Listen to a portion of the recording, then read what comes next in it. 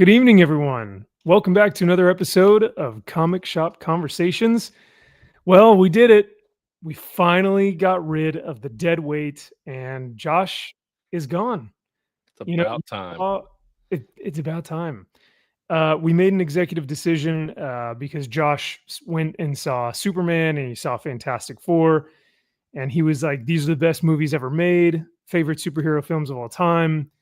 And I think Kyle you and I made the executive decision to say we can't have someone like that on our live shows anymore. So Very toxic, rude, disrespectful. And I was like, enough is enough. All right. enough of the toxicity. Yeah. Okay. We're Yep. done. We're Way done too. with It's a little too gay. So, that. You're a little too much for yeah. us. So Salty says, thank God. Oh, it's about damn time. Doing the Lord's work. Yep. That's why we're here. Through God, all things are possible. So you can jot that down. But no, in all seriousness, Josh will be joining us maybe in the next 2 hours or so. He has a prior commitment, so he should be here hopefully for us to talk about some Fantastic Four stuff. So in the meantime, Kyle and I are just going to hang out with y'all. We've got a ton of different topics that we're going to cover. We're going to be looking at the San Diego Comic-Con. I think there are 7 pages of different comic book exclusives for the show. I would expect nothing less. So we'll be going through those and start, to see if there's any good covers there. Which ones are you getting? Say again. Which ones are you getting? Oh, well, I guess we got to figure out. We got to see which ones we would invest in. Okay. There are a few Conan covers and a couple of Batman Hush 2 covers, I think. So okay. So I guess we'll see. We've got that. We've got let's see. We're going to share Kyle's link to his new book. We're also going to share some bad idea news and John Byrne's new comic as well. That's coming out in 2026. I forgot about that. So we've got that on the docket for this evening. So it should be a ton of fun. And then later on, we'll talk about Fantastic Four and Superman and just how their box offices are comparing, and also what the consensus has been in terms of like reviews. Because as of right now, and Kyle, you can let me know if you see any different or have heard anything different in the local comic shop and whatnot, but there seemed to be more infighting and like vitriol surrounding Superman, whereas everyone just seems to be kind of like, meh, for Fantastic Four. Like, it doesn't really seem like there's that, like, I'm going to kill you if you don't like this movie, in Minecraft, of course. But I don't know. I don't know if you've witnessed that as well. Yeah, I noticed the camps were out for Superman. Big time. And it was, you had to be one or the other. Now, I vehemently hated the fucking movie. And I don't care what Fantastic Four puts out. It will be better than Superman. I don't give a shit what happens in that movie. I don't care who's in the movie. It doesn't matter. It will automatically be better. But yes, I have seen ultimately people have been more receptive of Fantastic Four, or yeah, it was pretty good. It's not the vitriol and the hatred of if you don't like this movie, then you're an ist of whatever the hell you want to put in there. No, 100%. I think because I don't really know if there are many camps out for Fantastic Four. Like, you have your Marvel shills, but that's always to be expected. But like, you don't have like a Feige verse and like a Favreau verse, like John Favreau and Feige, and they're like doing 2 completely different things. It's all just kind of apathetic. And so I think a lot of Marvel fans are feeling that way. Right. They don't have the director that is not but like James Gunn is a director that will polarize one way or the other. And it's funny. I just watched The Suicide Squad 2 days ago. Thoughts? And I was like, this had so much fun to it. The dialogue was great. Like it moved. It had a purpose. I feel like Superman had none of that shit in it. It was so weird. Like if you were to watch them literally one after the other, you would be like, there is no way the same guy directed these movies, because it doesn't even feel like the same universe, let alone the same director, or had the same exact style. Like it just didn't have it. And that's kind of the consensus that I've heard as well, is that he's like devolved as a director. Like he's gotten worse over time. Because like when you look at his first Guardians film, it's like it's one of, I think, maybe his best things he's ever done. And then since then, it's just kind of gotten like, well, that wasn't as good. That wasn't as good. That wasn't as good. And he's trying to recapture that magic. But you enjoyed the Suicide Squad more than Superman, though, I'm assuming, because oh yeah, you hated Superman. I hated Superman. There was nothing redeeming in that movie other than anyone but Superman. Like, and that's I think what his fault is, in that like with the Suicide Squad or with the Guardians of the Galaxy, it's like you have an ensemble team. Like it wasn't all Peter Quill, his story, and he's the titular character and we're following him. Now he does get the majority of the arc per se. You see him as a kid and everything that happens to his character, but he's able to spread out that love. Whereas with something like Superman, it's like, no, this is his story. But he's like, no, I have Mr. Terrific, and then no, I have the Justice Gang, and I want to talk about these characters, and it's like, no. It's Superman's movie. He can't handle that. I think he enjoys the ensemble freak show sort of thing. He appreciates the freaks. And I don't think there's anything wrong with that, especially because in Guardians, I felt like the common through line, or the common denominator amongst all these freakazoids was that they were all loners. You know, they're all castaways. They're all on the island of misfit toys, right? Star-Lord is kind of out on his own. Drax has been, cast out by his people. And who else? Rocket is this like abomination. Yeah. So like all of these people are misfits, but they all have their different character things. And I don't think you can do that with Superman, because Superman is a completely different backstory and origin from Mr. Terrific. And they don't have that. They all are such complex characters that they don't have that through line, I guess. I don't know. But and it's hard for him to write, I think, somebody who's vehemently good, just overall good. And yeah, it's a good point. How do we handle that character? So he's like, no, I'll stay away from that. I want to write about these other characters. So then it just turns into these other things featuring Superman. And I'm just like, that I don't want that in my Superman film. Yeah, that's a good point. Do you have plans to see Fantastic Four? Seeing it tomorrow morning, 9:30 IMAX. Wow, early riser. Okay. Hey, you got to get that. Nice. The prices, it's cheaper. You got there. Honestly, I don't blame you for doing that, because I feel like there's no one in the theater at that time either. So yeah, there were 10 seats, I think, that were taken in the IMAX theater. Perfect. Yeah. So I'm like, makes it feel like it's yours. Yeah. Right. Sign me up. Nice. Jack Frost says, I was MIA last week, late this week. No, Josh. We were MIA last week, late this week. No, Josh. My disappointment is immeasurable and my week is ruined. Oh, no. Damn. I'm sorry, Jack. Whew. How can we would have thought he was the glue that held us together? We thought that we'd be like getting rid of dead weight, but no, I guess that's what I thought it was. Oh, well, he's the straw that stirs the drink, I guess. Damn it. So. Who would have thought? But glad to hear, Jack. Yeah, too late. We made the decision. So yep. Jack, thank you for being here, brother. And hopefully we can make it up to you with our show tonight. Yeah. Salty says Fantastic Four was a fantastic script. Oh, ruined by terrible casting. Intro. We'll have to put that theory to the test tomorrow. Interesting. Kaiser, 100%. John Byrne X-Men is being collected. We will go over that here a little bit later. Jack says, I have no faith in the Fantastic Four movies. I haven't liked any of them so far. That's what's been so tough, man, is they just cannot figure out the formula. And they have the Incredibles. And then you have the template of like what it should look like. Yep. Right there. Yeah. That's a good point.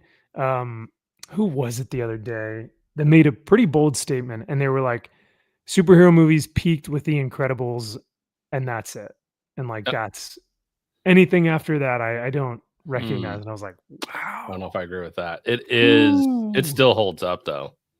Oh, it's still the best Fantastic Four film. That will be debatable. We'll see tomorrow. Theater if it is or not, but it'll be tough to beat. Yeah. Salty says my LCS owner's opinion of FF, meh. He saw the anti-natal angle without my prompting. Wow. See, man, even normies are waking up to some of this stuff. So, what is happening, Ezekiel? Great to see you, brother. He says going to FF for a second time. Whoa, excited to see it with friends. And I saw it on Thursday. Heck yeah, man. That sounds awesome. Well, hopefully you're enjoying it more than Superman. I saw Superman twice in theaters. I fucking hated it. I don't even know why. Hated it both times. What the hell? I did. Yeah. Fuck. Oh, of course, Jack. Yeah, no, we know you're giving us a hard time. Rightfully so, though. I think it's good that you keep us honest, you know? Keep us grounded, yeah. Absolutely. You know, all this fame just gets to our heads every now and then. We got a lot of fame. Yeah. We got to stay humble. Yes. We're big time YouTubers. Kyle's over here on the Comics Elite show doing comic reviews now, and man, back at it, baby. Yeah, back at the grind. Speaking of which, I got next week's books downstairs, and fuck me, what a shit week for next week. No, just a spoiler. I haven't read Jack and shit, but if you were to look up what DC's putting out next week, 6 fucking books and no Batman, no Superman, no anything. Flash is the best we got. Then you got Gotham City Sirens. I mean, that's right. That's still going. Yeah, next week is going to suck. Well, what are you talking about? You got Absolute Wonder Woman. Oh, next week. Yeah, this is next week, 7/23, right? Oh no, sorry. Like it better not be 7:30. Yeah, this is it. That's what we need, right? Yeah. Night Queen, Titans. Batman: The Long Halloween. I haven't been reading it. Ultimate Spider-Man. Oh, you've got Spider-Man and Wolverine coming out. Thank God that may be my only recommendable book. There's some shitty indie number ones that may or may not, but I pray to God this is good. Ooh, you know what? Yeah, I don't even blame you if you're already calling this one as the pick of the week next week. It might be. If you locked it in right now, that'd be, because look at what's next. Assorted Crisis Events. And Sean is very excited to read this, and I'm like, has he already read issue 1 and 2? Oh no. Oh, okay. No. I was gonna say or 3 or 4. I mean, he's still gonna love it though for some reason. Yeah. 40 pages. See how long I last. Yeah. 7:30. Let's see. Oh, The Thing number 3. Nothing has happened in that book. I don't even think I got that. From what I remember. Because that first issue was just kind of nothing happened. Not good. Yeah. And the second one wasn't any better. Justice League Dark Tomorrow Special. Yeah. Whatever that is. Is that a thick boy? That's $6. So I know. All right. I'm worried. Spider-Man. Yeah, this looks a little worrisome. Spider-Man versus the Sinister 16. Loki, Bring on the Bad Guys. Medieval Spawn, cool cover. I haven't been reading it. Yeah. Whoa, what the heck is this? Is this apparently another an Infinity comic that's being printed? The art looks like dog shit. And look at the Clayton Crane cover. This Clayton Crane cover is fucking pathetic.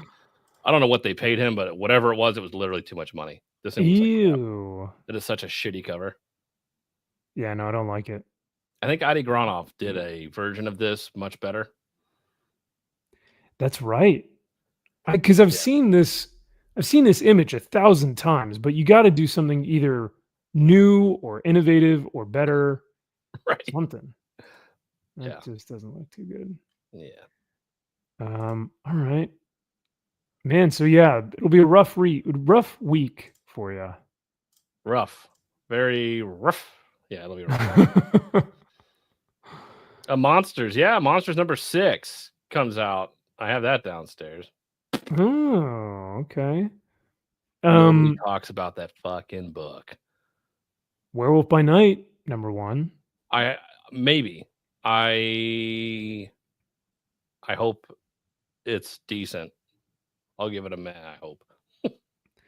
Yeah, at this point, all we can do is give these things a meh for hope. But what about DC's California Love? Is that downstairs? Yes, it is. Oh, no. Yeah. That looks horrendous. Yeah. It's a $10 book. Oh, my gosh. You weren't kidding. Oh, no. I didn't realize. 80 pages. Oh, no. Oh, no. Oh. Yikes. All right. Well, good luck. Sending thoughts and prayers your way this week. I'm going to need some T's and P's this weekend. Yeah. We got a Sorted Crisis. There was one other that I saw. Ooh. I think it was Heavy Metal that Gary was actually talking about, where he's like, hey, we got Elric on the cover. That's pretty cool. What? What? Whoa, I don't think I can show that cover, but that's God. Woo! Damn. Woo! I don't think I got that downstairs. Oh, dang. Well, I your would wife remember that. Your wife would have some questions for you. I got that Heat Seeker. I don't even know what the hell that is. That's that's right. Okay. I think I have that cover actually. I think that's the one I got. Nice. Yeah.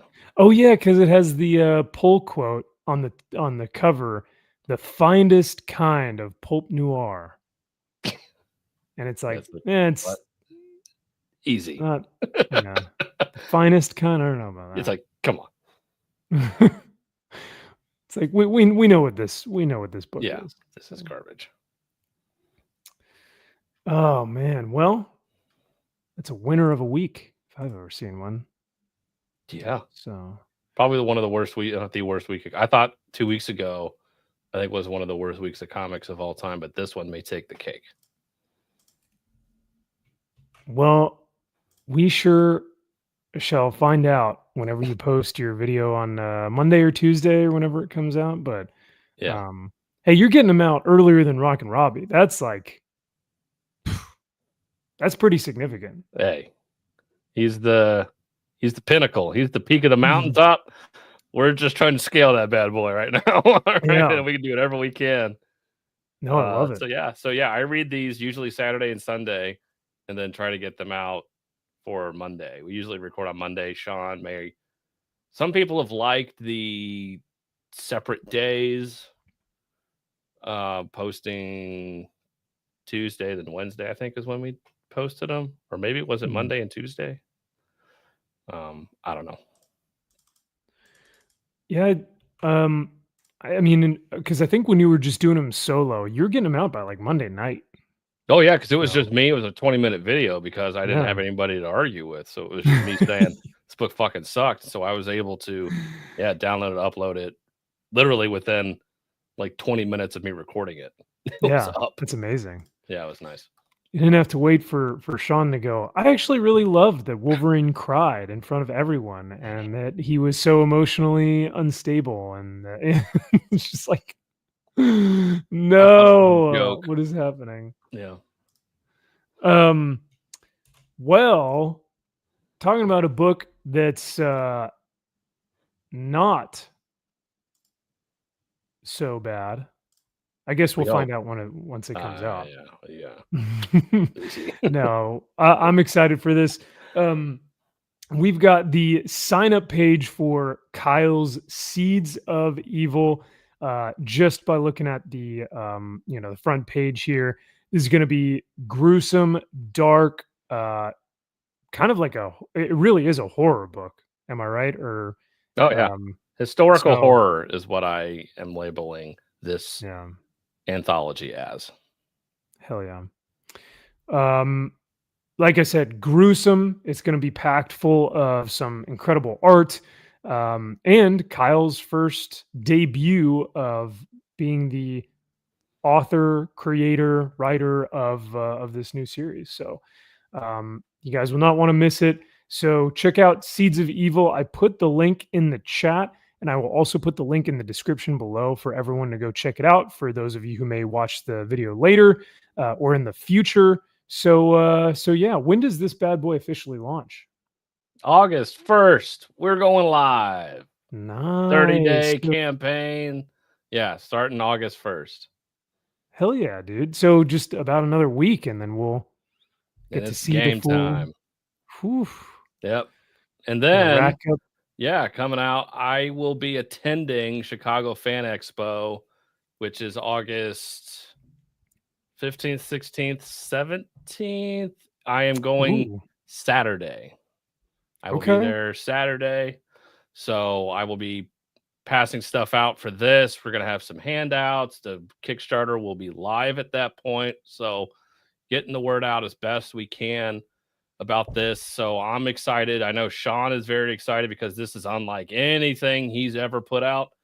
If you know Comics, anything that they do, it is definitely not horror, definitely not historical horror, definitely not horror anthologies, nothing like this at all. So he's kind of excited to kind of figure out how a project like this kind of works and what we can generate as far as buzz. But yeah, I'm super excited about this. So yeah, make sure you save this, launching soon, back it, and get notified whenever we go live. So I really do appreciate anybody's love and support for this. It's been a labor of love, a lot of years getting this started, unstarted, different scripts, different writers, different colorists, different inkers, and completely scrapping it. So yeah,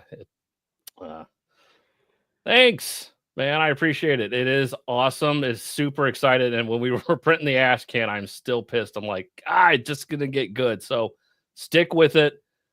It's a slow burn. It's meant to be like that. I wrote this first issue to be very much an A24 indie horror film, where it kind of starts slow and then it kind of builds up and then it ramps up and then it doesn't let off the gas. Basically, by the end of this book, then you're kind of left like, holy shit, which is how I wanted it to go to issues 2 and 3. So hold on to your butts. Hold on to your butts.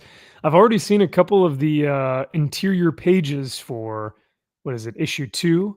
And some cover layouts and things like that. And already, like Kyle said, where this book is going, and that's what I like too, is excuse me, it's got a clear direction that I feel like has been worked on for years. Because when did you first start penning this? Like, not actually like, oh, here's my first rough draft. When did you put pen to paper?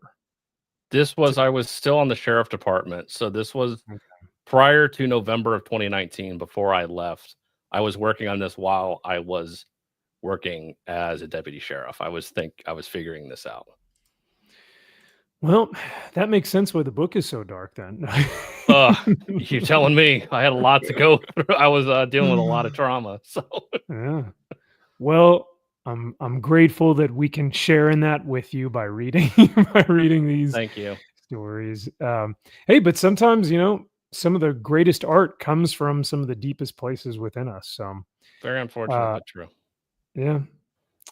Kaiser says, can we expect any Shikari variants for Seeds of Evil? Some booby stuff? Kaiser, I told Sean, since this is my project, no boobies.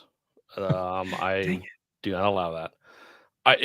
That's not the point of this book. That's not the point of any of these any of these 6 issues. That is not what we're doing.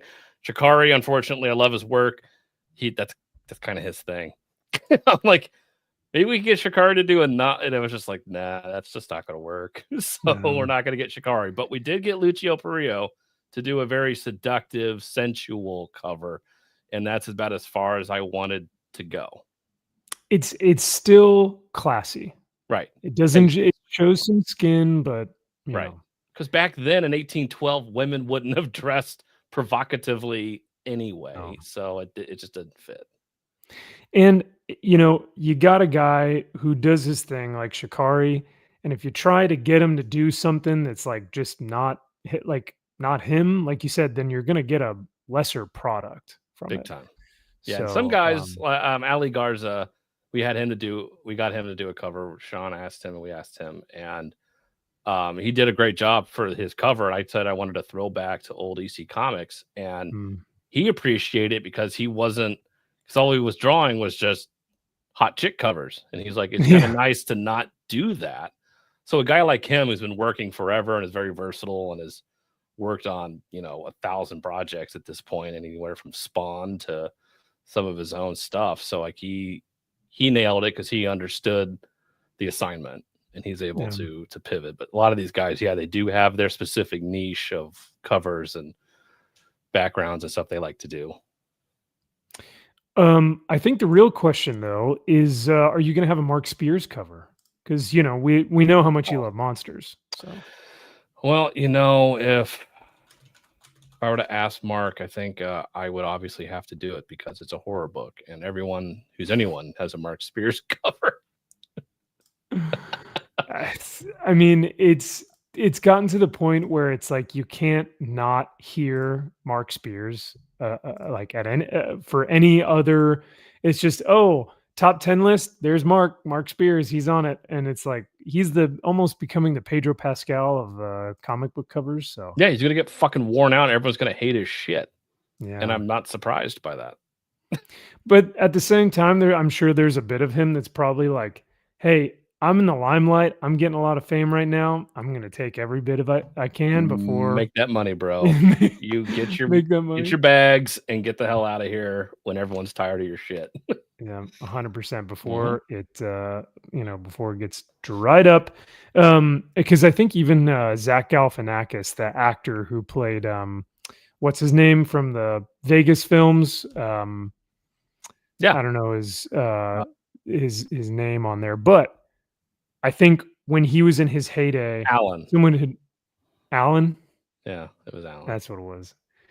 I guess in his heyday, Zach Galifianakis said something to the effect of like, I know that I'm very popular right now within Hollywood, so I'm going to not say no to every opportunity because I know that at some point people are going to get sick of me and I won't have any more income. So until then, I'm just going to say yes to everything, no matter how bad or good.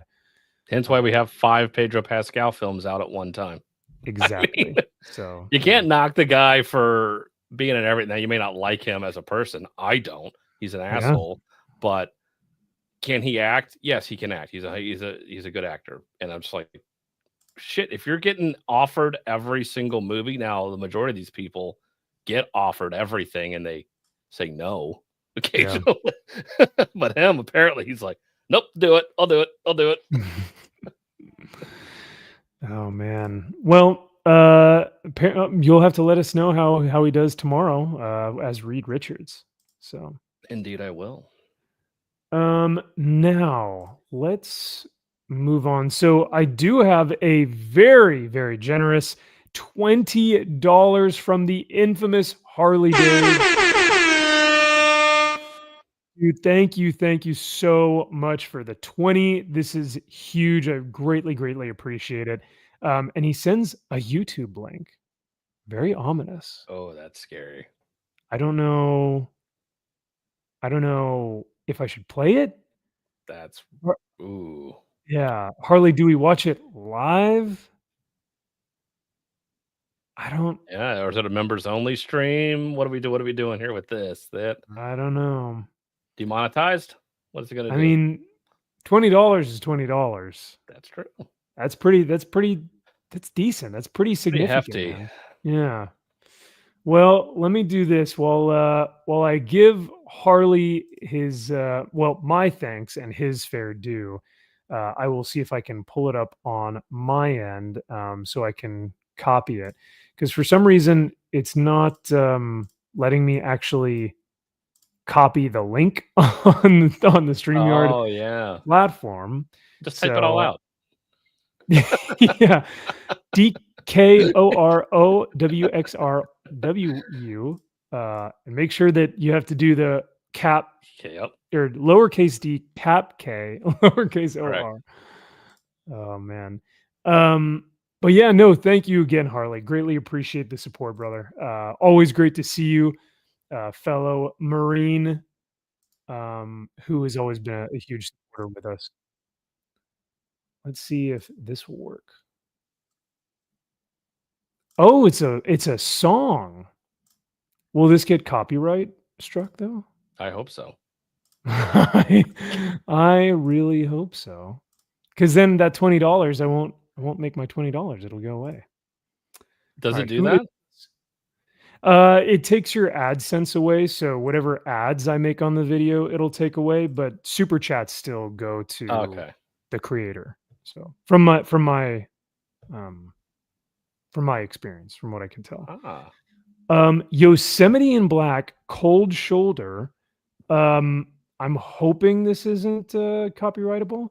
1.5 million views. So these guys are fairly big. Bass player, bass tone. Let's see. Okay. Oh, you ready? I don't know if I'm ready. This sounds like he's slapping some bass. And so, all right. I will not accept it unless his bass is up here and he's slapping the bass. Yeah, slapping it up here. All right, let's see what these guys have.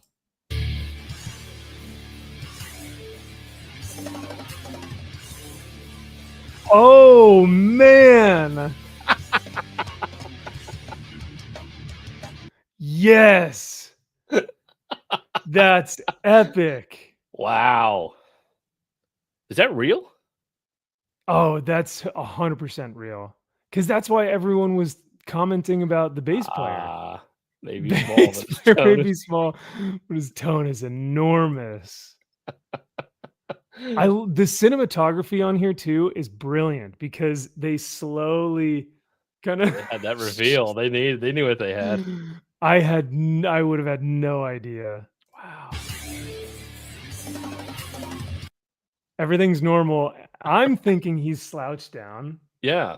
Or like sitting down or something. Yeah. Yeah. No, the hand.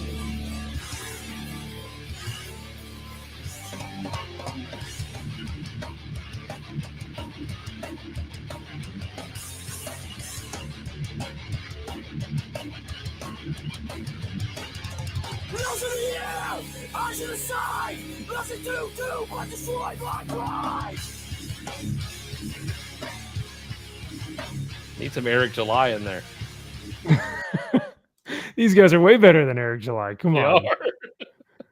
Man, that breakdown goes hard. Yeah, it does. I wonder how they found this dude. Like how many little people are there to play bass? To find them, right? How many New Zealands did they travel to? How many rainbows did they have to go find? Oh no. But hey, because it's like rare to be like, okay, I'm looking for a bass player. All right, that's kind of rare. Everyone wants to be a guitar player. Yeah, that's one. Then we got to find a guy who's talented enough to play this music, and then they find maybe this guy comes to an audition and he's like, man, I slap some bass. I mean, because you're automatically dismissing or be like, this is hilarious. This could be our thing. Like, right. It's you're praying he's good, because if it sticks and he's good, this is our thing. Like, everyone will come see the show just for this guy. Totally. And I don't want to say that's their shtick, but that's their draw, or like their the thing that they're known by. Yeah, and then he's like a fucking badass bass player, and it's like, holy shit, like he's amazing. Then it's actually like, oh, that's not just a gimmick. Like, he's legitimately good. And then he crowd surf, them throwing this guy off the stage. Oh man, that's so rad. Also, is he playing a left-handed bass? I think he is, which is even more rare. That's how I would play bass, because I'm left-handed, so that makes sense. Oh yeah, I think we were talking about this. You're right-eye dominant, but left hand, like when you're on the firing range. Yeah, I can actually. It's funny. I predominantly shoot with my left hand, but I'm actually a better shot with my right hand. But it doesn't feel comfortable at all. But I shoot rifle, shotgun with my right hand. That's crazy. Yeah, you got to be ambidextrous. You got to train both sides. Then I guess you do. So, because what happens if you're, I don't know, if you're in a situation where you have to defend yourself, but your right arm is pinned underneath you? I don't know. Right. And then you my left arm is stuck, or I got shot in my left arm and I can't use it. I have to shoot with my right hand. Yeah. There you go. Harley says, Max, you just don't understand how much we support you. Oh, well, brother, I thank you. I mean, if I don't understand it, I'm still very grateful and appreciative of y'all's support. So thank you for everything, man. Speaking of support, we've got Cajun Corey, a member for 34 months. Thanks, man. Jeez, 34 big ones. Some honking months. I love it, dude. Thank you so much. That is a long time. And Jack says, heavy metal midget with lovin' for sale. Hell yeah. I'm gonna play just a little bit more of this and see if this guy really just gives us a gnarly breakdown, because I still haven't heard the lead singer sing. Didn't he? Oh, that was the guitarist. Right. Yeah, I think it was he was just kind of screaming something. Yeah.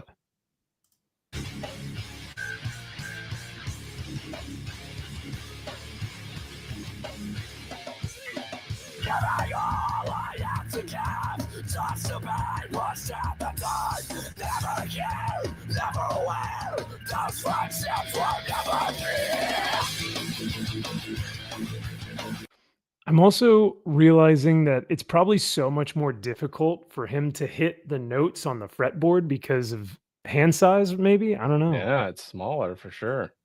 Unless they have like a specific bass for him. Did they modify like a baby bass for him or something, or what? Left-handed baby bass. That's how you got to rock. Yeah. Damn, and he's just crushing it too. His vibes are immaculate. Yeah. Man, how awesome. Well, thank you, Harley. I greatly appreciate the 20, man. And what a wild place that took us on our live stream, but how fun. Yeah. Who would have thought? Who would have thunk it? I'd rather watch this on repeat than Superman or Fantastic Four. You haven't even seen either one. I'm just a cynic. You are. Oh well. If everyone said Fantastic Four was great, would you go see it? Honestly, even with people saying Fantastic Four is mid, the two things that I hear is it has a clear direction, which Superman does not. Yep. And it has a fantastic aesthetic that the director and cinematographer and production design just they nailed it. Like, it was perfect. And those two things alone make me go, that overall as a film is probably what I want to go see. And so I'm thinking Fantastic Four is probably going to be an objectively better film than Superman, but I keep hearing people saying Superman is so fun and it's filled with hope, and I'm like, is it though? Like, did you get that it was like hopeful? Like, did you leave the theater like inspired? No. Yeah. I was so angry leaving that film because it wasn't a film. Yeah. Fucking TikTok reels and terrible jokes. That's all it was. There was no fucking fun. There was no hope. There was no lighthearted. I don't know where. I don't know what people were watching. I really don't. I think people want to see what they want to see. You know, it's the same thing. Like, if I know I'm gonna walk into a movie angry and not gonna like it, I'm probably not gonna like it. So right. But if it does then change your mind, I'm like, this must be an even better film than I will give it credit for. That's a good point. Yeah. Harley says, "Glory be to the King. Hail Space King." Yeah, dude, those Space King animations are hilarious. Cajun, yeah, I'm so sorry I haven't gotten a chance to respond back to this, but Cajun actually got a picture with the Superman hat, not only with Gina Carano. Who was it? You got another one with the Shazam actor, Zachary Levi. Zachary Levi with the he's MVP super based hat. too. He's very conservative. Dude, one of the best like based actors out there. Mm-hmm. But then he got a MVP hat picture with Superman, with Dean Cain, another based conservative. So pretty freaking sweet. Get your name out there, bro. Look at you. Dang. I got a call from Dean yesterday. He's like, nice. You're MVP, right? Okay. Like, duh. Yeah. You have my hat. Come on. Yeah. Man. No. Who are you again? Yeah. But no, Cajun, thank you again so much, man. That means it like so much. I really do appreciate it. And what a cool surprise. So I'm just sorry I haven't gotten a chance to respond back to your text. We've got Sergeant Diarrhea Garetianina. What's up, everyone? What's happening, dude? What up? What is up, Sergeant Garatina? Sergeant G. Sergeant G. Fiend Machine says Superman was the film equivalent of crock pot slop. Would you agree with that statement, Kyle?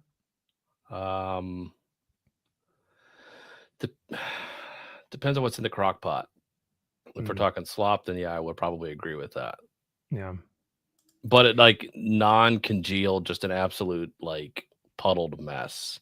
Like not even solidified into anything that you could actually eat. Oh.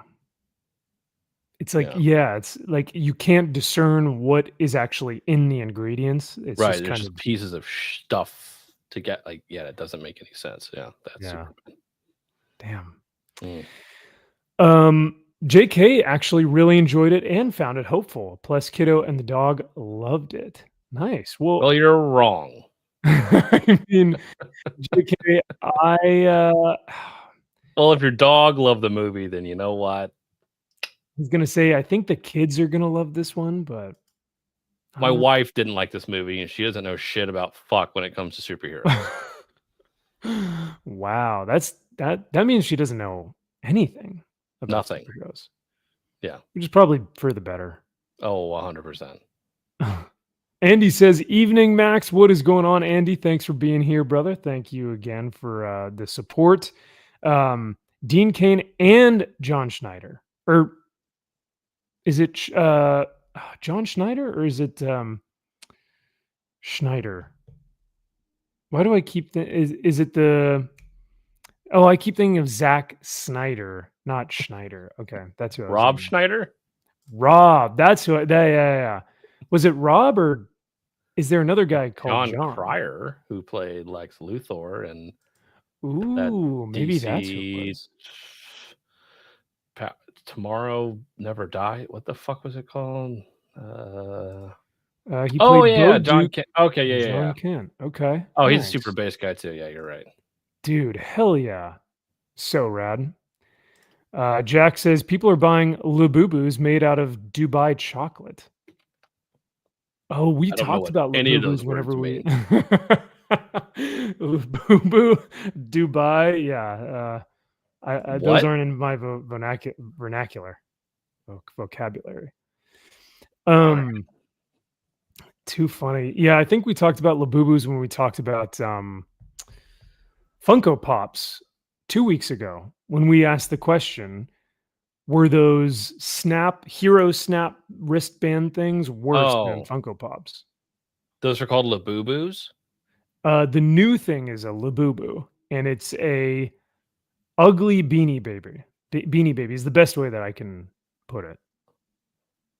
Yeah, I don't get it. What the fuck, dude? And they go for like hundreds of dollars. What is wrong with people? We are in the wrong industry. And we're in the wrong century. Yeah, that's for sure. Fuck. We could be charging the fields in like the 15th century, like defending the Crusades. I'm not charging anything. I am briskly walking somewhere. Oh, well, you'd probably be on a horse anyway, so it doesn't matter. Well, I hope so. Yeah. But instead, we're relegated to HR complaints. Speaking of HR complaints, Harley Dave for another $20. What a madman. Dude. Insane.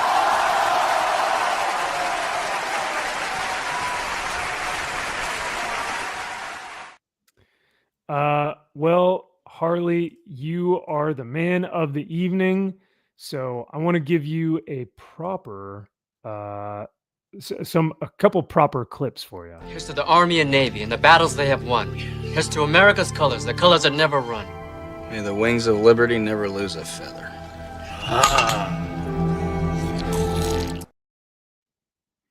And since we talked about Space King, and of course we have to recognize the importance of the Emperor, I'll give you another one.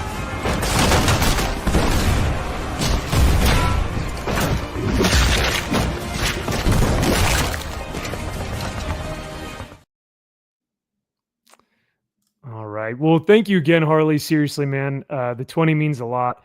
I don't know. I posted this on Twitter earlier this week, Kyle. And I don't think I told you or Josh, but StreamYard's, their monthly subscription is now, it's pretty much $50 a month for a StreamYard subscription. I think it's like $46, like $45.99 or something. For basic StreamYard? For your basic, for what we do right here. Yeah. To just share a clip or have a background. Yeah. With no like StreamYard's logo. It is essentially $50 a month. Wow. Yeah. Now, if I wanted to do annually, I think it's $35, but you're still looking at almost $450 annually. Which is crazy. They expect you to pay that massive amount of money at one time. It's like car insurance. Like, yeah, sure. Car insurance is, they try to get it. Yeah, it's cheaper for every 6 months, but I'm like, yeah, but to take $700 fucking dollars out in some random month that I don't know about. Yeah, it's exactly. Like very few people can do that. I mean, we were doing it for a while, but like after a while, it's just like, what are we doing? And then you're looking at this like, do you not want people to use StreamYards? Like, I don't like, what's the catch? Just like with Netflix, you keep pumping it up, and it's like at some point, are you trying to find the ceiling of like, oh, okay, went too far, bring it back down? That could be it, where they're trying to see like how much can we get these suckers to pay for our streaming service, you know? Right. But at some point, I think a lot of YouTubers are going to go, okay, is the juice worth the squeeze? Because if I'm a businessman and I'm, businessman, thank you, and I'm watching videos off of Eric July's business, channel, YouTube channel, one of the things you have to look at is the bottom line. So if I'm purchasing StreamYards for almost $450 a year, which would be like, I think, around $35 a month, what am I making monthly from ad revenue from YouTube? If it's less than that, I'm in the negative. So it's like, so then what the fuck is the point? Yeah. So then why live stream? Why are you paying to live stream if you're going to just keep putting yourself in the red? And so. Yep. But all that being said, you guys don't want to hear about that. The back end stuff. That's the behind the scenes stuff you don't even know about. So when Max vehemently just shuts his channel off and goes away, you'll know what happened. I'm gonna sell the channel, and then some lucky guy is gonna have it, and I'm gonna be like Dean Cain or somebody. Yeah, there you go. Kaiser says Harley with the Labubu money. Yeah, man. Damn, he's coming in hot. Maybe that's what I need to do. I sell Labubus on the side and then use that money to pay for StreamYards to be able to do YouTube. Maybe. I gotta look up what the fuck this is, Lub. I don't know if I'm scared to look this up about what. Well, it's gonna be on your search. God awful fuck is it's a keychain? I think some of them are keychains. I don't know if all of them are. What is this weird shit? Is this manga bullshit? What is this? No. I don't think it's manga per se. It's like a little bear thing. Like it's a weird nightmarish bear troll thing. And they come in all types of different. Oh yeah, no, it's nightmare fuel. Now, is this worse than a Funko Pop?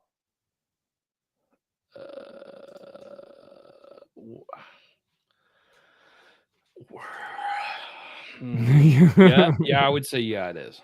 Yeah, it is. I don't know. It's tough to say. At least I can get a Funko Pop that looks like some recognizable brand that I know. Look at all of them. Yeah, what the fuck is this? They got little different facial expressions on them.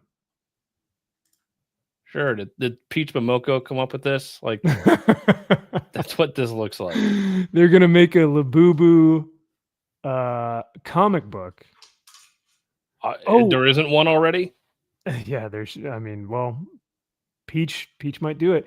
So check this out too. The big thing with Labubus though is that they're all blind boxes. So you purchase a single blind box for, I don't know, what would this be in proper money? Like real? 60, what is that? 60, I think it's pounds. It's got a comma.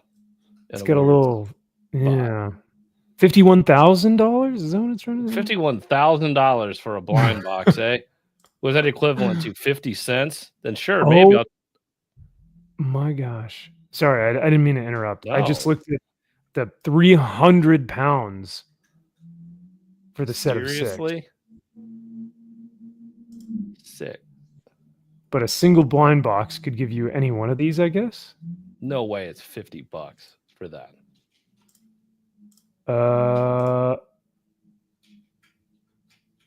This may take a few seconds. All right. 50? No way. No way. This guy. Are you kidding me? No one is spending that. No one is buying this crap for this. Oh no, dude. Everyone is. That's the crazy part. No, they're not. No, they're not. No way. This isn't real. Yeah, you live the thing of nightmares, my friend. Is this a physical form of an NFT? Oh, it might be that big of a scam. Yeah. That's what this is. Soul says people buy some weird crap. Yeah. Oh, hey, trust me, people buy shitty ass comic books that I write. I get it, but I don't understand. At least there's something there that somebody put effort into. What in the fuck is this? Like, and why is it so expensive? I think it's just whatever the market determines that it is. I mean, maybe they make them exclusive where it's like, this is 1 in 100 of Labubus or something. It's like, Kaiser says, I'm buying that Labubu comic book and flipping it. There is one. I made that up. There's a real Labubu comic book, or it's not yet. He's kidding. I think, Kaiser, what I think you should do is you should take our idea, make the Labubu comic book, and then we take 10% of the proceeds. Someone has to. Tidal Wave or somebody has this on a cover somewhere, right? Like these fucking horribly terrifying gnome creatures, like they ripping apart something. Yeah, they've had to. Look at this. This is no way. Time to Chill is what it's called. $474. to $491 per piece. For this little guy. Oh, this little troll. My Jesus. You look, but he's got a little cup. What? Oh man. Yeah, there's no way this is real. 15 sold already? Oh my God. And these are made up sites. What is this shit? DH Gate? What the fuck is this? I feel like I'm getting weird, like, it's gonna give my computer AIDS or something. Yeah, you're already being trafficked somehow. FBI's on your, like, this is just the history. Okay. A brand of collectible designer plush toy monster elves. Wow. Created by Hong Kong Dutch. China, man. Hong Kong Dutch. Pennsylvania Dutch country. Instead it's a Hong Kong Dutch country. All right. They're putting like little microphones and trackers on these things. Or fentanyl. That too, yeah. Marketed made that from 100% fentanyl. You buy now. 100% fentanyl. Made from real cat and dog fur. That's why they're so expensive. You buy one, then you die. Like, oh no! You can't come back and buy more. Oh, well, look who it is. I guess not so busy then, huh? Speak of the devil. Speak of Labubu, and look who shows up. Of course, we start talking about Labubus, and this guy comes in the chat. Very well. A demonic Labubu comic would move, yeah. 100%. The Labubu like gets possessed and then comes to life and kills everyone, and it's like a Five Nights at Freddy's thing. Like, you think they're lawn gnomes and your kids bring them home. Oh, they're so fun. I want to have all of these, and they all end up fucking ripping your throat out. And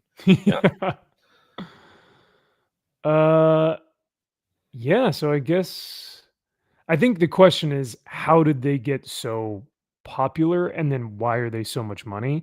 Correct. But we do not have time to get into all of that nonsense. So I don't know if I want to. It's just going to piss me off. Yeah.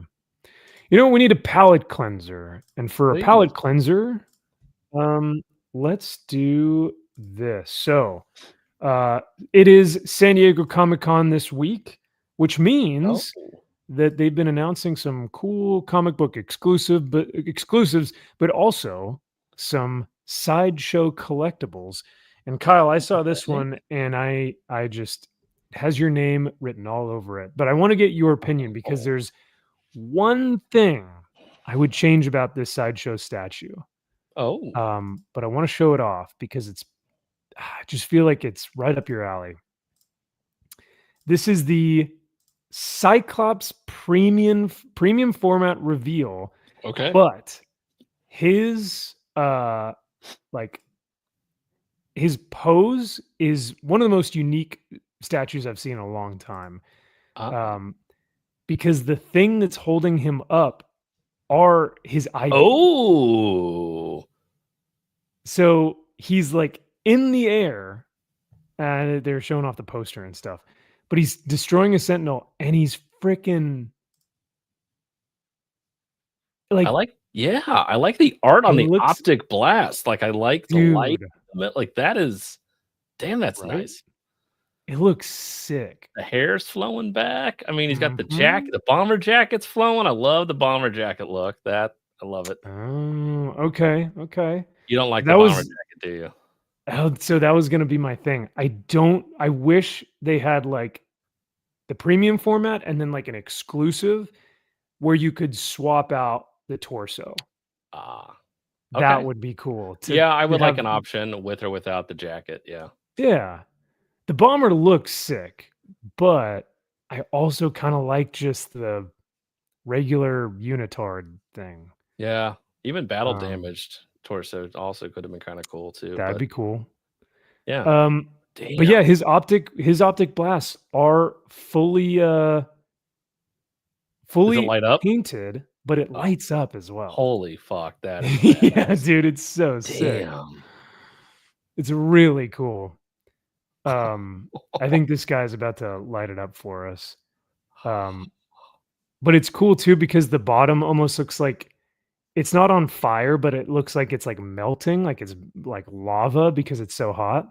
Yeah, you can see the arc of the beam where it was going through the Sentinel. That is awesome. Like this bitch. Like this bitch. Oh my fuck. Yeah. Light it up. Light it up. Pretty cool. I was like, you know what? That's pretty freaking sick. It's tough to do Cyclops as a statue, because how do you create something like this without having his beams come out? Because then it just looks like he's just standing there. Yeah. But I thought this was actually kind of rad. So that's very clever. So what's this going to set you back? What are the that I don't know. Oh, you don't know? There's no price yet, or you just don't know? They didn't put a price. At least I can't find a price on it. Okay. Chat may be more inclined to do some research, but yeah, I have not found a price. I love that now, Berserker Wolverine. On the other hand, I fucking love that Berserker Wolverine, dude. That is terrifying. That is honestly terrifying Wolverine. It is one of the coolest Wolverine statues I've ever seen. Yeah. Like the portrait, the yeah, battle damage, the size of his arms and everything. Like it's the coolest one I've ever seen. Yeah, that's scary.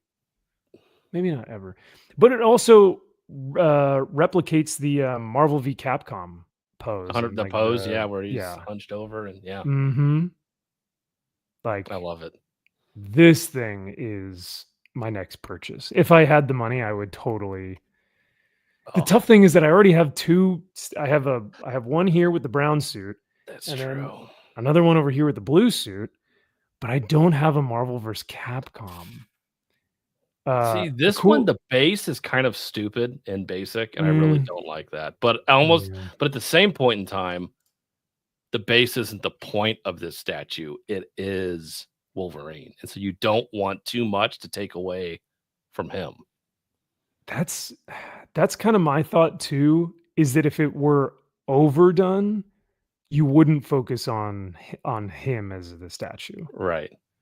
So I can see both sides of someone being like, hey, the base is kind of shitty and it's really kind of cheap and lazy. I'm like, yeah, but I don't care about the base as much because that thing walking into a room at night would scare the fuck out of me. I mean, that thing would be terrifying. Yeah. Like you don't realize like what a psychopath Wolverine is. Like if you were walking into a room and see this guy staring at you like that, I mean, you would shit your pants and be like, I'm dead. Like you literally don't have time to think before you're dead. Oh yeah. Well, he's as wide as he is tall. You know what I mean? Like he's just, he's ferocious. He's like, he really is just an animal. Yeah. Now you read an X-Men comic, he's a fucking pussy, and you wouldn't get that from modern X. This week was that statue you want, boys. Of him sitting in his mom's lap crying like a little bitch. That's the statue you want. Why did you leave me? Oh man. I do have the Sideshow Venom 1-for-1 scale like bust where it's like just the head bust and like the torso. That is terrifying. Like if you walk into the room and it's dark and you see that thing, you're like, that's scary. Oh my God. Yeah. But no, I think the best thing about this new Berserker Wolverine that they're putting out is that it's a 1/3 scale, which means that like this guy behind me, like the one here, he's 1/4 scale. Okay. So this thing is probably, I don't know, it probably isn't as tall as a lot of other statues, but just the sheer mass is just going to be insane. I mean, that's got to cost you what, $500 just to fucking ship it? Like, I think they've gotten to about 200, 250 maybe. Okay. It depends on if it's just I mean, it's like it's the price of another statue if you were that's a deal. Yeah.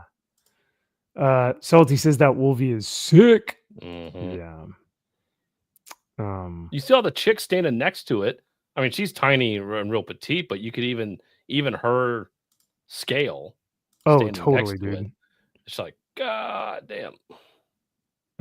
Where'd she go? Oh, she was just right here. Yeah.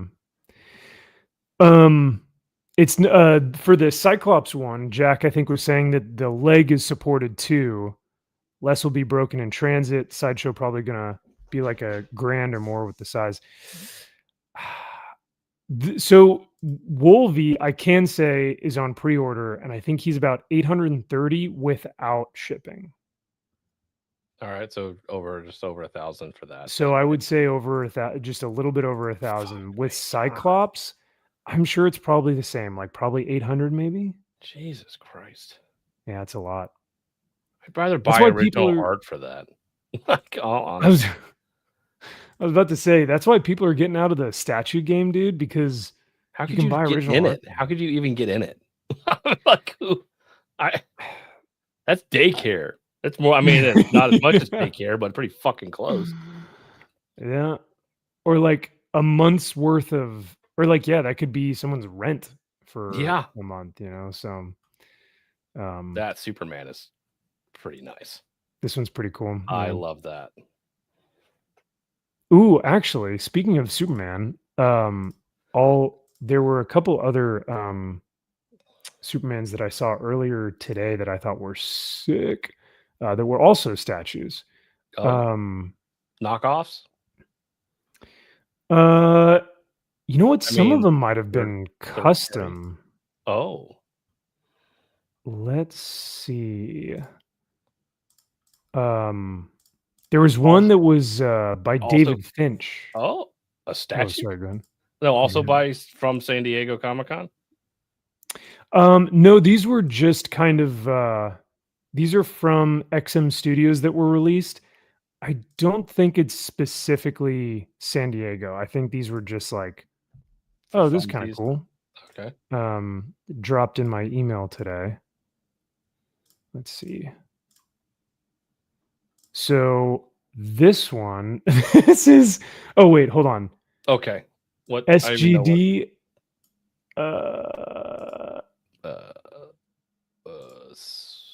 What if we do, will it switch to, no, didn't switch to dollars. But this one is unreal, bro. So this is Superman's Rogues Gallery. Whoa. Like, that's crazy. You know, we don't see Superman like this. You see a lot of Spider-Man. Like, yeah. Or Batman. Yeah, or Batman. Yeah. Superman, you really don't normally. You've got Doomsday, Brainiac, Mr. Mxyzptlk, Lex, Bizarro, Metallo, Zod, Mongol, and Cyborg Superman. And then I don't know who this is, but it's the girl with the death thing that screams, I think. Banshee, maybe? I don't know. I can't forget her name. I can't really tell. But yeah, this thing is wild. I mean, look at this little Asian guy. He's like, this is $3,000. It's like he's gonna be executed if he fucking I have to set this up and put this back together and not break one piece. This comes in 85 different pieces. You have to put it all together. It's like, oh, great. They also come with one that's like statuesque. So instead of colors, it's all made to look like marble. So that one's kind of cool too. Interesting. Yeah. And then this one is also XM Studios, but this was from Dark Knight's Death Metal. Yeah. That's my Superman. Fuck yeah. So this is the one, when you think of Superman, this is who you think. That's Ooh, look at that that Fabio. Oh, he is sexy. Look at that guy. Yeah. God damn. Thank you, Scott Snyder. Mm-hmm. If this wasn't Superman, if this were like, I don't know, maybe Sentry or Ghost Rider or something, it's still a sick statue. Yeah, you could repaint it to be something else. Yeah. If you wanted to. Sure, that'll do something for somebody, I guess. I Yeah. don't know who and why, but sure. It's It's a cool You pose. like Dark Knight's death metal, and yeah. The 15 of you out there that do, there's your statue. Well, that is about as much as it goes for statues. Andy says action figures over statues. Ooh. Price point, Yep. 100%. I can afford action figures. Yeah. 100%. Yeah. And I can't justify the one statue from Sideshow that I would get is a Dark Knight Returns statue of him with the lightning bolt in the back that lights up. Yeah. That would be the one Sideshow statue that I would get, but I literally have nowhere to. I would have to literally buy something and put it back here and move all of this crap off the wall specifically for that statue. You'd have to buy like a desk or some sort of display case to actually So and that's how they get you. Exhausting. Half the battle is just assembling it. Like, yeah. I'm like, where's the fun in this? Yeah.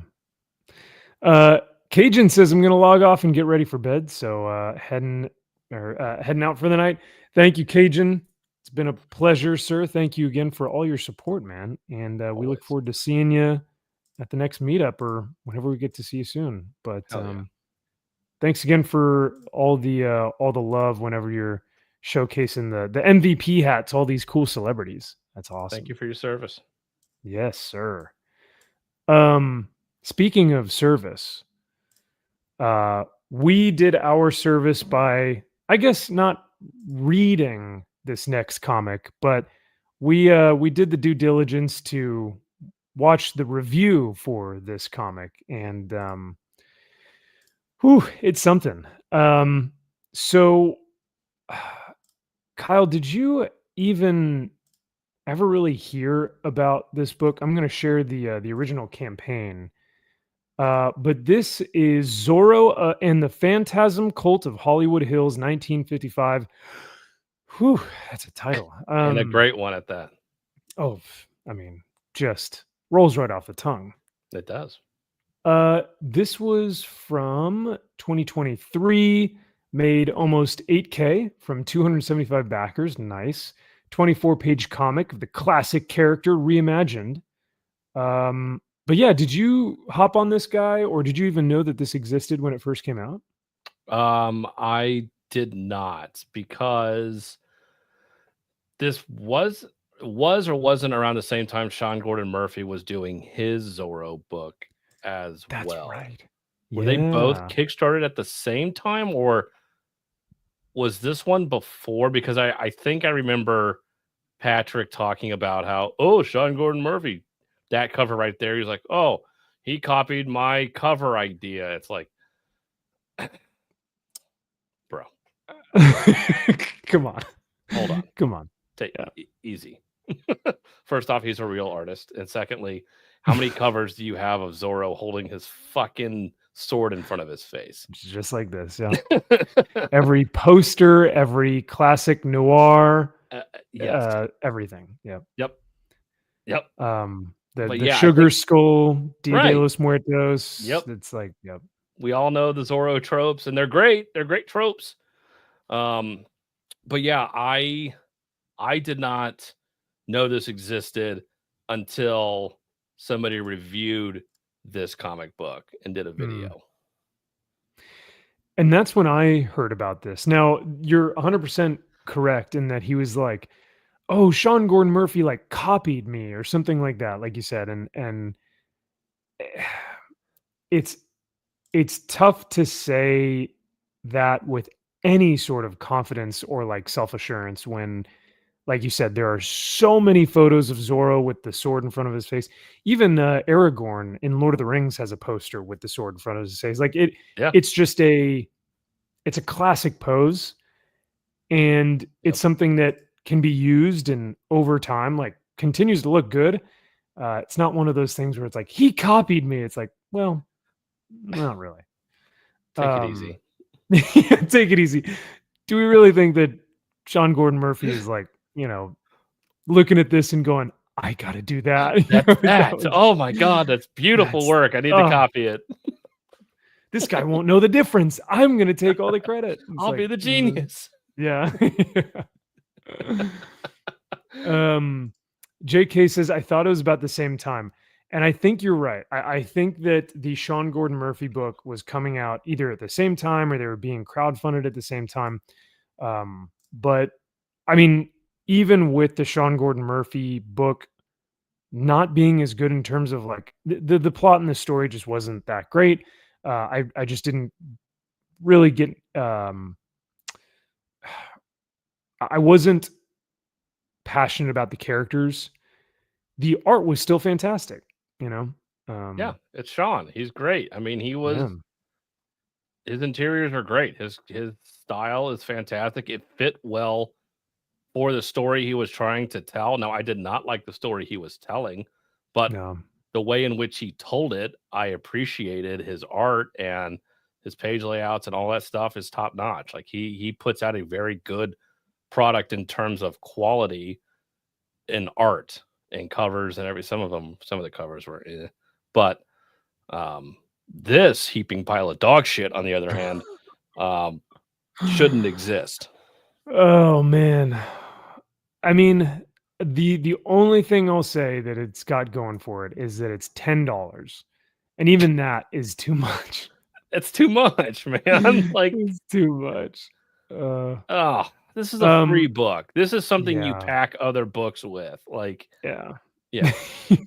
You take the pages out and crumple them up and put it in the stuffing of the correct. Yep.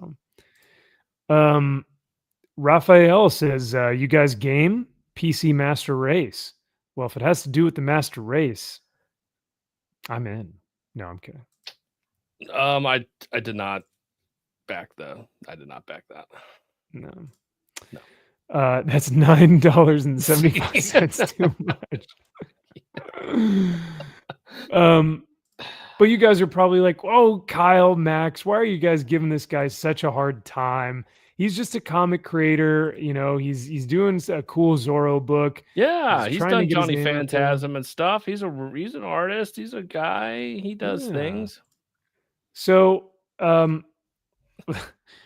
when you think about a comic, like the bare minimum is that you shouldn't have any spelling errors or grammatical errors. When you write your script, you have Grammarly, you have ChatGPT look it over, you have maybe an editor or a friend. You hand it to, 3 to 4 different people that you trust can have just a separate pair of eyes on it. Yeah. Because like I said, bare minimum, a comic shouldn't have any grammar or spelling mistakes. I think this book has 5, 6. Yeah. I can't count. Well, I'm a Marine, so I can't count. But I also couldn't keep up with how many there were. Right. And you can forgive a comma splice here and there. Totally. Sure. It's easy to overlook. You may not notice, or if you don't want your Oxford commas in there, some people are obsessed with it's like, no, you want the comma before the end, or I don't like commas before the end. You don't really need them, or you do need them. It depends. APA, MLA, who gives a fuck? So I'm like, okay, somebody misplaces a comma or has a comma splice. Okay, fine. But when they're egregiously stupid, misspelling of words or sentence structure makes no sense, and it literally is written how the way you send text messages and tweets and talk, we have a problem. Because it's supposed to take place in 1955. Yeah. I just made myself laugh thinking about when he tried to spell cliche and it's just clitch.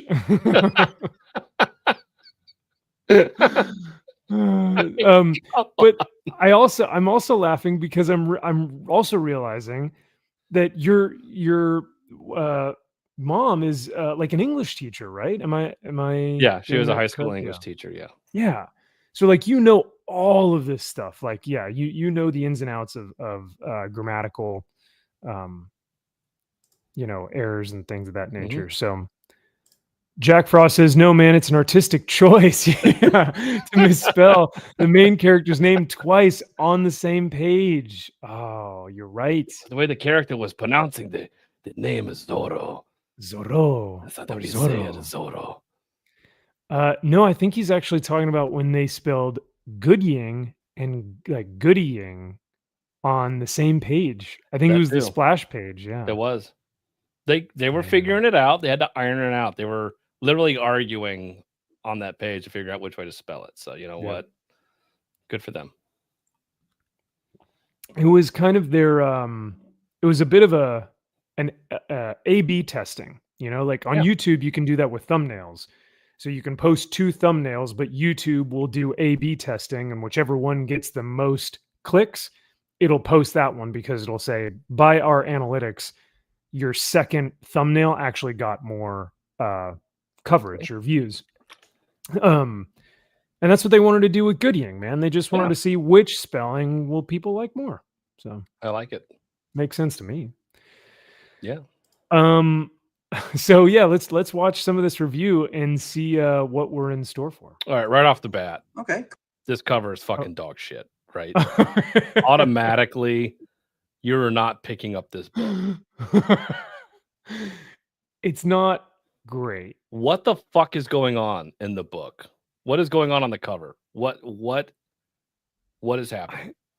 He's jumping into a fight. Okay, from where? Is that glass shards? What's in the background? Like, what is happening? Yeah. And are the Sugar Skull cult people, are they like are they trying to catch him or are they trying to grab him?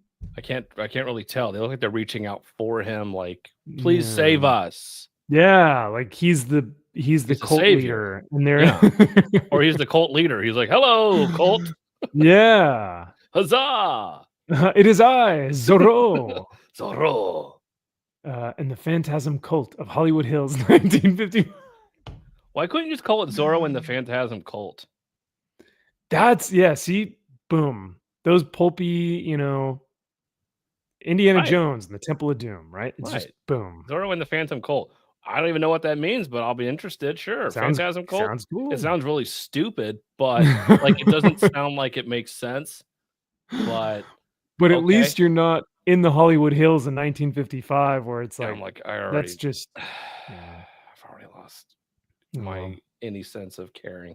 But okay, so the cover sucks. All right, glad we got that out of the way. Sorry, because you can't start the review without Cool, I could dig this. I was raised on Zorro. I like me some Zorro mixed with a little darkness.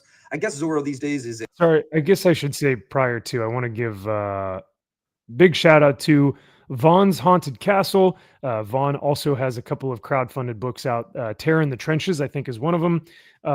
So shout out to him because he actually did this video. So I want to give credit where credit is due. I have that book actually. Me too. So hell yeah, freaking sick. It's like a Punisher, I think. So he's almost a free to use character, but you kind of have to be careful and talk to the people too. I don't know all the specifics, but you can do different takes on him, much like I did my own take on Black Terror. So here we go. I read this book and I just got done, and man, oh man, see this title at the top, Zorro. Oh, his little hair. Little Phantasm Cult of Hollywood Hills of 1955. Get real used to that title because you're going to see that title a lot. You're going to see a lot of things in this book that repeat themselves a lot. And it became very frustrating because you open it up, Zorro, written and illustrated by Patrick Thomas Parnell, edited by Whitney Parnell. Okay, that's it. It's very small, very, very small team. Excellent. Husband-wife team. Excellent. Great. You go to the first page. It says Zorro again. Phantasm Cult of Hollywood Hills, 1955 by Patrick Thomas Parnell. In fact, every page in this fucking book at the very top says Zorro and the Phantasm Cult of the Hollywood Hills, 1955.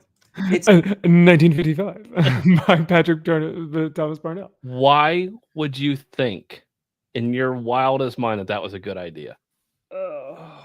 Who has ever, like, how retarded? Eric July hasn't even tried to do that. He's tried to do a double page spread on a page back and front. Correct. But I wonder what's worse. This. Ooh, because this is every page. Every fucking page. And it's over both. He double splash paged the title. Yeah, he did. Yeah, it's the entire length of the double splash page by Patrick Thomas Parnell. So I think when you first showed this to me, I think my first reaction was maybe he's trying to make it like like each page is a poster of a pulp like movie or something, because they all look like splash pages except when they don't. But like if I'm trying to be super super generous, like maybe this is like the title of a poster. But that then would be like a wanted poster for Zorro. Yes. Yeah. It's a wanted poster. It's just like Once Upon a Time, in the West, or, it starts out at a train station somewhere, and there's a wanted poster of Zorro, and someone comes and rips it off the wall and like staring at it and, looking at it. You see the train in the background, the steam and everything. And it's a hot day and somebody's staring at this fucking poster of Zorro. And you see this guy. Oh, they're coming to kill Zorro. All right, cool. I'm with the story. Let's go. There it is. Yeah. Now we're talking. You don't get that. No. Nothing like that. So yeah, we'll keep going. To go out on the town and bust people, which I'm sure was fun whenever people who weren't committing crimes saw him like lurking in the shadows and running around of Hollywood, because there's so many people all the time. But this shot was okay. I liked seeing this opening shot. It's a nice splash. He's explaining himself, but then something strange happens. You're reading it, and there's typos in this book. And when I say there's typos, I mean there are so many fucking typos that you start to get taken out of the story. Big time. It started to drive me nuts. And I guess we'll go over that as we go. But he's talking about, I'm a stuntman, and I decided dressing up as Zorro was awesome. And so he liked it. He noticed that children are going missing from sets, and he doesn't like that. He wants to solve that. And then he starts getting spoken to at the bottom right corner of this first page by another entity. And you can barely tell. Can you see that? There's a thin green line. And it interrupts him. And that's the only thing, the text starts off okay. Then it starts getting weird and repeating itself and saying things in really weird ways. But then this thin green line interrupts it so much. Or the thin green line barely lets you know that it's different. There's no different font. There's not a different colored box. It's just the thinnest little green line. And it's basically a voice in his head that says, hey, listen to us. We're going to help you be a hero. We're going to give you the power. He's got this woman in his life that he looks like the Zorro poster, the Zorro pictures and shit. He's got knives hanging out. And she's just like, I've never dated a Zorro cosplayer before. This is weird. You're a little too into it. He's got his sword and he walks in. Now, look, there's nothing wrong with this splash page of Zorro, like over the city at night. It's it's pretty classic. It's got I like the Hollywood street and the Hollywood sign in the distance. But get ready, guys, because just like this title that's at the top of every fucking page in this book going across it, I don't know if he did it for some sort of copyright reasons or it was just a weird creative choice that doesn't really work or what. Just like this title, you're going to get more splash pages of Zorro throughout this book of him just standing there, of him just like, here he is standing in front of the Hollywood sign. Here he is just standing in front of the Hollywood sign again. Here he is on a motorcycle in front of the Hollywood sign. That's wild. Okay. Here he is off his motorcycle, no Hollywood sign, but he's standing there. His proportions are off. See, that's why I'm like, I'm wondering if PTP thought that these were like posters. Yeah, they're pinups. Yeah. Yeah, they're like pinups, and then you get the story, and then a pinup, and then a story. But it's like, right, man, you couldn't have put him any other location other than the Hollywood sign. You couldn't have added another little box at the bottom right or the bottom literally anywhere else to break. Oh, no, okay. All right. Okay. I'm just excited about these typos because they are something. Got weird little dwarf legs. This book, and then here he's standing on a roof. It's just it's like he doesn't want to have to draw comics, so he just does these boring splash pages. Splash pages should be cool intros to places or be big action that we can get into as we read and enjoy it. So he goes back and forth with his girlfriend, who's always just literally laying in bed, being like naked and being a girlfriend, and she's like, "You're kind of weird. What's going on?" Now this book, it gets. Oh my god, I can forgive one or two typos. You have an editor though. Usually women are pretty damn good editors. I'm working with a great female editor right now. She sees everything, and then she provides me with ideas on how I can better it. That's a good editor. I don't think Whitney's doing her job, Patrick. I hate to say that because when there's so many typos like there are in this book, it starts to drive you insane. When they start getting all these weird things wrong, it starts to drive you insane. For instance, when I first put the custom on, I felt something, a call to action, and he meant costume, and they get it right in the next panel or next box. You can see here the next caption. Oh, see, that's how you know it's bad when it's right on the second one. Yeah, because it's like, oh, they swapped the U and the O and forgot the E, and just Stupid. Oh, boy. So it's like that throughout almost the whole book, and I'm not even joking. You start to, and it's weird because, like I said, like this book repeats itself. It keeps repeating the title. It keeps repeating Zorro just standing and not doing much, and all these splashes, which is not good. It should be dynamic. It should be interesting. It should be fun. There should be backgrounds and crazy things going on. There should be action. But it also repeats itself on typos, and he also repeats himself about the fact that every time he put on the costume, he felt the calling. Okay, so he tells his girlfriend he's hearing voices, and it's kind of like when Inglorious Rex is like, oh, this is the fight of his life. He could die. What if he dies? It's the fight of his life, and he needs to win in this fight because this fight is important to him because he could lose it. It's just like, we get it. All right, gang. Now round 1 is finished, and both fighters are tied 1-1. Coming up is round 2. Every caption double overtime. Who's gonna win now? It's like, oh boy. And it covers up so much of the good art too. All of the art. It's like no one wants to listen to these two, like, announcers or whatever. No. And he gets a phone call from a little boy who's like, they're coming for me. They're coming for me. So he has to go save the kid. Simple as that. He has to dress up as Zorro and go save the kid from the cult.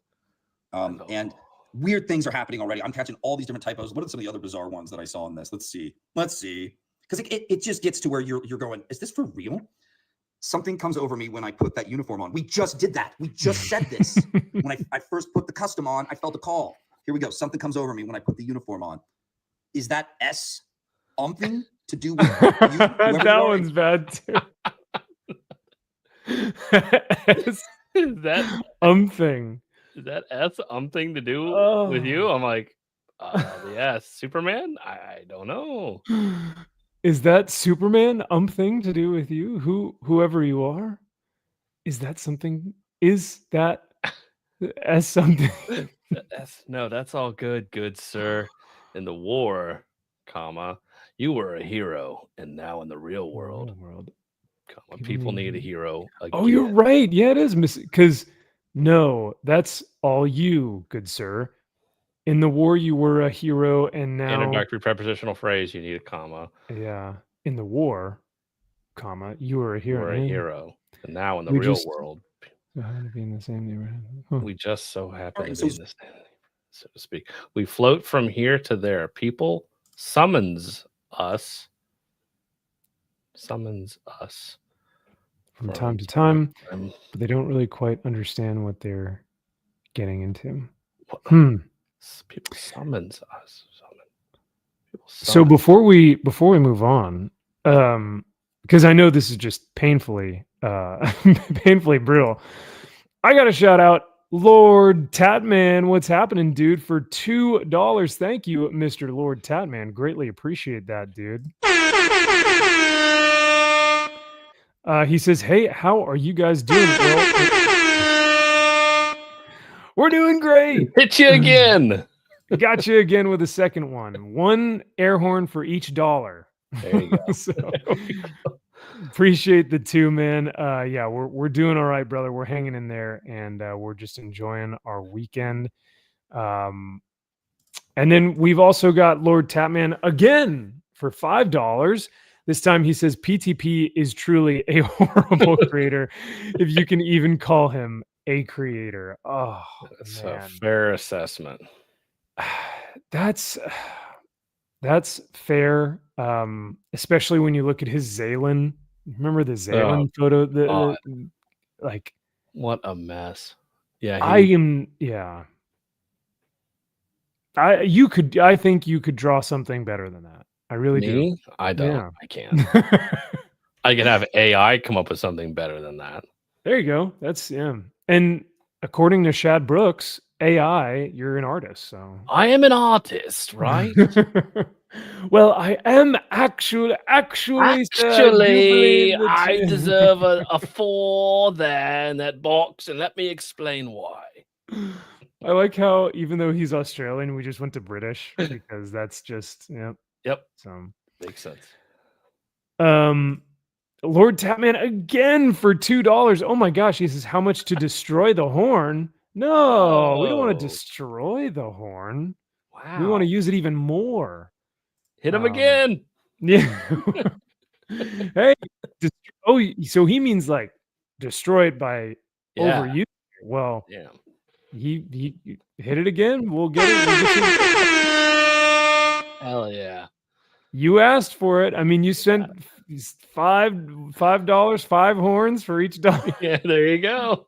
One more again. No, I'm kidding. But yeah, no, dude, Lord Tatman, thank you so much, brother. Greatly appreciate all the love and support. Pleasure to see you. And yeah, it is kind of interesting because I don't see PTP as like this brilliant creative mind that's just like, ready for the big time. Like this comic is just a perfect example of why there's still room for growth, Yeah, why you may be an artist, which I don't think he is, but like you shouldn't be handling the bulk of the load of writing, illustrating, lettering, or whatever. You're doing all of that. Like you can't do that. Yeah. Like you need somebody else to be the writer for sure. If you think you can draw a comic book, which I don't even know you can, but start with that. I was going to say, yeah, just illustrate it. Don't even touch Get a writer to have somebody come in here to actually write you a script, and then you go about illustrating it. There you go. Jack says, hey, nobody's at San Diego Comic-Con this weekend. I am not. I know that Gary and a couple of the guys from the Nerdrotic crew, I think they're down there celebrating. I believe Aaron Sparrow and Aaron Lopresti are actually down there. I know they're at San Diego. Lopresti actually has a booth. So that's right. Well, he's grandfathered in. He's old as fuck, so he's probably got the for since the got him. Ah. Hey, congrats at being at San Diego. How does it feel being an old fart? Yeah. That's pretty cool that he's grandfathered face in when you die. Yeah. But yeah, no, that's pretty rad. He's got a booth down there, and hey, use it as much as you can. Hell yeah. This does kind of look like a PowerPoint slide. Just a bunch of PowerPoint slides. Yeah. Queen Glamazona says you should see some of the comics I created when I was a kid. I guarantee you it's better than this shit. I was about to say, Queen, this is a grown man, though. Yeah.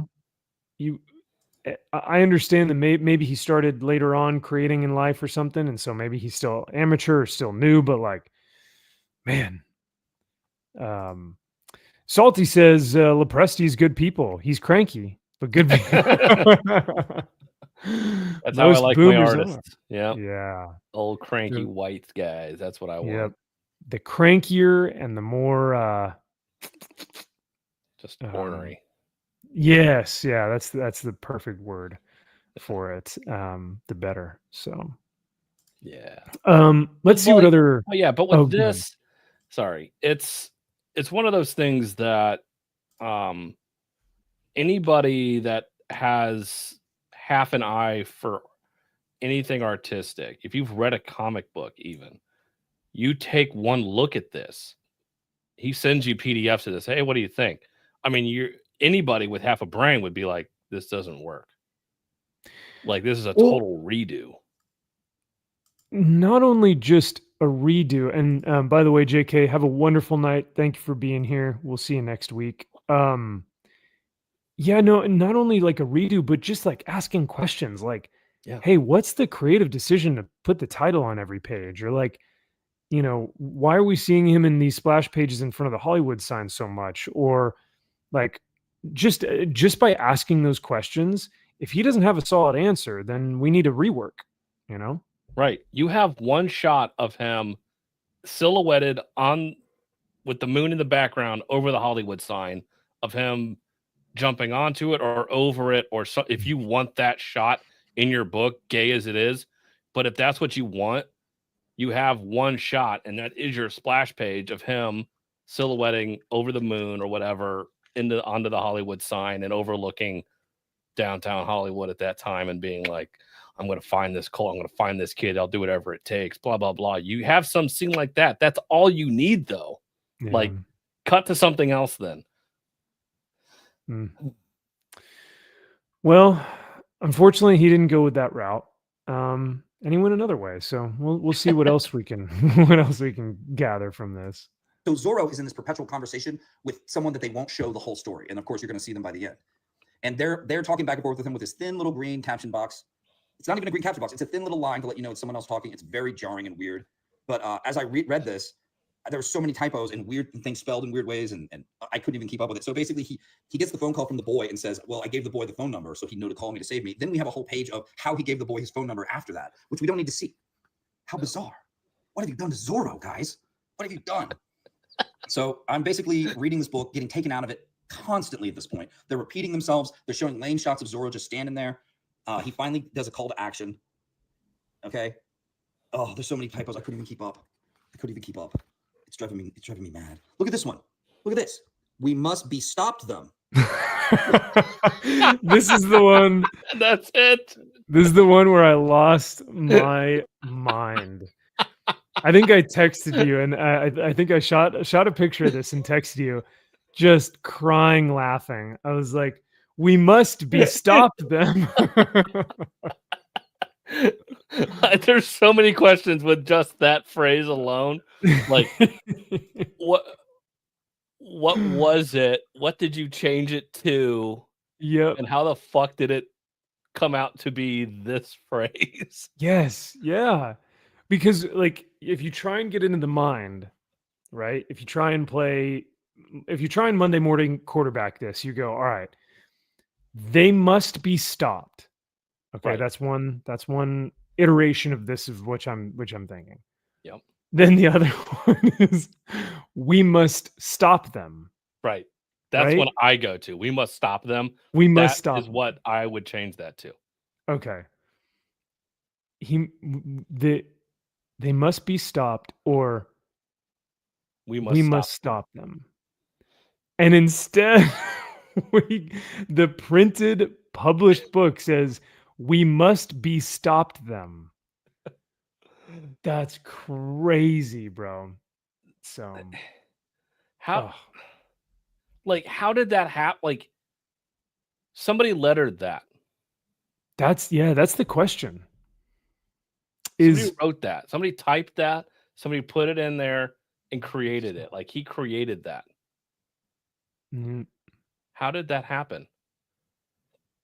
And what's unfortunate is that, like, if we look at the splash page, like, I think it actually looks kind of cool. I mean, there's not a ton of action. It's just a lot of talking heads, but it's got a noir feel. It's got a noir vibe. Like, I can get down with this, but then we must be stopped them.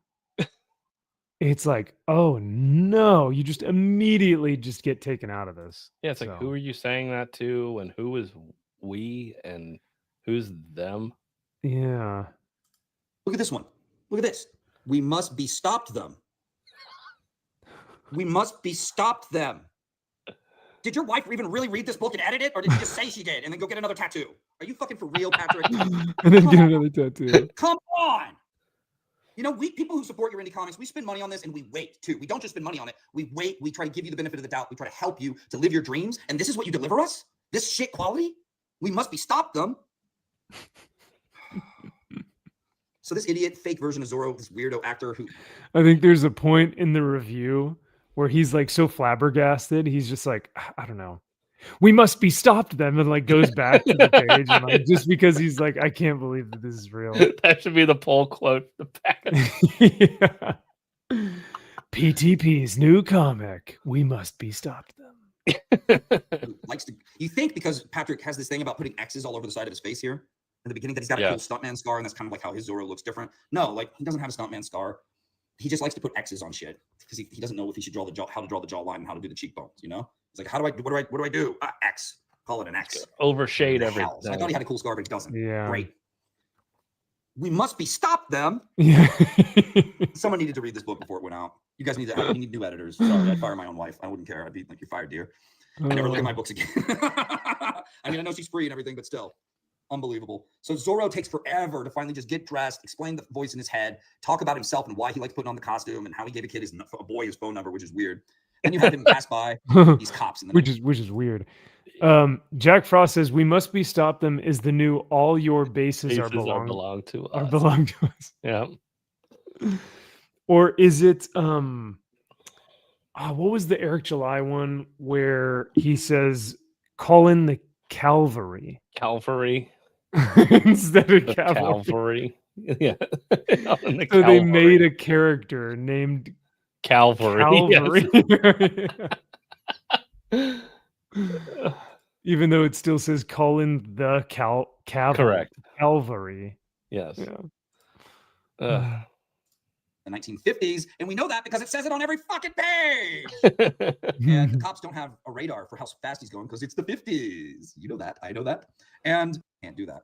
And this one was like, oh yeah, they catch him, even though they don't have speeders in the 1950s or whatnot. Yeah, they wouldn't have known how fast he was going. Yeah. And he says like, oh yeah, I'm gonna sit this one out. Was there a typo on this one? It's the sixth time we've seen this nut in the past 2 weeks. Let's sit this one out. What do you say? Why is that steering wheel so tiny? He's like, yeah. It's an artistic decision. That's it. I guess the cops are leaving this to me or just not wanting to deal with a nut dressed like this. You look like a bat out of hell. Get up that hill and save that boy's life. Fuck. So leaving this to me or just not wanting to deal with a nut dressed like this. You look like a bat out of hell. Get up that hill and save that boy's life. So for most of the book is Zorro getting ready to go and then finally going. And then he gets up the hill and he parks his bike. We have no fighting, no action for all these pages. Nothing cool. Just him talking to a voice in his head and repeating himself over and over again, giving little boys his phone number, which is weird. It's just this fucking, he finally gets there. And he smells tequila and these bad guys show up. Where are you off to, amigo? To a Halloween party dressed as Zorro? And they're like right on him, like giving him hugs from behind. I don't know how they got on that quick. Look at his face right here. They're ready to fuck him. In the background, the NPC. And then look at his face right here. Look at that face. And these bad guys show up. Where are you off to, amigo? To a Halloween party dressed as Zorro? And they're like right on him, like giving him hugs from behind. I don't know how they got on that quick. Look at his face right here. Look at his face in the background. The NPC. That's amazing. It just Oh, I can't zoom in. Wait. Oh, Can I do this? Can I zoom in that way? There you go. I mean, you just get rid of that character. Oh, man. You don't need that back there. Oh, God. He's so derpy. Oh, man. That's hilarious. Look at the little NPC. And then look at this face right here. It's the NPC. Watch out. Patrick doesn't take time to do faces very well. So then they fight, and it's a tiny panel, and it's not much of a fight. They're all lifting their silly daggers, their jagged, goofy daggers, except for this guy with the gun. Right? He's got his gun. He doesn't keep a distance, doesn't shoot Zorro. Instead, he points his gun to the sky, and he's polite about it. Gun looks like a drill. Out, as you can see there. Yeah. It looks like one of those little water guns that you get from like Walmart or something. Yeah. Little, like a little zap gun. Little pinky. Yeah. Little pinky out, yeah. Oh my God, I can't believe this is a thing. So Zorro beat him up, and he talks about how he beat him up, and you don't get to see him beat them up because that would be fun. We need more room for more Zorro logos and the phantasm cult of the Hollywood Hills of 1955. Actually, that's a really good point. He cuts down his page by about a quarter. Yep. Because if he's got that thing at the top, 3/4 of the page is like is what he's got to work with. He's leaving that top portion out of where he could actually be doing something kind of cool. More panels, yeah. Yeah. By Tech Patrick Thomas Parnell with green in the middle. How did you think that was a good idea, dude? I don't understand it. It doesn't make sense. So he beats him up, has a million conversations with this voice in his head who won't tell him who he is, but that they have the power of the phantasm, and that the phantasm power is trying to be harnessed by this cult. Now, this cult is sacrificing children to get the power of the phantasm, even though they've never been able to get it. They're still doing it. They still dress up and have these elaborate parties. That's it costs them a pretty penny to feed and give everyone drinks at these sacrifices or whatever. Then you have to get a kid, and it's just really risky and shit. But they never get the power. What I don't understand is this, plot hole wise, if Zorro has the people who have the phantasm power talking in his head and saying, we'll give you power and can you save the kid for us? He doesn't want you to sacrifice kids for us. We want you to go buy us some bubble gum. Dresses up like Zorro and send him out to go punch people. It doesn't make any fucking sense. So then here's another bland splash page covered up by the Zorro logo that Patrick made. And there's other bad typos in this I know I'm missing, but maybe it's for the best. Not even typos, but like, for instance, just the misuse of words. Like, I'm going back now, guys. I'm going back. For instance, the voice in his head says, first tip, stop talking aloud to us in front of your girlfriend. And of course, aloud is... loud. No, I didn't even remember that one. Stop talking aloud. Like, I'm allowing you to do something. Yep.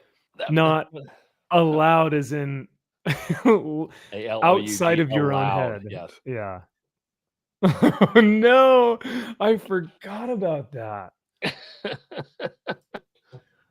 Okay, things like that. And then Zorro says, and this one, he goes, I know this sounds like a glitch, but don't wait up for me. And I was like, oh my God, the glitch is on the same page as We Must Be Stopped them. Oh, shit. I noticed. Oh. I know all this seems crazy, but I have this feeling I was brought to LA to do this. I know this sounds like a glitch, yeah, but don't wait up for me. It's like, what's a glitch? Is that some sort of 1950s slang that I should know about? What is that? Is that something I should just learn? So I do my dictionary thing. There's no word as glitch. There's no such fucking word. There's no glitch. Glitch is a bitch. Glitch ain't even a real fucking word. So he meant to write cliche. So there should be an E on the end with a little accent. Okay? A glitch. Get the fuck out of here. Man. That's wild, dude. But I didn't. No. That was how it was spelled. Nailed it. Perfect. Yep. You could do the documentary. You just put some fake tattoos on you, and you'll be good to go. I remember those videos of that dude making fun of his documentary. Oh, that's right. Oh, like drawing stick figures. Yeah. We need to find that. Oh yeah. Oh my God. Those are so good. That's hilarious. Oh my God. Chris says money well spent. Oh yeah. Whew. Oh yeah. When you can find oh man. When you can find a typo or misspelling or misuse of a word or just all these grammatical errors, even on a $10 book, like that's $10 that you do not have anymore. So I will buy any con exclusive, any variant, anything over that. Well, speaking of con exclusives, let's start taking a look at some of those bad boys. Oh yeah. And then we'll get into some show and tell. Because we won't go through all of these, but there are a lot. There's a lot of these bad Larrys. So here, let me filter so that we get 100. We'll get 100 per page, which should bring us to about 7 pages. Oh my God. So this is from Cover Price. Do you want to let's check out what's on fire right now? We've got 4 books that are on fire, and 2 of them are Mark Spears. What are the odds? You don't say. Wouldn't you know? Yeah. Oh. Amazing Steve Spitterman, number 1. Magic the Gathering? Gay. What? Wait, why is it Magic the Gathering? Oh, it's in the special edition reprint. Huh. For Magic the Gathering, eh? So what, you had to win a tabletop match of Magic the Gathering to get it, or what? Oh, that would be that'd be something. Oh. Actually not a really good Mark Spears cover. I mean, it's got a sexy lady on it. Sure, but I don't really like comparatively to his other stuff, yeah. Yeah, that's not his best. This is the Mark Spears third print of Shark. I guess the comic is just called Shark. Limited to 500, $20. Okay. Keen Spot Entertainment. Sure, I'm sure they're selling on eBay for 500, but sure. No, easily. Yeah. Easily. Now that's creepy as fuck. This one's super creepy. That's this Mark one Spears. I like. Yeah, that one's creepy. Yeah, this is where he thrives. This stuff. It's a great angle like that. That's just a good cover. Well, yeah, especially because it's from the kid's point of view. So this thing is going to be way more menacing. So I like it. $20. Sold.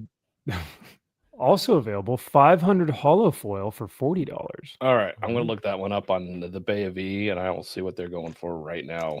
So you can get it for $20. Let's see. Or actually, I might be able to show it right here. Yeah, because cover price has they got a link, right? Oh, okay. A little linky poo. Jesus, tap dancing Christ. $130 fucking dollars for both. Or is it just for one? Like, oh, it's the set. Yeah, okay, it's the set. So I guess this is the hollow foil and then the regular. Whatever, burn in hell. That's crazy, dude. Whew. All right. Well, someone's got to buy it. Me. Here's 129. Yep. All right. And then Marvel Swimsuit Edition. J. Scott Campbell, I believe. Yeah. Campbell. All right. Psylocke, Black Widow, and Elektra, I'm assuming. All right. Sure. These are weird 4 comics to be the hot ones right now, but okay. Yeah. Seems odd. Really good point. Why are they hot? Because they're selling more or what? Yeah, I guess that's a good question. Why does cover price seem to make these ones hotter? Yeah, maybe because they're just more popular? I don't know. Are they selling more? Like, are they getting more traction on eBay? Yeah. Tatman says, I prefer Golden Age books, but I still like moderns. Golden Age? Dang, you got money bags. Must be nice to afford real comic books. Gosh, I was about to say, dude, Golden Age, that's like we thought statues and original art were expensive. You're in the wrong stream, boy. You better go find you some Pop and Polly or one of these real people out there. Yeah, Golden Age, son. Poor man's stream over here. Nah, we're modern books here, boy. We're modern books. Heavy bikes, son. Heavy bikes here. I mean, we review a lot of modern stuff, but I would say most of our collection is probably like bronze and copper. Oh, I got nothing but foils. Oh no. So you are a modern guy. Gosh dang it. What did I sign you on for? Yep. All right. Jay Lee, Absolute Buttman. Oh, sorry. These are keys. So those are the books. 4 hot comics. Okay. I still don't know why though, but yeah, I would like to know what they justify as why are there only 4 of them that are hot. Yeah. But these are the keys. We got 44 of these Bad Larrys. So this was Absolute Buttman number 1. The 98 printing. Okay. Virgin foil. Speaking of foil. Giddy up. You had me at foil. Yeah. This is a number 10. Limited to 1,000. That's an FOC. Heavy metals. Slabulate. That cover sucks. Yeah. Ooh. Oh, it's a connecting to something? So what? Better art? Hey, this is from Jacques. You watch your mouth. This is a Jacques cover. Wow. That's bad. Unless is it a front and back? Because that's at the front and then the back of the cover is the other part of that. that why? Yeah, like a wraparound, but maybe, or is it literally connecting to like absolute Superman? This says comic sketch art connecting, so I'm assuming it's probably got to connect with some other book. But you only have half of the book here as your key, so it must not be connected to another key book. Well, hot damn, loser. More Batman, All-Star Comics. I may get that Alex Ross. This bad boy? Yeah. Batman 158. Depending on the price of this horror, I may get it because I did pre-order a while back the Superman #1 he did. Oh, okay. This bad boy says it's a $50 price point, though. No way on heaven or hell is that book $50. Let's see. Is it on? No way. Is it on the Bay of E? I may have to go on a whatnot stream and try to snipe one. Try and grab. Oh, here we go. $100. That's about right. Or best offer. I'll put in 50. Oh. Yeah. Here you go. I mean, it does look really cool. I know. I love that. I may put in an offer for one of these bad boys and see what we get here. Get someone to buy. I mean, is it better than the Transformers book that we got a couple years back? The ash can? Yeah.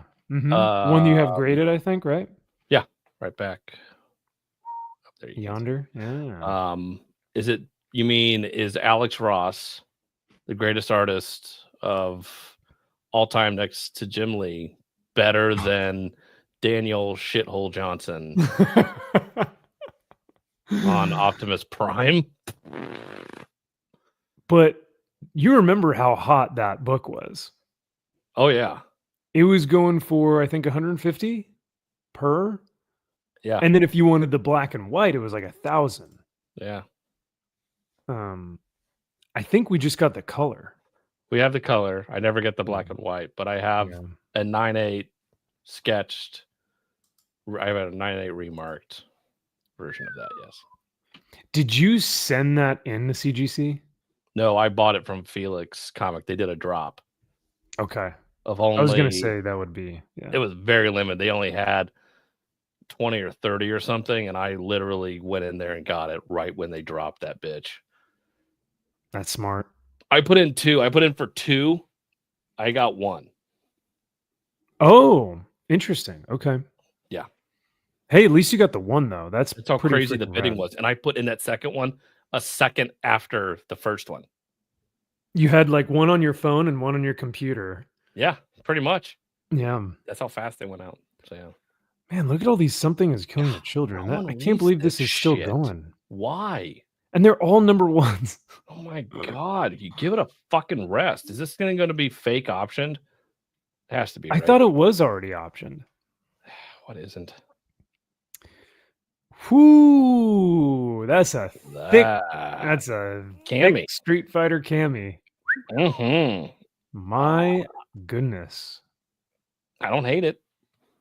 I don't. I really don't. Now that's a woman right there. That is a woman. Wow. All right. All right. E-Honda. Not as good. E-Honda. It's kind of cool. It's all right. Ooh, this one's rad. Yeah. The face looks weird. Yeah, something's off. The head looks weird.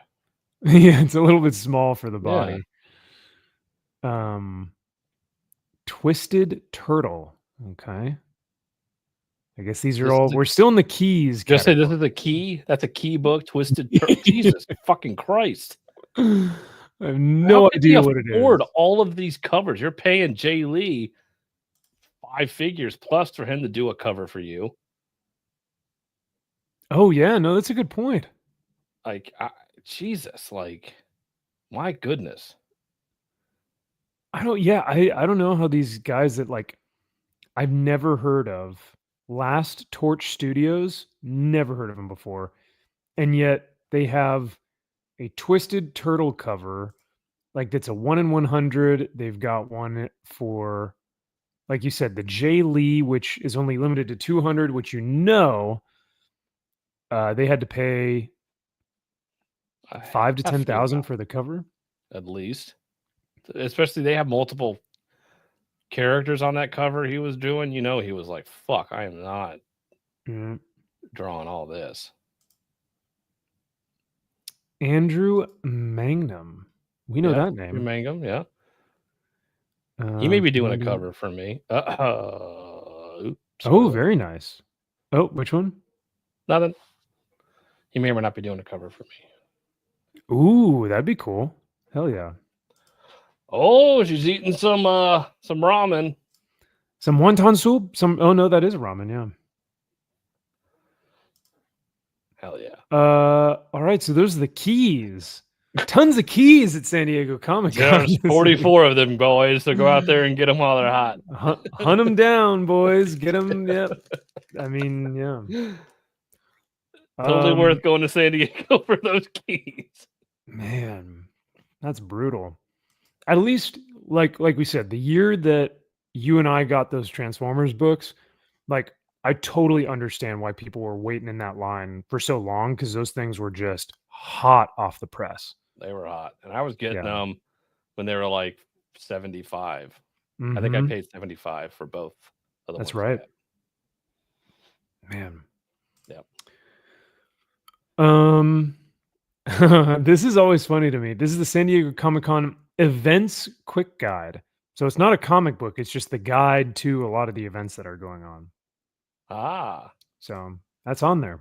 Get that signed by a bunch of people there. Yeah. Oh, here you go.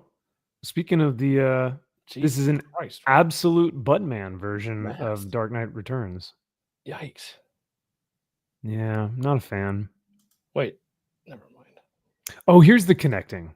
There it is. You actually will put a word bubble get back on the cover. Okay.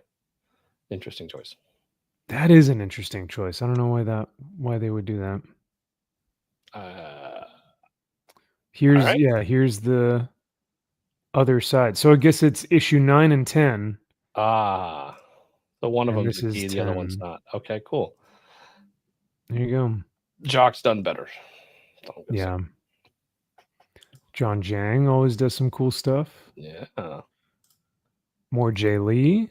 It's cool. Lost at the casino. Like he must have hit hard because he's doing covers for everybody. I was about to say, I love seeing him getting all this work though. That's pretty rad. Action Comics number. Whoa. The Progressive Insurance. Oh, I thought this was a legit Action Comics number 1. I was like, whoa. No. San Diego Comic Con Progressive Insurance Special Edition reprint. I love it. A special edition reprint of Action Comics number 1 with a custom variant cover starring Progressive's Flo and Jamie. That's a key. Is it their first cover? Say again? Is it their first cover appearance? Oh, well, no, because then it would be in the key section, right? I don't know. Has anybody caught up on that? You might be the first one. Oh, man, how much is it going for? $20.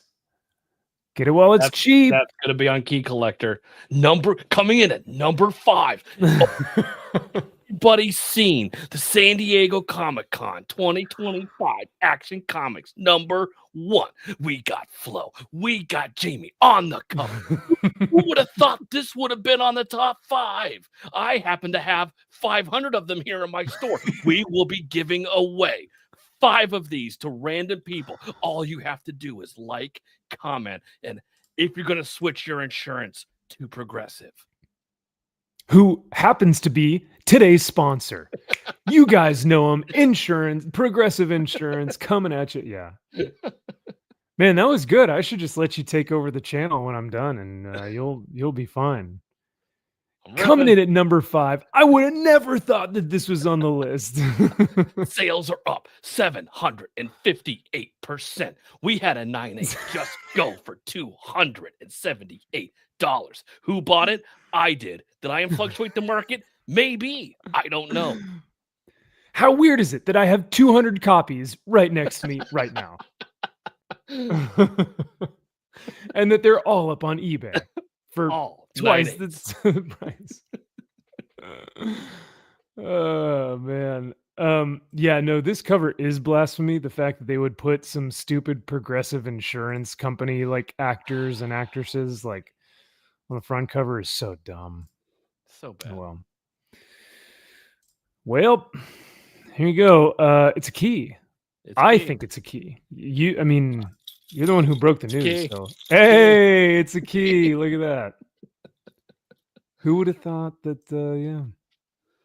Oh, now that's Jim Lee. That's a man's cover right there. He's back.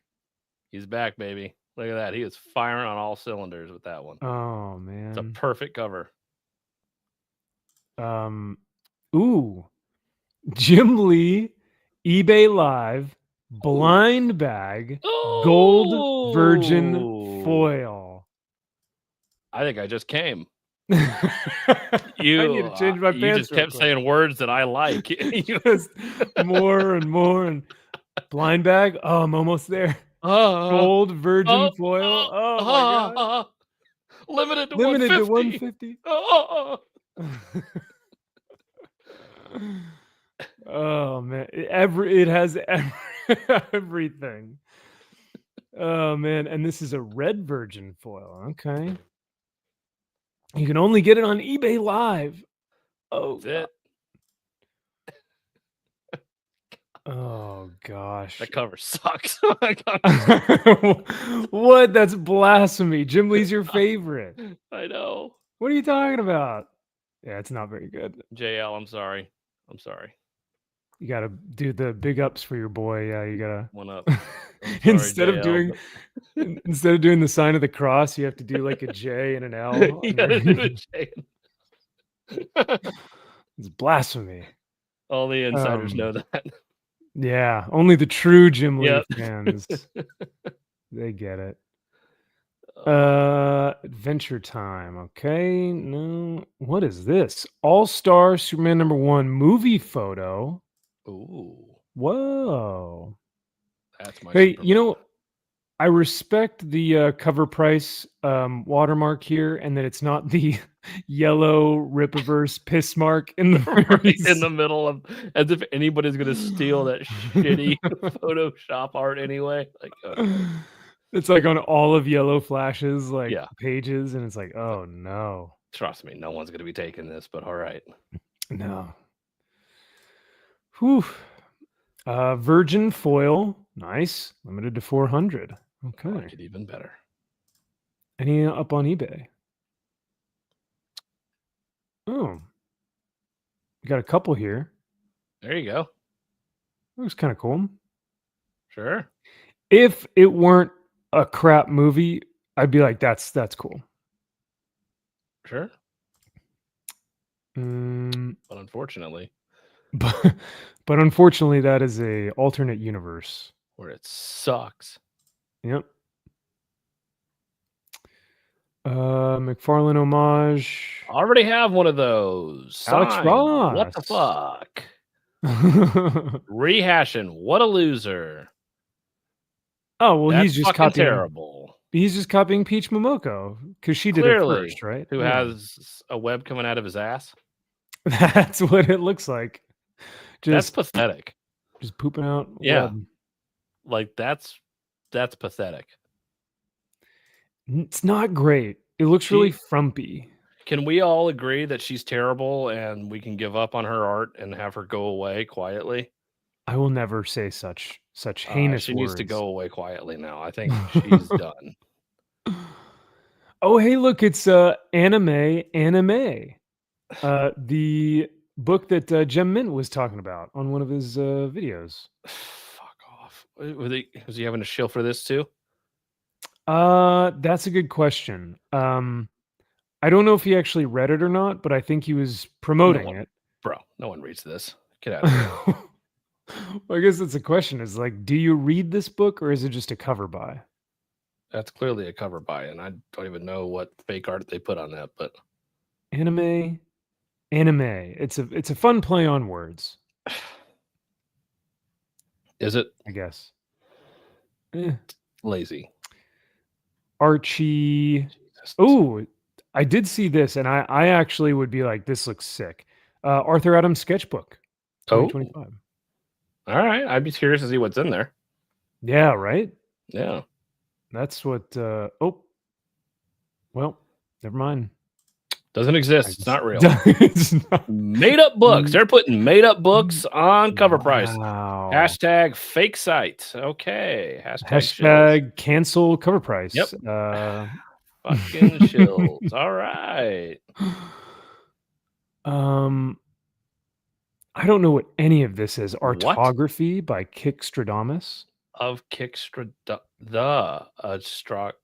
Autography.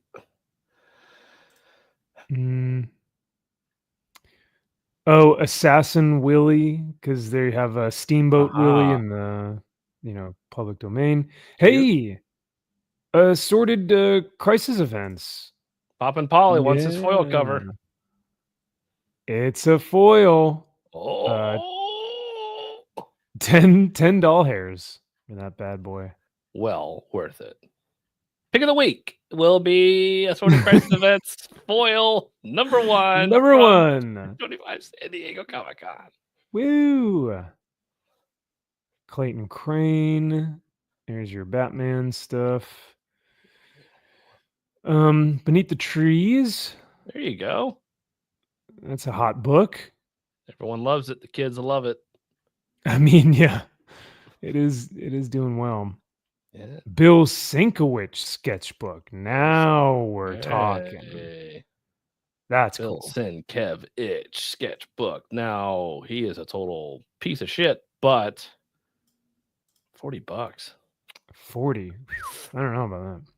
Yeah, I gotta know what's in there. Why do you say that he's a piece of work? Have you not seen anything he's ever posted in real life? Oh, is he well, I've read some of his takes because he did a book called like American Jack or something like that. And his takes on that was pretty like wonky, pretty out there. Oh, he's had terrible takes on politics, on COVID, on everything, really. He's just an asshole. Okay. All right. That tracks then. Again, not surprised, but when you read it, it's just like, God bless America. Why do you make it so hard for us to to support you? I try to support you, but you piss me off. Yeah. Berserker. Who would have thought the Berserker was still in the news, eh? I don't know why it is. Wait, is it still trying to become a thing? Yeah. Libremejos 7th print. Version foil. Jesus Christ. Number 1. Oh my God. This was from 2021, wasn't it? I feel like it was been a lifetime ago. Yeah. And this thing lost steam fast by the time it was done. Oh, yeah, because really all you can do with that after 4 issues, you get the point. Yeah. Where you're like, all right, he can't die. Yep. And then it's just going into his past and then having some female like therapist try to reach into his mind and be like, you need to remember who you are. Remember your mother. Let us go into the chamber and talk about your mother. And then that's one issue. Yeah. Yep. That's the whole issue. Okay. Yep. Come back for next week when we find out more. When he's still in the chamber talking about his mother.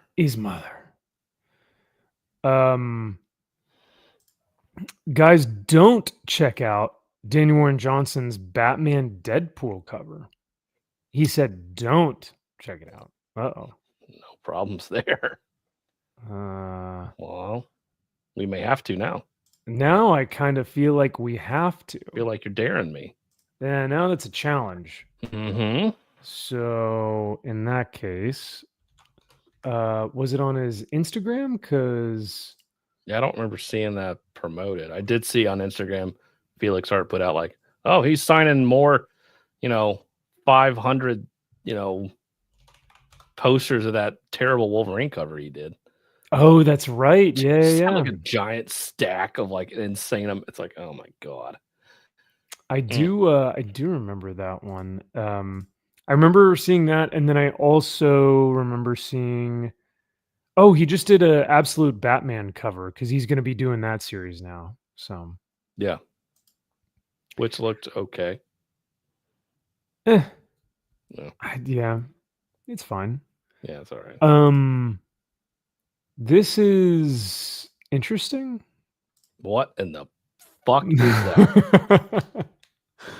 So what's going on here? What do you Is that the see? thing? What do you see? Yeah, I mean, this is like a Rorschach test. What do you see? All right. Big Barda punching the thing.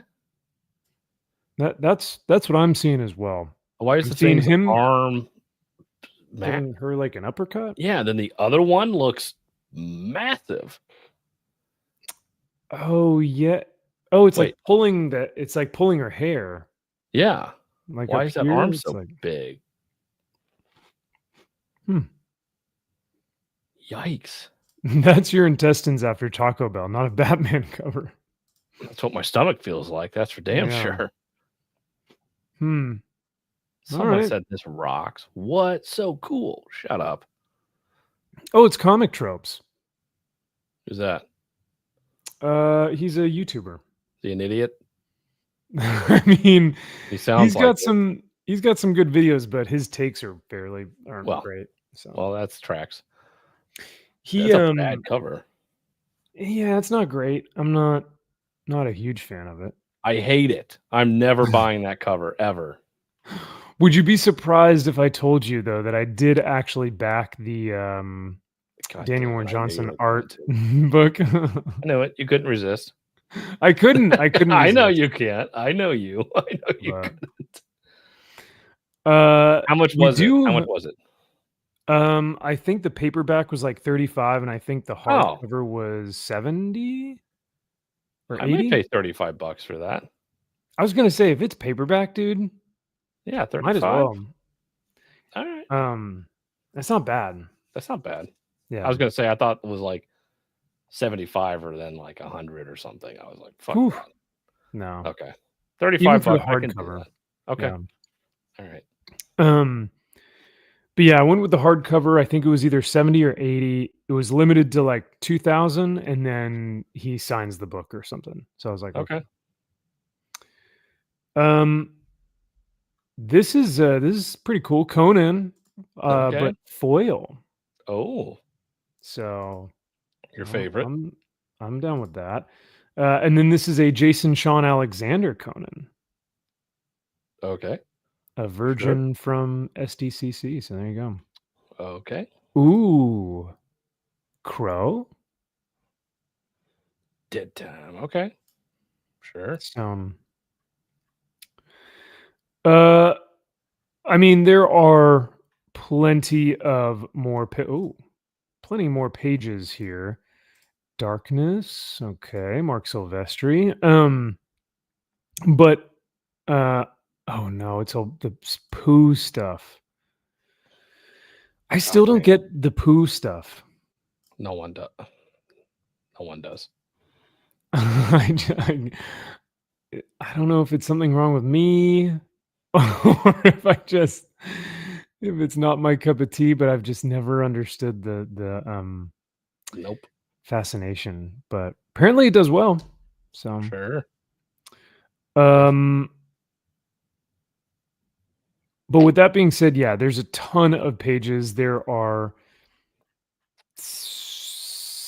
get your fame books. Fame? Yeah, get your fame books while you're at it. What are fame books? These tidal wave books. I always see it or like I see them all on here because you've got like Fame, Johnny Depp, Fame, Pedro Pascal. Yep. Is it like their claim to fame story or what is it? Yeah, it's kind of like a bullshit like autobiography sort of thing. Oh, okay. They're the ones that are potentially going to be sued into fucking oblivion for putting this stuff out there with their likenesses of it. No way. Yeah. We'll see what happens. If they choose to come after these guys for putting them out there, and they're like, it's the ones that are literally like their characters from movies. If it's them as an actor or whatever, their likeness, that's fine. It's when you start getting into this character from this movie, it's like, all right. It's like Hugh Jackman, but as Wolverine. Literally as Wolverine. Yeah, that's when it gets into that murky territory. Okay. That's interesting. I thought I heard something about that, but I didn't put any stock into it because I was like, I don't know what that is, but that makes much more sense as to why. Yeah. I have a couple. I have one of the John Carpenter. It's a Halloween one they did for I forget what convention. I have that. That's cool. Yeah.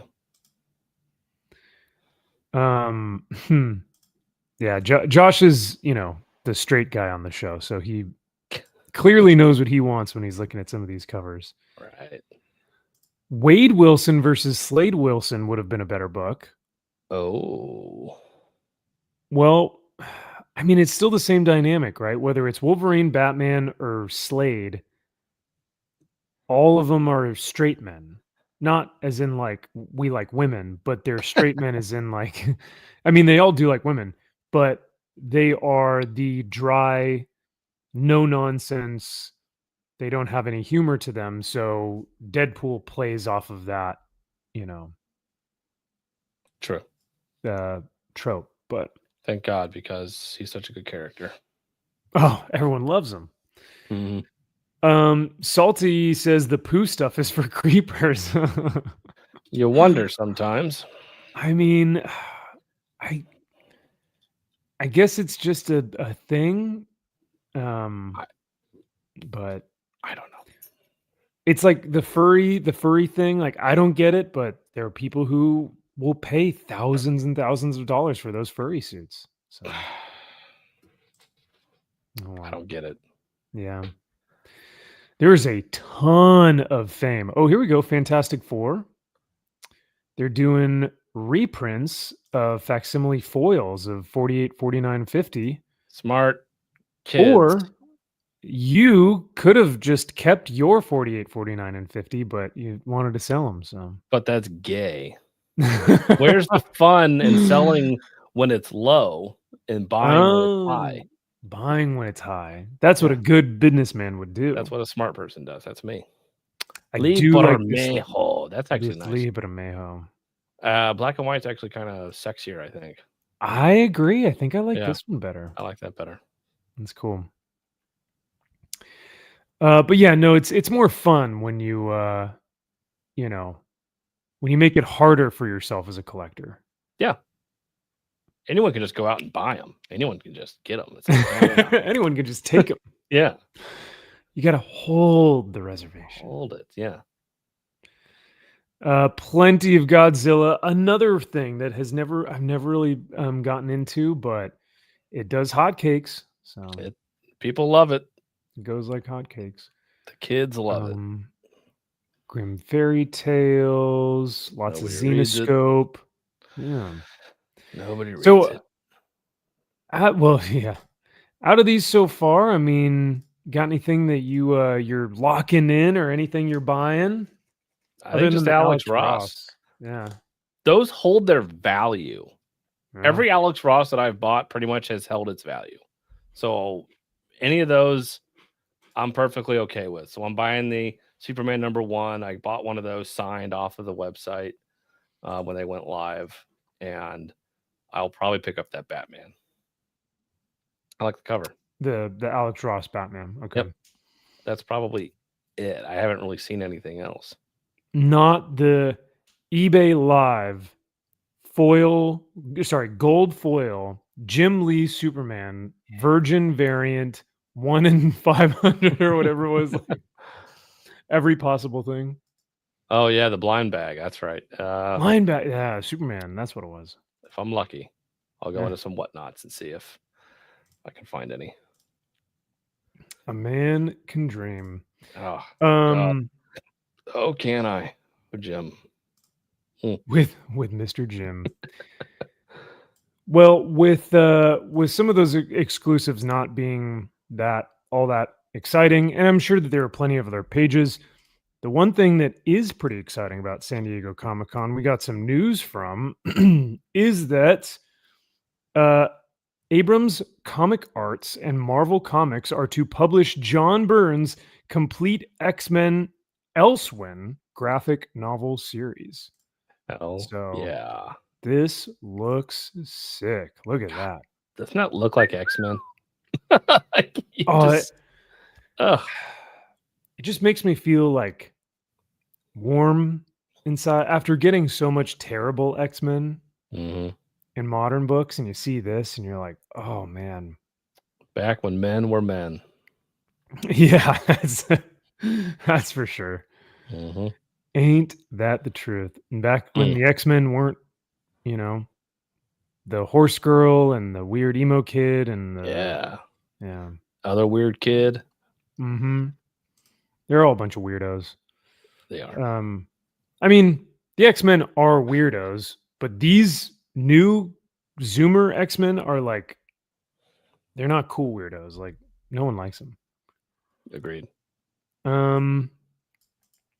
Abrams Comic Arts is thrilled to announce an expansion of its Marvel Arts line in original graphic novels featuring Marvel Comics character with X-Men Elsewhere by writer-artist John Byrne. X-Men Elsewhere is a 3-volume series celebrating both the 50-year history of Marvel's X-Men team, featuring fan-favorite creations such as Wolverine, Storm, Colossus, and Nightcrawler, and also the culmination of longtime writer-artist John Byrne's 5 decades of association with these characters. X-Men Elsewhere began nearly 7 years ago and featured John Byrne's return to the X-Men, the comic book franchise he helped grow to new heights with his work as a co-plotter and artist alongside the writer Chris Claremont and inker Terry Austin. So full disclosure, I had no idea what this was when you sent this to me. So, do you know what Elsewhere is? Yeah, so this picks up pretty much right after his run when he left X-Men. Oh, so and he like solo did it all. Oh wow, yeah, he was sharing it online for free at the time, so you could go on. So you could look this up and you could read it. And he was just putting them up. You could just go through. I'd occasionally go on there and see the pages he was doing, and you could see his work and stuff. And he was commenting on it. But yeah, you could literally see the work he was doing. He was just saying, fuck you, I'm just going to make my own X-Men because I didn't like where it went. He and Claremont, I think, didn't have the best relationship at that point, didn't like where Claremont was taking the characters and was like, fuck you sort of thing. And he was like, you know what? I'm just going to go back and put these characters where I think they would be. Dude. After Dark Phoenix and all that stuff and Days of Future Past, get through all of that. It's like, okay, let me do my own thing. So yeah, he's been doing this all on his own for free. Wow. How cool. Yeah. That's awesome. And I guess this is the photo that they may have shared. This looks like it's at a convention hall. Yeah. I see someone's dumb head down here. That's me.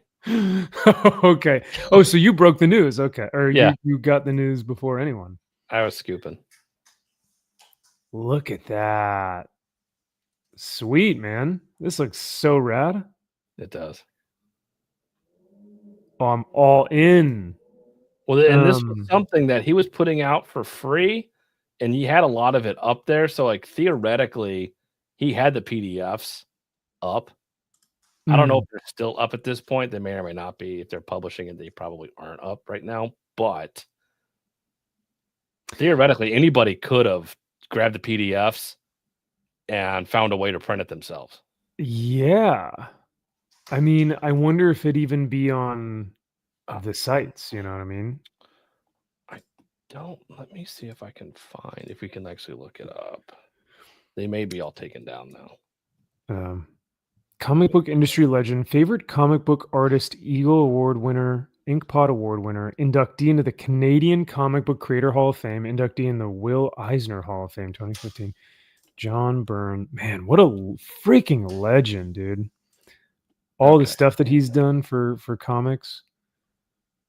Yeah. And were you able to find it? Yeah.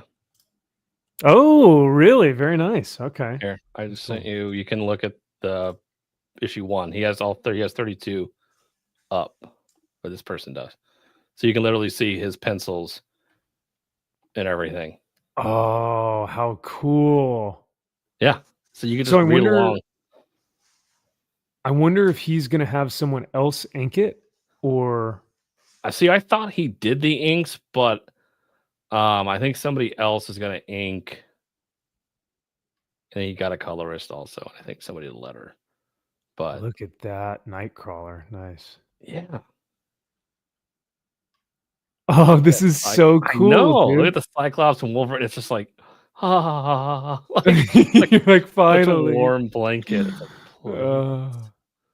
and it's cool to see a penciled comic. You always see it like pen and ink. Yeah, it's very rare that you get to see just the straight up pencils.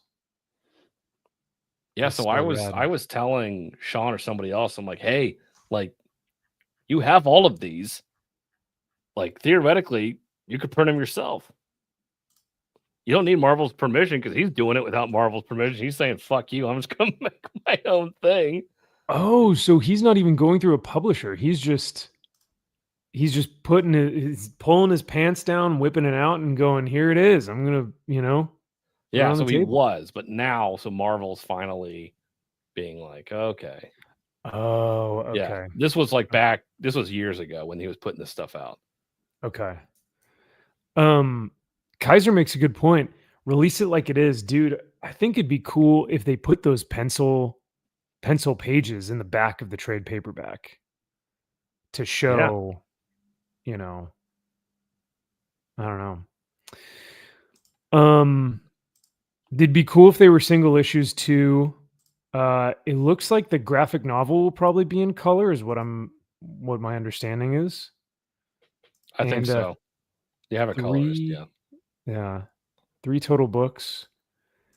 Not oversized though. I think it's just going to be regular trade. That's what it looks like, unfortunately. But yeah, so this was posted. Somebody posted all 32 of those issues back in 2023. Oh yeah, look at that. The series was shared online for free.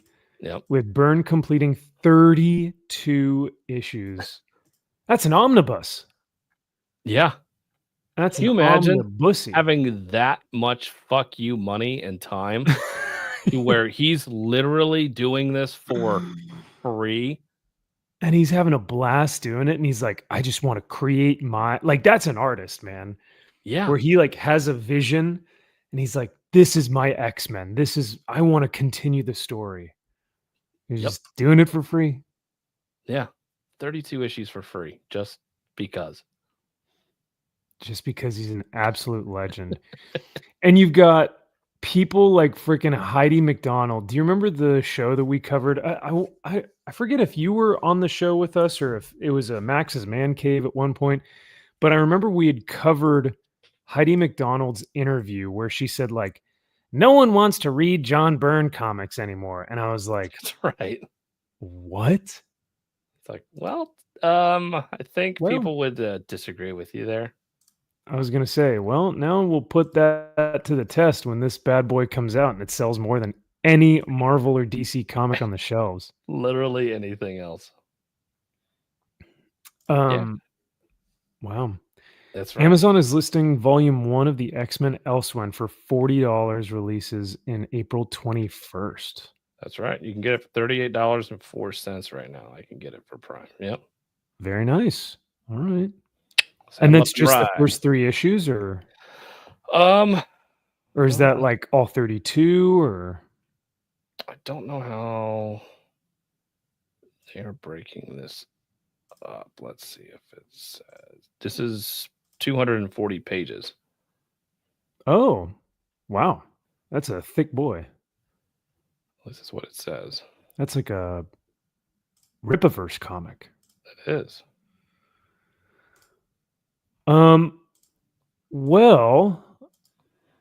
Because I forgot to do this earlier, and now that we've kind of talked about some convention, exclusives, let's talk about some show and tell, because apparently you've got some good stuff, eh? So maybe I want to see what you got. I think I might only have one thing, so I'm going to go run and grab it real quick. If I'm not back in time, actually, I'll let you take over because I'm going to go run and grab.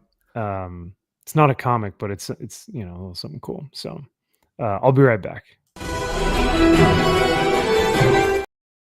Wrong one. Pause. Hang on.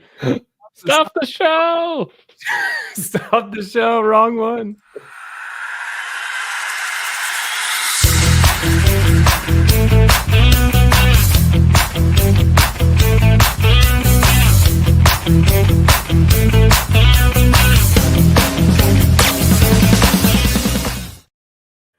All right, that total piece is gone. So he's leaving me here.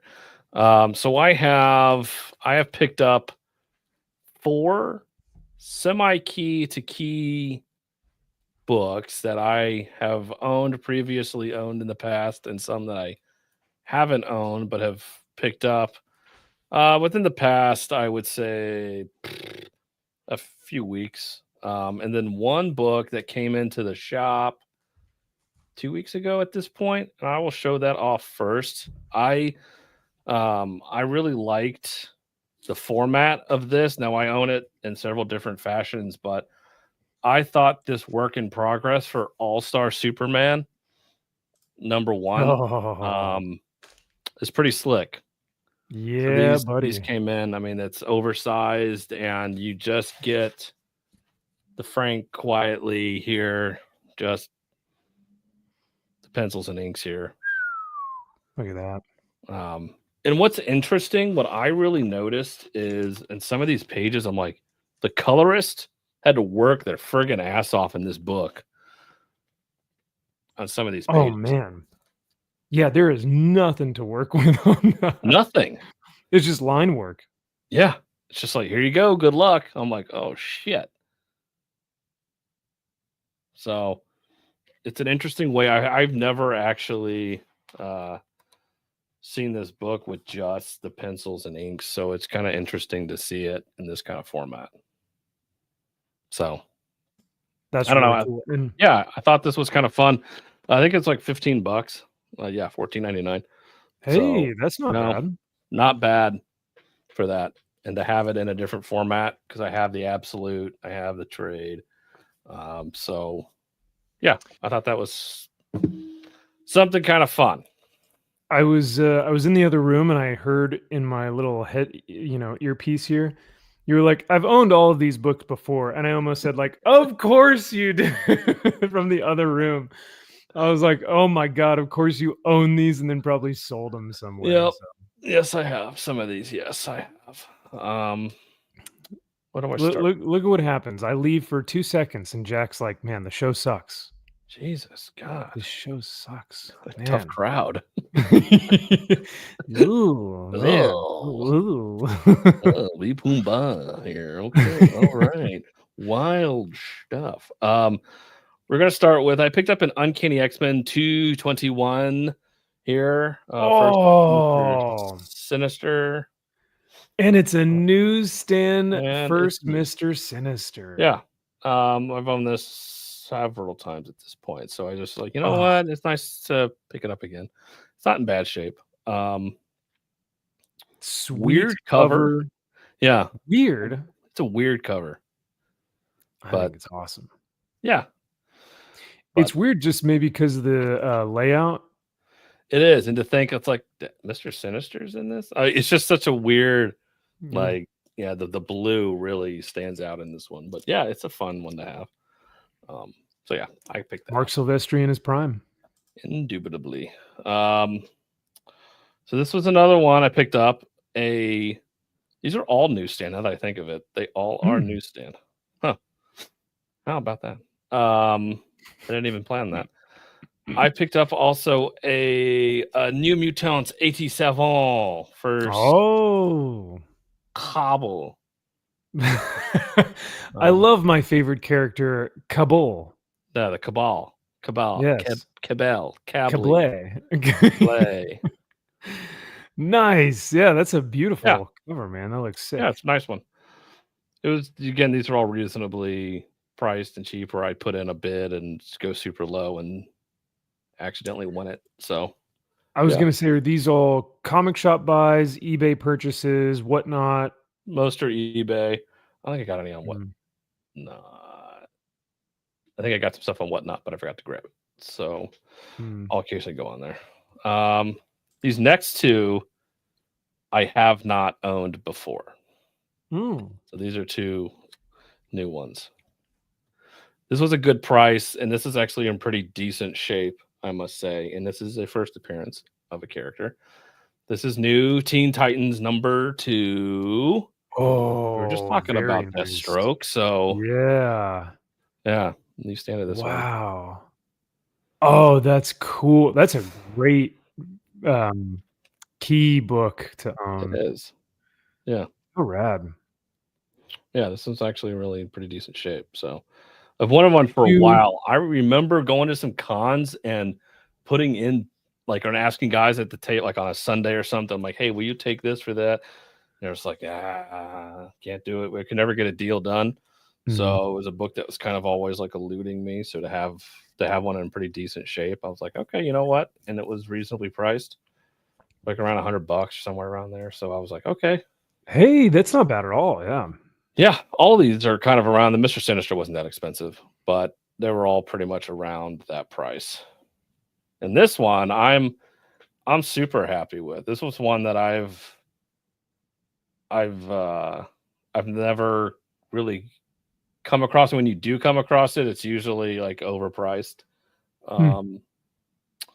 It's actually in pretty decent shape. It is a newsstand. This is DC Comics Presents 47, the first He-Man Skeletor appearance here in comics. So, and you saved this one for last? Yeah. This is a big book, bro. I don't get it. It's He-Man. What do you mean? First appearance in a DC comic book? That's a key? Oh yeah. This is an expensive book. Oh my goodness. How did all right. Well, yeah. No, that's actually pretty sweet, man. I had no idea that they did a crossover like that. What a cool cover. Yeah. Yeah, this is a very expensive book, and wow. Yeah. Now, at the bottom it says to Eternia with death or something like that. Yeah, from Eternia with death. With death. Oh, okay. It looked like there's one of my favorite death metal bands of all time. Their name is just Death. And so I thought it was like an ad for the band, but no. That's pretty rad. But alas, Kaiser says Max is too young for He-Man. This is true. I don't get the reference. So well, the movie's going to be coming out at some point. That book's going to probably be jumping up again in price. I may end up selling it and getting another one. Who knows? But yeah, it's just a fun book to have. That is pretty cool. I will say though, I'm lame, and I like the book that I like the most is probably the one that you paid the least for, and that's that X-Men key of first Mr. Sinister. I have had that in my eBay cart for at least 2 years, and I still just don't. There's so many out there, and I'm just like, you know what? One of these guys has got to bite on a cheap offer, and somebody did. Yeah. And you see them at every convention. They're on every wall book, or that is a wall book on every convention floor. Yeah, it's always overpriced. I'm like, I'm not spending $100, $150, $170. It's like, no, dude, get over yourself. Every time it's like $150 to $175, and I'm like, that book is maybe $50, right? But oh well, I know. Fun fact, Mark Teixeira did the art in the comics that came with the original He-Man action figures. That's sick. He disowns his art and hates seeing it. Oh no. Yeah, I think Mark also did the cover for RoboCop. That book, the movie adaptation book, the red cover. I have that also in a newsstand, but I think Mark did that too. So I think he did a lot of that kind of fun stuff. Dang. His Mark's funny because he will do stuff and I'll hear about some of the work that he's done, and it's it's beautiful. Like they literally are paintings. And then I'll see other work that he's done, and I'm like, oh, what is going on here? It's like, yikes. Are you sure? Yeah, are you sure you did this? Is there another Mark Texer that I don't know about? But yeah, how interesting that he did the art in the comics that came with the original He-Man action figures. Man, that dude has been in the industry for a while. A long time. That art must be really sick, though. Yeah, I would assume. I don't know, but I only have one thing, and it's not actually comics, but it is still nerdy, and it is still worthy of a show and tell. But the parentals, it was a celebratory week a few weeks ago, and so my parentals got me a little something that I was like, you know what, I don't have this yet, and I would like to own it because physical media rules. So they were like, why not? Because my mom is a huge fan, and she watched this when she was a kid.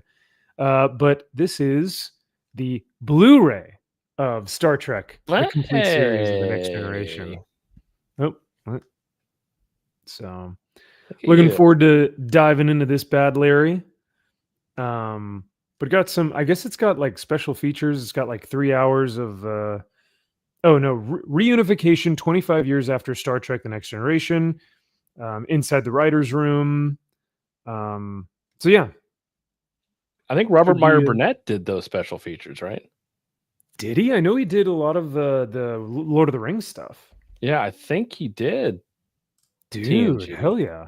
I think. Okay. I could be wrong, but I think I remember him saying he did some Star Trek special features and stuff. I think he did The Next Generation. I could be wrong. Oh, cool. Okay. I can't wait then, because yeah.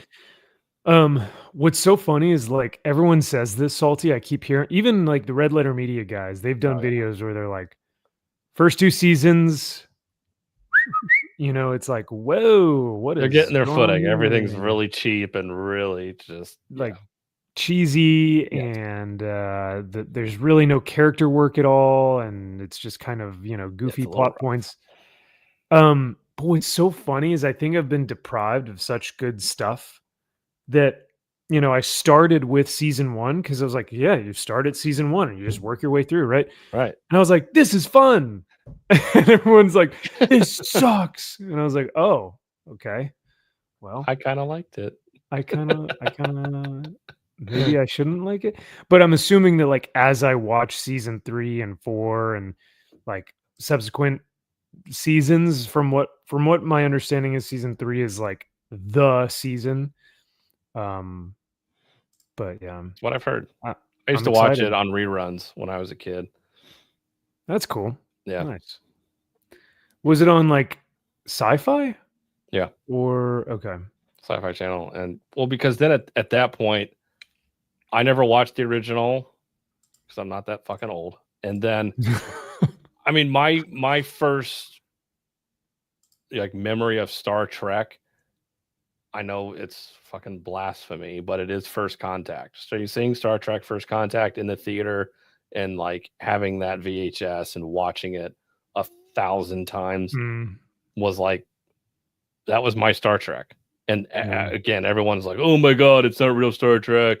Jonathan Frakes isn't. It's like everyone complains about First Contact, but that was my Star Trek. What's the complaint, that Jonathan Frakes isn't in there? Well, no, it's that it's too actiony and there's too much. Like it's the Borg and blah blah blah. It's like, yeah. So they're always, there's too much action in Star Trek. It's not about phasers and Borg and people being assimilated by the. It's like whatever. As a kid, I fucking loved it. All right. Because I was always partial to Star Wars and Star Trek, but that got me into Star Trek, and then so occasionally I would watch the show, And I'm like, this show is boring as all fuck. As a kid, I'm like, where's the fun Borg stuff? Like, where's the action? Yeah. It's like, no. You're talking about philosophical like ideas, bro. This they're all sitting around rooms debating about things, and I'm like, this is gay. And I'm so emotions and yeah. So, but going back, I think it's probably nice that you get to enjoy it now at your age and having the knowledge that you do. So then you can actually be like, oh, okay, I can appreciate this. But as a kid, it was like snore. Where are the lightsabers? I want more Yoda. Punch something. Worf, punch somebody. Yeah. Oh man. Yeah, it's Worf is like the he is the like their tactician, their strategist, their war general. Like he's their, action-y guy and still doesn't really do anything. I know. In terms of action wise, like he has a great character. I do like his character, but security and weapons. Okay. Yep. Thank you. That makes sense. But yeah, no, I'm excited to continue watching because I've only watched like the first 2 seasons so far for the most part. But now I have the whole collection, so now I can just throw these discs in and just hit play. Baby. Yeah. Live your life. Just never leave the couch. No. Are they all streaming though? Is it streaming somewhere? No, I mean, right? You can find them on like Tubi and Amazon Prime and like all these different, but I think you still have to, like on Amazon Prime, you still have to pay. Do you? They're not going on somebody, or I think they could be Paramount. It's got to be on Paramount. You got to be able to stream. I think that's what it is. Paramount.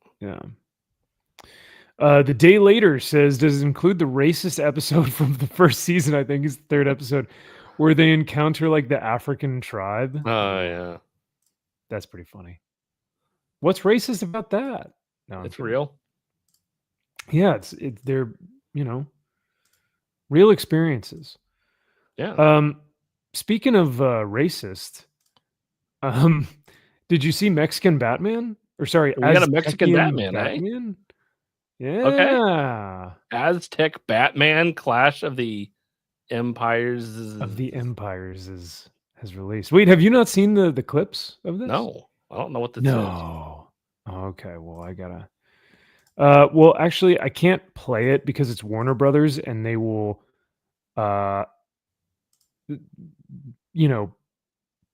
shove stuff up my butt for eternity and copyright. So, I'm just gonna play little, like or just have little snippets. But the animation doesn't look great. This looks bad.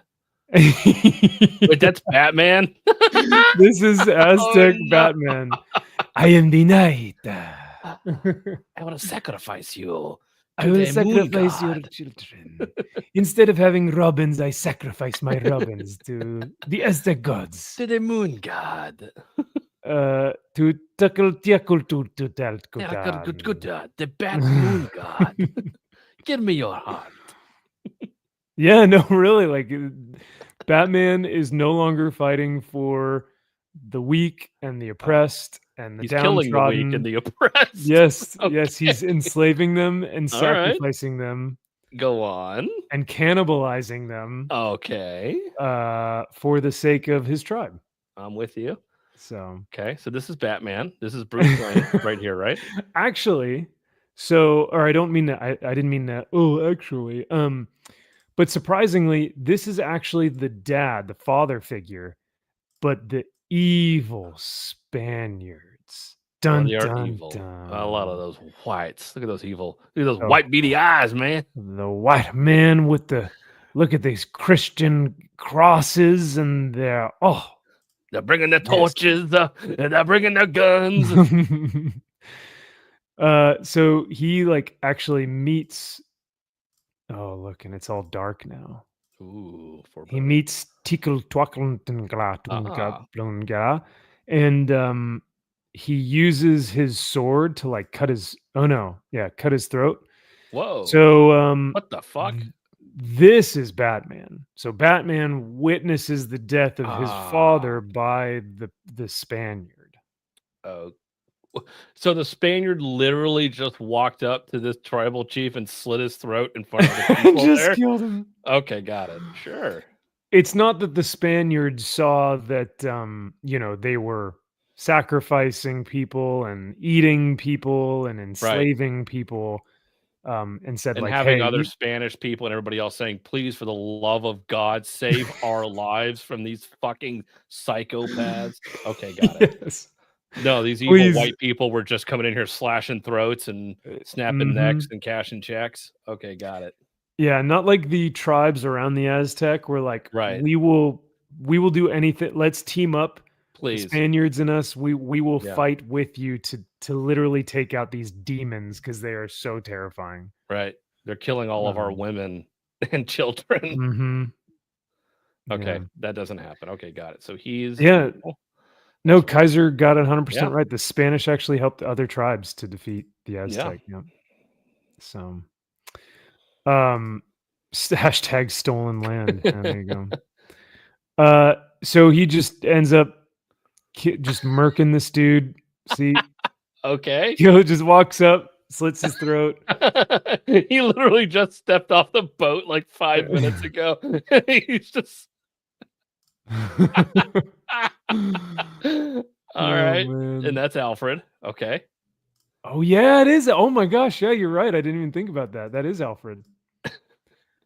And then he trains Batman. So bad. Yeah, the animation is really bad. So bad. Batman. I am Batman. You are the bat. I am the knight. You will kill all of these white people and sacrifice them. Oh, it's Catwoman. She is the cat. And then guess what? He's the Joker. Oh, close. She slashes his face and he becomes Two-Face. Oh no! Oh, Jesus Christ! You fucking literally do it. She literally took the skin off his face. Negro de la noche. Thank you, Kaiser. Alfredo pasta? Wait a second. Fettuccine Alfredo. Wait, no, they're Aztec, not Italian. Oh. Fettuccine Alfredo El Botero. God, this is great. Actually, this is going to be a great movie. I'm having way more fun. Yeah. There he Jesus is. Fucking Christ. There's, what the fuck is this? There's Joker. What? Wait, what? It's an Aztec? I don't know what he is. Because he's in Spaniard clothes, right? Yeah. But he's got Aztec earrings and the nose thing. Yeah. What the fuck is going on? I have no idea. This is going to be a nightmare. Oh, there he is. Dia de los Jokers. They let literal artards make this for real. Yeah. Yep. What? Ooh, poison ivy. Oh, geez. Okay, we're really going hard in the paint on this. All right. Oh God, that just looks bad. I am the knight. All right, so there you go. You get the point. But some of these Twitter posts have been hilarious. Daka says it's crazy the Batman would support the Aztec child sacrifice cult who normalized cannibalism over the Christian liberators who helped the tribes of Mexico overthrow the evil Aztec empire. Yeah, like this would make perfect sense if Joker was the one who was sacrificing everybody and killing them to appease some fucking weird god, and then Batman shows up on a boat and says, knock this shit off, and then they get into a struggle that lasts forever. I don't know. Like, it fucking writes itself. That makes far more sense to me, but we can't depict the white Spaniards as good people. PSA Sitch says, they know the Aztecs were the bad guys, right? The Aztecs killed more native peoples than the Spanish, and the numbers aren't even close. They are the brown people, so we are the good ones. Oh. We have the dark skin. Which means that we are just inherently better. We are better than you. Ober Sturfmoor Wario says, Batman must convert. Oh, this is the Joker speaking. He says, Batman must convert himself to Christianity and stop the human sacrifices. And for every day that he doesn't, people will be baptized starting tonight. I'm a man of my word. I'm a man of my word. Ooh, yeah, that's right. The Heath Ledger. Yep. That's right, Guano Man. I'm holding the Teopixqui hostage, and you'll never find him.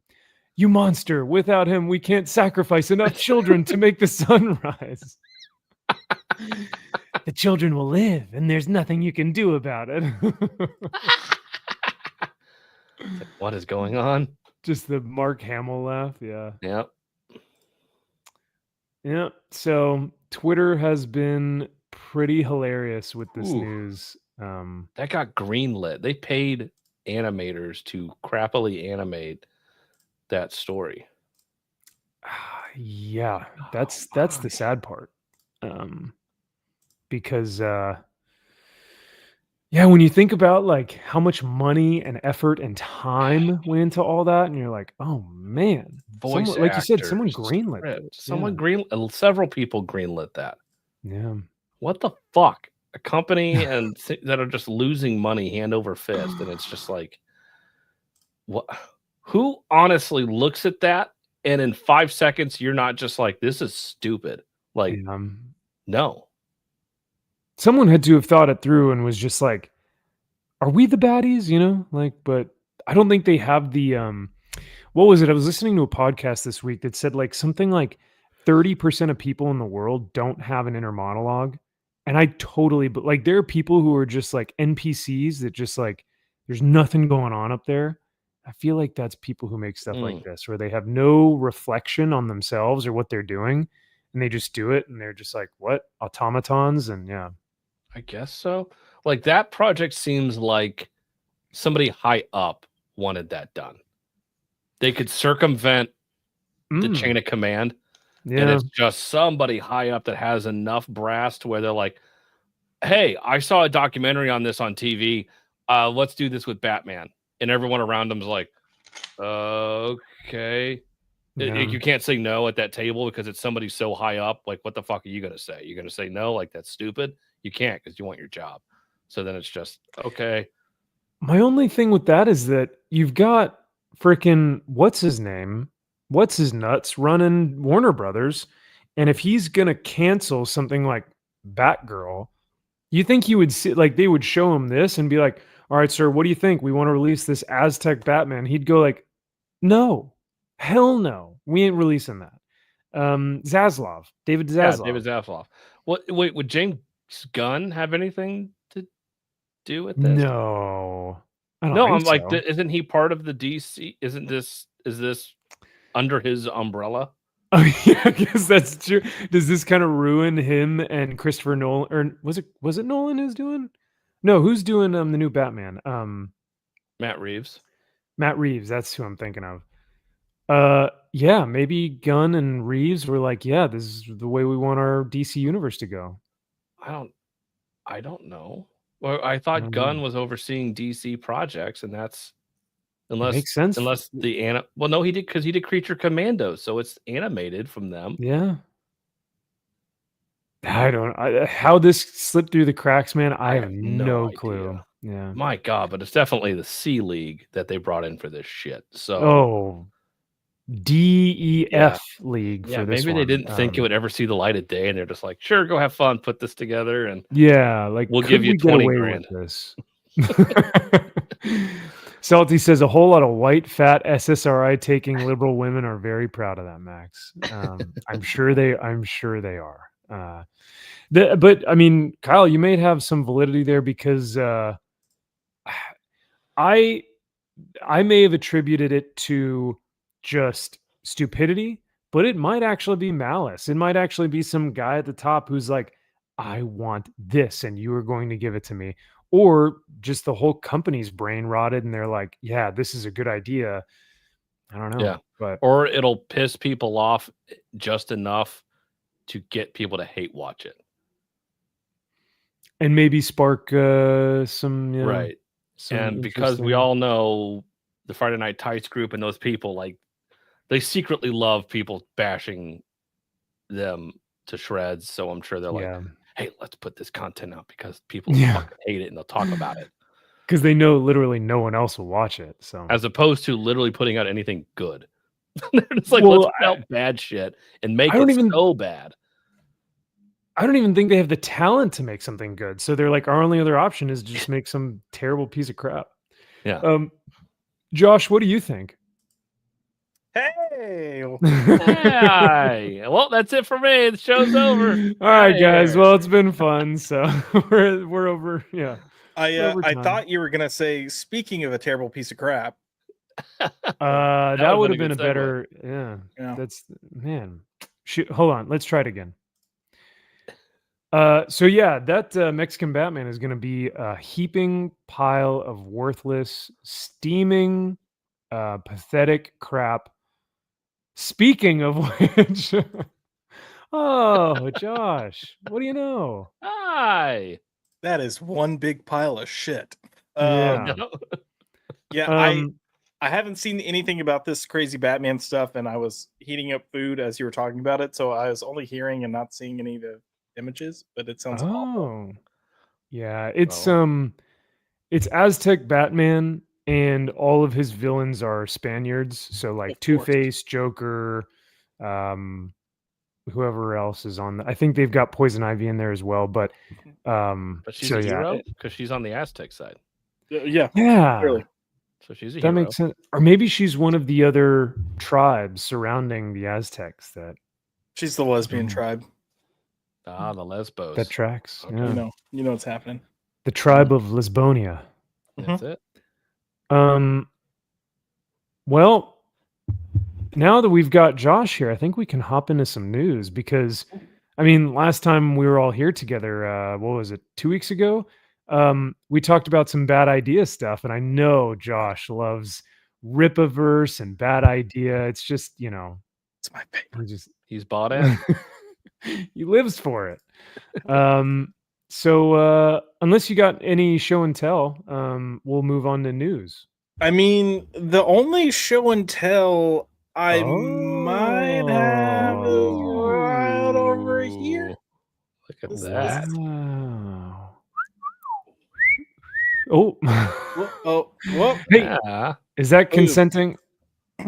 Cosplay is not consent. That's what I beg thought. to differ. That is yeah. Well, yeah, something. That thing looks freaking sweet. Sweet. Yes, it does really look good, sweet. man. I just got to change the picture. Once I change the picture behind it, we'll be golden. Because right now it looks like the turtles are like looking at her. I mean, I'd be looking at her from behind too. Yeah. I've got a couple options. I'm gonna pick. I've sent you guys what I'm thinking about doing. So I Hell approve. yeah. That's all. Cool. Thanks for showing that off, man. We'll hop into some news then.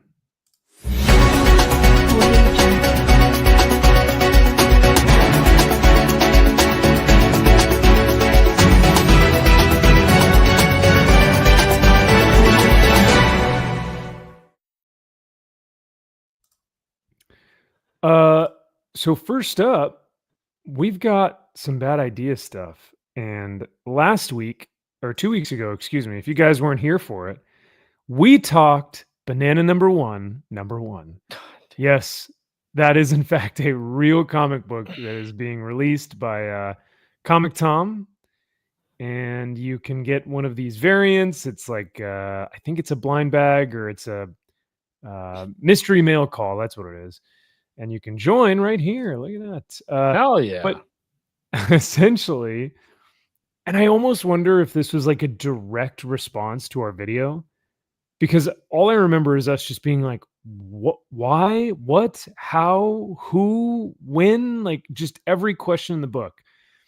And not too long after, they released a little blog post that says, we answer all your banana number one questions inside. So all of it's them, literally though? just You can't answer all of them. All right. I was like, there's no. So it's basically just an FAQ of, all these different questions, but I figured we could go through some of them. Welcome to the most important banana related document you'll read today. Jesus God. I fucking hate it already. Yeah. Me too. What is banana number one? In partnership with Comic Tom 101, Bad Idea has created a brand new comic book that must be seen to believed. Even if I had it in my hands, I still don't think I'd believe what I was looking at. Built by an all-star team of creators and exclusively available via the mystery mail call, Banana number one features 10 different editions. Question. God damn it. Is this real? Answer, yes. Question, why? Exactly. You don't have an answer for that one. Yeah. Yeah, I don't think they can answer that one. No. What is it about? We already covered this last or 2 weeks ago. Who are the creators? We talked about that. Did you really waste Mike Allred on a banana comic? Yes. Is Mike Allred overrated? Yes. Oh, hot takes. Okay, all right. Don't know why that's a hot take. He fucking sucks. Question: is there a Spider-Man 1990 #1 homage cover? No, there are 9 Spider-Man 1990 #1 homage covers. Raymond Gay and Bill Crabtree recreated every edition of the original Todd McFarlane comic book, complete with UPC profile art, hanging banana corner box art on the theme, cover, issue, title, caption, all Comic Tom approved. Nice. I hate it. I fucking can't stand this. Is it worse than Hibbity Jibbity? Both are pretty bad. Both are. Oh, man, that is real Sophie's choice. I honestly don't know. It's a conundrum. You know what? This almost has the chance to be like so stupid it's funny. So I'll give it that hope, but probably no. They're both going to be like bottom of the barrel shit, most likely. Yeah. Damn, man. I this will probably make more sense comic book wise than any Rippaverse book, but I still just hate everything about this. I was about to say, I think that at least they have. Well, no, I can't even say like, because who's writing it? Written one page at a time. Oh, well, that's right. That's right. Written one page at a time with zero outline, no roadmap, and absolutely no plan by Eisner-nominated storyteller Joshua Dysart. So it may as well just be as bad as a Rippaverse book. Could be. I don't know, man. It could. It's tough. It really is tough to say now. Salty says there's only one question about the banana book. Why, God, why? Hopefully Kyle is weapons free tonight. Yes. We don't want him getting close to anything. Apparently you bring up Mike Allred's name and you say he sucks and he's an overrated piece of shit. People get very, very angry. Not to mention wasting Kevin Maguire art. That's true. Yeah. How do I know which edition I'm getting? Each recipient of the Comic Tom 101 mystery mail call box will receive a random banana number one edition. So what do you have to do? You have to get multiple blind bags or mail call, whatever. If you want all of them, you have to purchase multiple of the mystery mail call box. The Comic Tom 101 2025 Mystery Mail Call Box Mystery Comic Mail Call Box Banana number 1. Like as I want it to be there you go. Of a title as possible. Correct. What are the different editions and their odds? So they have ratios, I guess. Your odds of pulling a 1 in 15.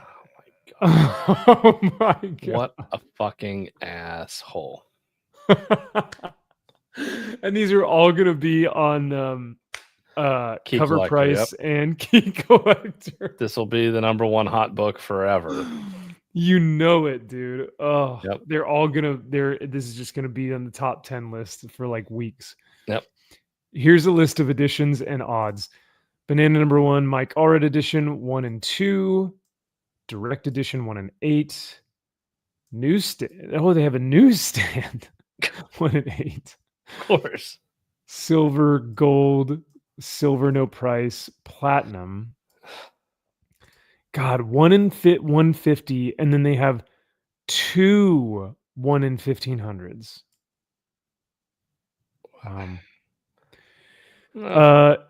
You even did the Lizard Error editions? That's right. Every single version of 1990 Spider-Man number 1 has been homaged. Even the 2 ultra rare Error editions. If you pull a silver edition, open it up, and flip to story pages 10-11, you might just have one of the ultra rare Error editions. Oh, so the banana is either red or blue. Aha! Aha! Gay as fuck. That's genius marketing right there. This is brilliance at its finest. Fucking genius. You might as well print a double splash page on either side of a page. It's that great marketing. You're just printing money that way, Bubba. You might as well just be going to the mint and just grabbing stacks of cash. 100%. That's what this is. You guys really did this? You promise this is real? 100%. 100%. And there's Planet Death number 1 exclusive in the box too. What? Whoa! Yes, superstar artist Ryan Benjamin, along with John Livesey and David Byrne, homage the greatest Todd McFarlane Spider-Man cover. Whoa! ASM 300 to create the perfect companion piece to Banana number 1, the Comic Tom Planet Death number 1 exclusive edition. I've never seen that cover homage, so it's nice to see someone homage it finally. Oh my god, I hate you so much. Is Comic Tom literally sucking Todd's dick while he's making this book? Dude, I wonder if this cover and this cover weren't homaged so much.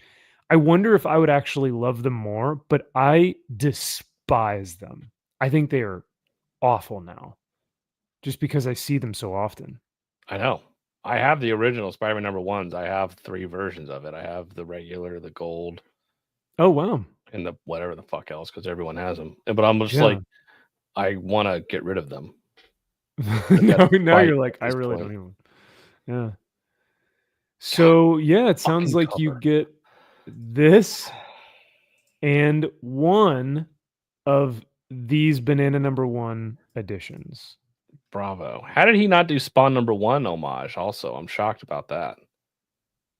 Wait, but are you talking about an homage of the Spawn homage of the Correct. Spider-Man cover? That's correct. Yep. Oh. He's leaving money on the table then. I don't know what to tell him. He's an idiot. Yeah. A moron. He's not a real businessman like That's us. Banana number 1, number 2. There you go. Banana number 1, number 2. Variant. No. Spider-Man number 1 homage. No, Spider-Man. Spawn number 1 homage. Homage number 1. Banana number 1. Correct. He's dropping the deuce.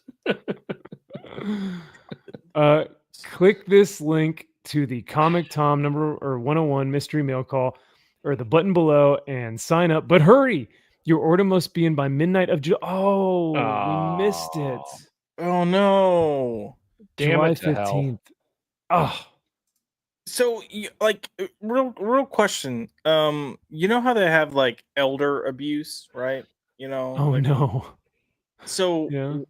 there's got to be like a retard abuse, right? I mean, for the people that plan on like we can just, retard abuse hotline. Hey, this retard needs help. He's buying this shit. Yeah. Like, no, that's actually a good point. We need to call the Better Business Bureau and leave a concerning review saying like, hey, Better Business Bureau. Nobody looks at the fucking Better Business Bureau. What do you think this is? 1950? What else are we gonna do? We gotta warn someone about these retards that are buying into this stuff. We gotta help the retards. Ugh. Hey, I mean, if it weren't for you guys, I would have purchased this too. You know what, Max? You would have. You would have. See, what was the other thing he started to purchase? And we're like, oh, Golden Patriot. And we're like, don't you fucking dare. We can review it on the channel. Don't you fucking dare. But it has Patriot in the title. Yeah. And we'd be sticking it to the chuds, right? It's like, no, you're giving them your money. Yeah. So, oh man. Salty for $2. Oh my gosh, dude, thank you for the 2. Greatly appreciate that, my man. Hold on. Where to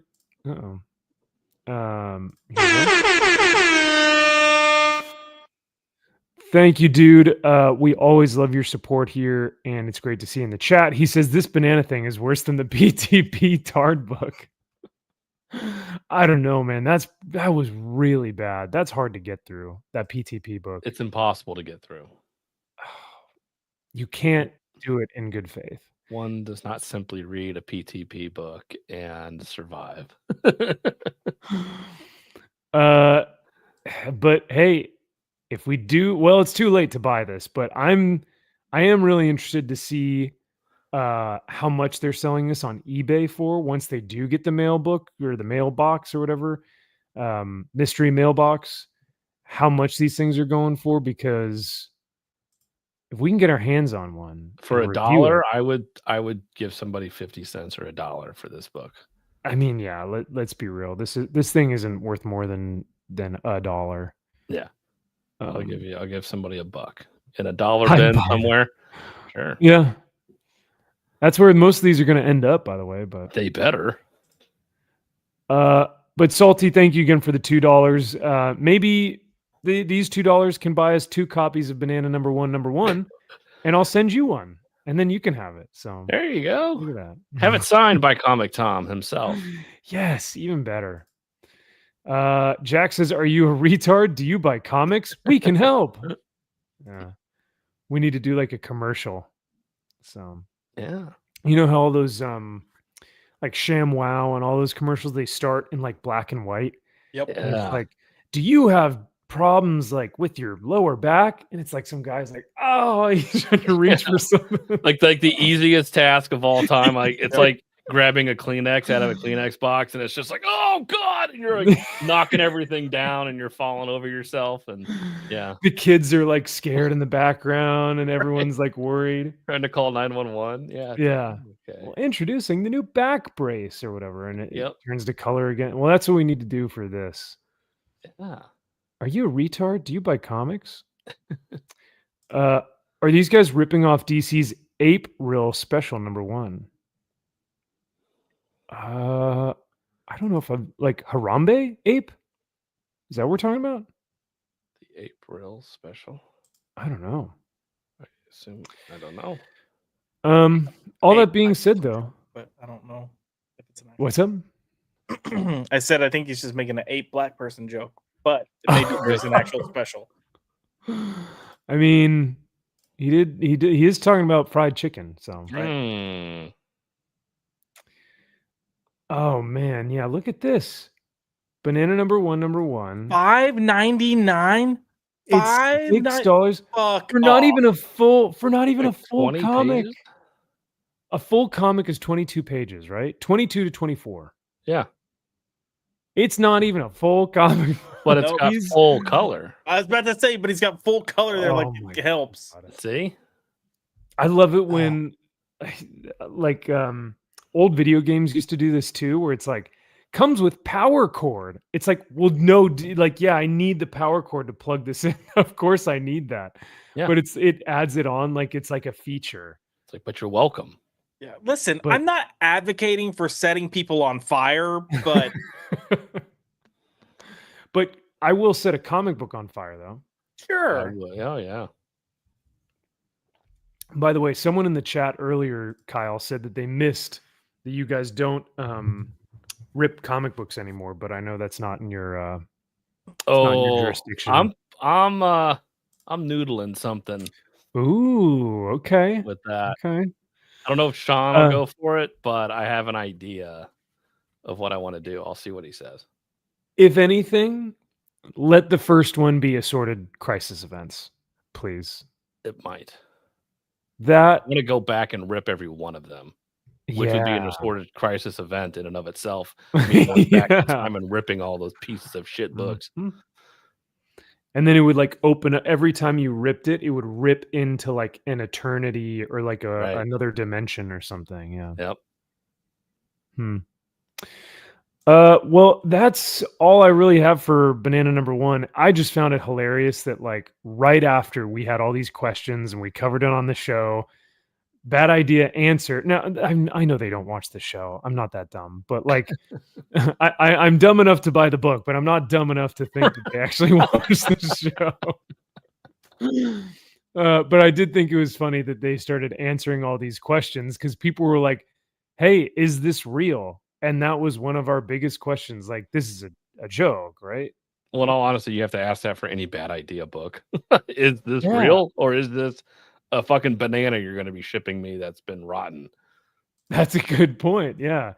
We're going to ship you banana. You make a banana bread, bring it to us at San Diego Comic-Con. We'll try it. And the winner that has the best banana bread gets our comic.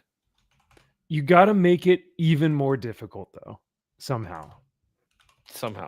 Yes. Like you need 5 more layers of bullshit in between. You have to stop at these 3 comic shops. Yeah. Pick these things up. Yeah. Well, speaking of that, I figured we'd talk about how you can earn one of these awesome original art editions of Planet Death. Basically, they've been doing this big promotional series or promotional like marketing to talk about how you can get a signed like bad idea book or Planet Death book. And maybe it's not this one. I think it's a little bit farther back. But here we go. Signing tour. There it is. This Saturday, July 19th, join blockbuster screenwriter, blah, blah, blah, creator John Wick, Planet Death signing tour. Prepare yourself for the biggest bad idea signing we've ever thrown and find out how you can earn your copy of this super limited Planet Death #1 original art exclusive with the handy FAQ below. 3-store signing tour, Saturday, July 19th. So on one day in beautiful, dystopian Los Angeles, you had the opportunity to go to Golden Apple Comics, Revenge of, and Collector's Paradise, which are 3 comic book shops. And at each one, from 11 to 1, 3 to 4, and 5 to 7, you would purchase a Planet Death issue, one of these covers. You would have it signed. And then at the very end of the day, at the final location, you would then receive, after you've had these 3 comics signed, your original art cover for everyone who collects all 3. Yep. I guess my question is, what comic or what comic would you do that for? Because I definitely wouldn't do it for this. That's a lot of work. Driving from each comic shop in Los Angeles in the middle of a Saturday. I mean, that's what I was about to say. I was going to say, what's the distance between them? Do you know? So, I mean, from Melrose to Pasadena on a Saturday, you're looking at an hour. Dude, easy. Ugh. Yeah. Saturday afternoon. Yeah. People just driving around like freaking maniacs. People shooting each other. It's Los Angeles. Yeah. It's going to be a nightmare. Yeah, dude. I don't know. So, uh, it's cool. I mean, it's cool. I'd love to see all this in black and white, but I don't know. That's not even that cool. Let's be honest. That's not that cool. It's No, not I mean- that cool to spend a whole fucking day driving around from comic shop to comic shop to be like, "Hi, I'm retard number 3, seeing you for the 3rd time today." Well, that's the embarrassing part, right? Is you have to go up to them a 3rd time and go, "It's me again." Yeah. Like, Hello. hi. But we know the people that are going to be doing this. They're the ones that they get up when we're at, conventions. They get up and they're like, hi, will you, okay, You mean at a convention panel when they Yeah, have the when they question have and answer Q&A, portion? yeah. Yep. They go up to the microphone. Yeah. Hello. Hi. Hi. So I was wondering, so I am creating my own universe, and in my universe, I have Lord Grimblebob, and Grimblebob just starts going on, and you're like, that's like fucking blow my oh goddamn no, head off buddy. right now. Oh, we've got about a minute before we gotta like cycle you through and the next guy, and I already stopped listening, so and these poor oh well, I mean these actors are getting paid like out the ass, but still. That's like, but like that's what separates like Hollywood stars and just actors. Like stars know how to work a crowd and those super autistic people to like win them over and to like have that charm. Like that's what separates you. Like when you can do that, like a Tom Cruise could do that, Brad Pitt can do that, like these big Robert Downey Jr. can do that. Like some of these guys just, you work a room, you work a crowd. That's when it's like, all right, you can handle the tism. Yeah. Most people, nope. Fuck off, kid. Like, nope, No. I don't want any of your bullshit. They're done. And like you said, they're professionals, so they've seen it before, they get it, Right. they understand it. And maybe you catch them on a good day and you're like one of the first ones, but like, I don't know, after a long day and you've had to deal with that, like, from sun up till sundown, I'm sure there are guys that just like, I can't do this anymore, Yeah. Here's an interesting anecdote. Salty says, I do that for Transformers, G.I. Joe, and or Conan, but not Planet Death. Oh man. It like Transformers. If it were a Transformers or Conan like exclusive, like something that no one else could get, maybe it'd be kind of cool.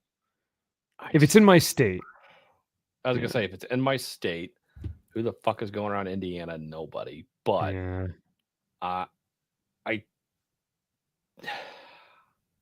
don't know. Like I don't know what I would do that for. Yeah. So I haven't seen Aliens in a hot minute, but apparently that ship is from the Sulaco. Sulaco. Yeah, the Sulaco from Aliens. Yeah. It looks pretty goddamn similar. If you pull up images from here, I'll pull them from Aliens. Yeah. I'm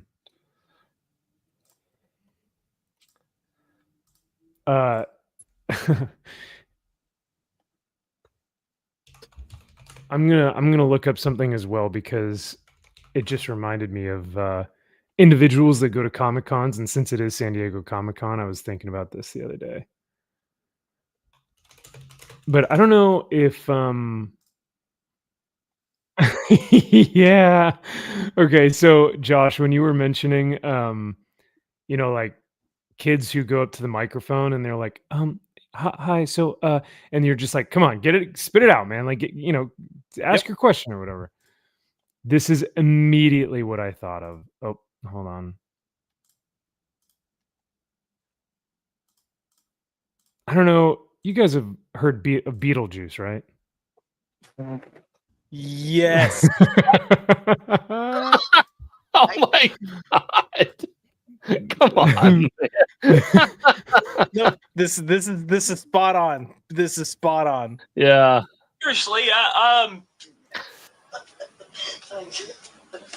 fatal and don't you want to do that? Fatal, Sean and I we flew in together to Vegas and So I'm not so much laughing at the stutter. The stutter, like, yeah, it happens to. That's just he can't help it. Yeah. But Beetlejuice, so funny because he's going, "Come on, man, come on, Yeah, get it out, come on, man." come on, let's go. And in a second, doesn't he say like, "You got it, you got it"? Yes, yeah. He's like, "Yeah, spit it out, you got it." He's like, hey, "Yeah," he's like, "Hey, come on." Well, go ahead, keep going. Go ahead. Go ahead, come on, go ahead. Oh my god. where you hung out Right. in Vegas and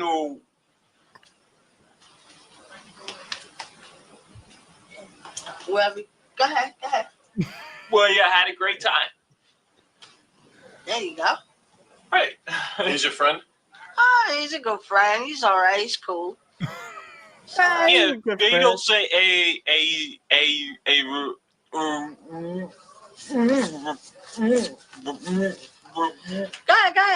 You got it. really nothing. Go ahead. You got it. Come on, spit it out, dude. Go ahead, spit it out, man. Oh god. Oh man. I love it so much. Look, I know it's not this clip, but I also love the one where they're doing like the game show, where they're asking him questions. Oh, someone else yeah. questions. When they ask him like 2 + 2 or something. Yeah. Yeah. Oh man. Or when he's in the hotel room, they're like, "Beetlejuice, what are you doing?" "Me? Nothing." Nothing. "Me? Nothing." Oh man. And like I said, chat, don't get me wrong. I think his name is John the Stutter. Love him to death. Seems like a really nice guy. Seems like he just wants to hang out. Beetlejuice is the one that is making me laugh so hard, not John. But both are a really good exemplification of what you will see at a comic convention. And somebody who is either in front or behind me in any line I am ever at for anything at any point in the fucking day. Yep. Yeah. For some reason, Yep. I can go an entire day and maybe not see an individual like this.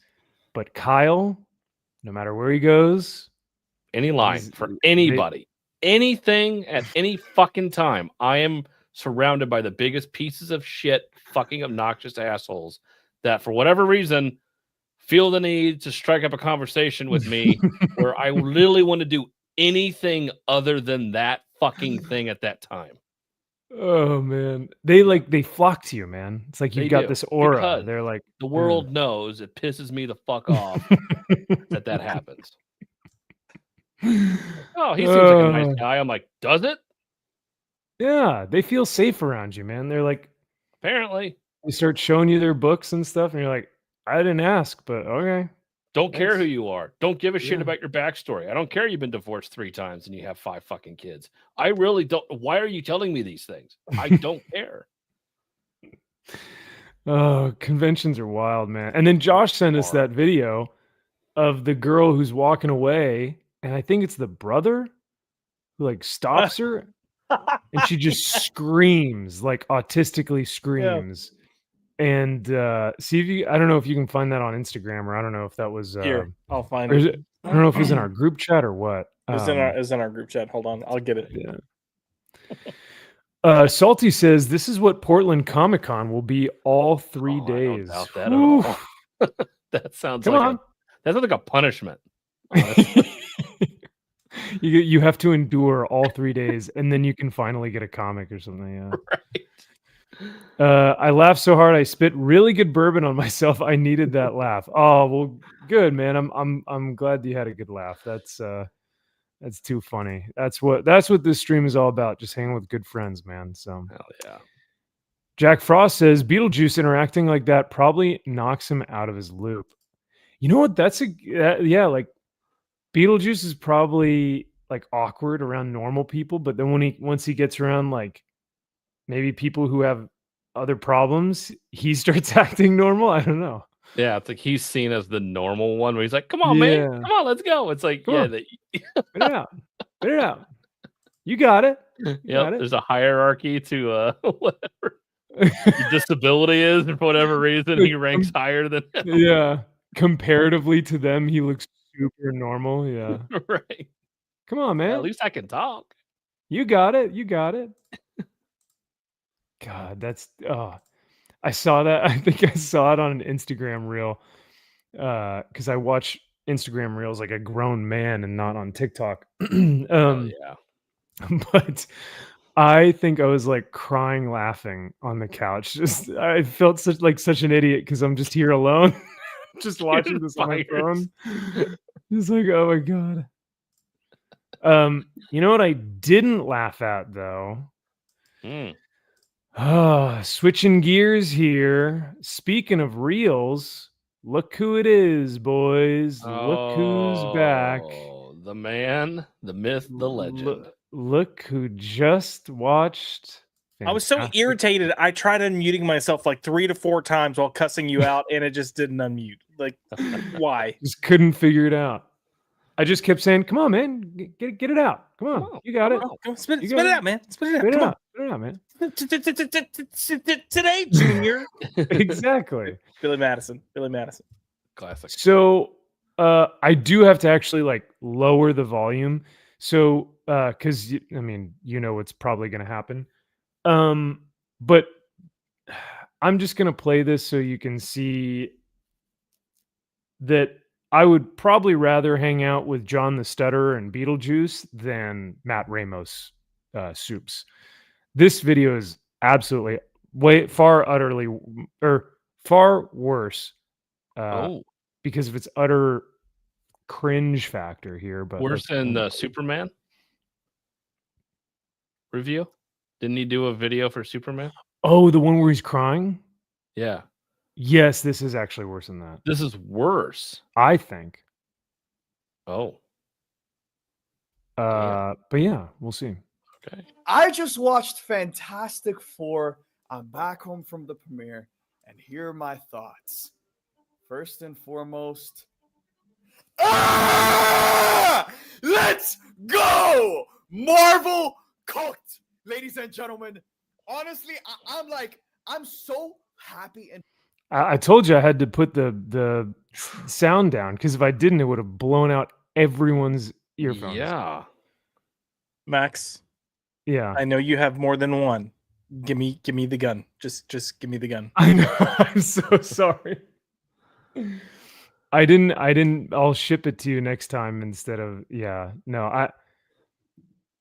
I don't know how anyone deals with this. Please, yes, thank you. Yeah. Oh my god. I mean, I wouldn't be opposed to at this point. It's like, but that is so annoying. Like, who else thinks that that's like funny or quirky or like real? Well, yeah, real. That's for sure. And fulfilled. Yet at the same time, I am just depressed because we have to wait a year and a half until Avengers Doomsday. And what's I always notice about the shills is that even when they're reviewing the movie now, this movie, the one that we're talking about this year, they can never get over, and then what's setting it up for the next movie? It's like, no, we're not talking about that.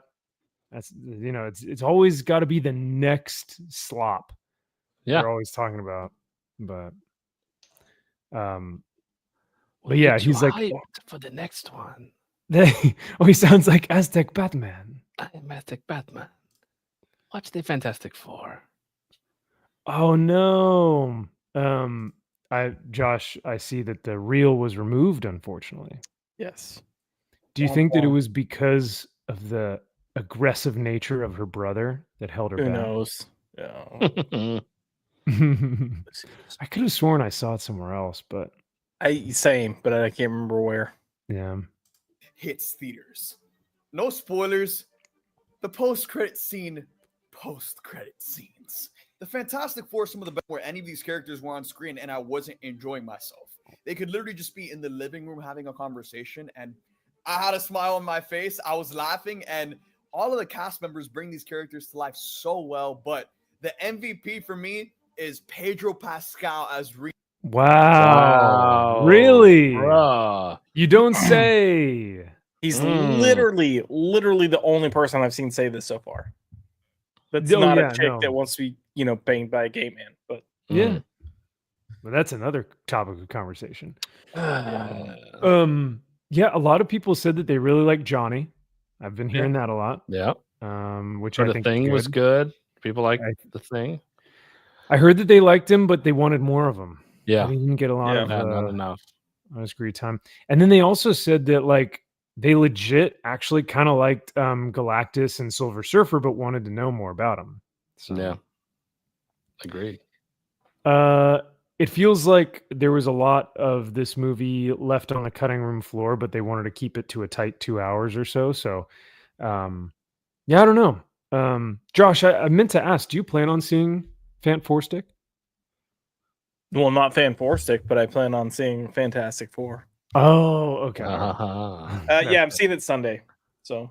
Okay. Oh, yeah, because you're going to talk about it on Tuesday on Pop by Culture. That's correct. At 5 p.m. Pacific time. Correct. Okay. Which will be 7 p.m. Central. Central time. Yeah. Cool. Which you all can find the link to Pop by Culture in the description. Oh. But yeah, so they will be giving their thoughts. Kyle, are you going to join them? Because you're going to see the movie tomorrow. I'm seeing it. Well, this morning, actually. Oh yeah, well I guess this morning. So at 9:30, yeah. Jesus. I can't say anything. I was trying to get matinee the morning screenings, and for whatever reason, they don't have any morning screenings. Wow, I'm shocked. This was the earliest. I was like, I want the earliest goddamn show. I don't care if it's 5 a.m. No, same. Well, usually the earliest we have is 10. Yeah. And for whatever reason, the earliest they have for the weekend is 12 and 1 o'clock. And I was like, why?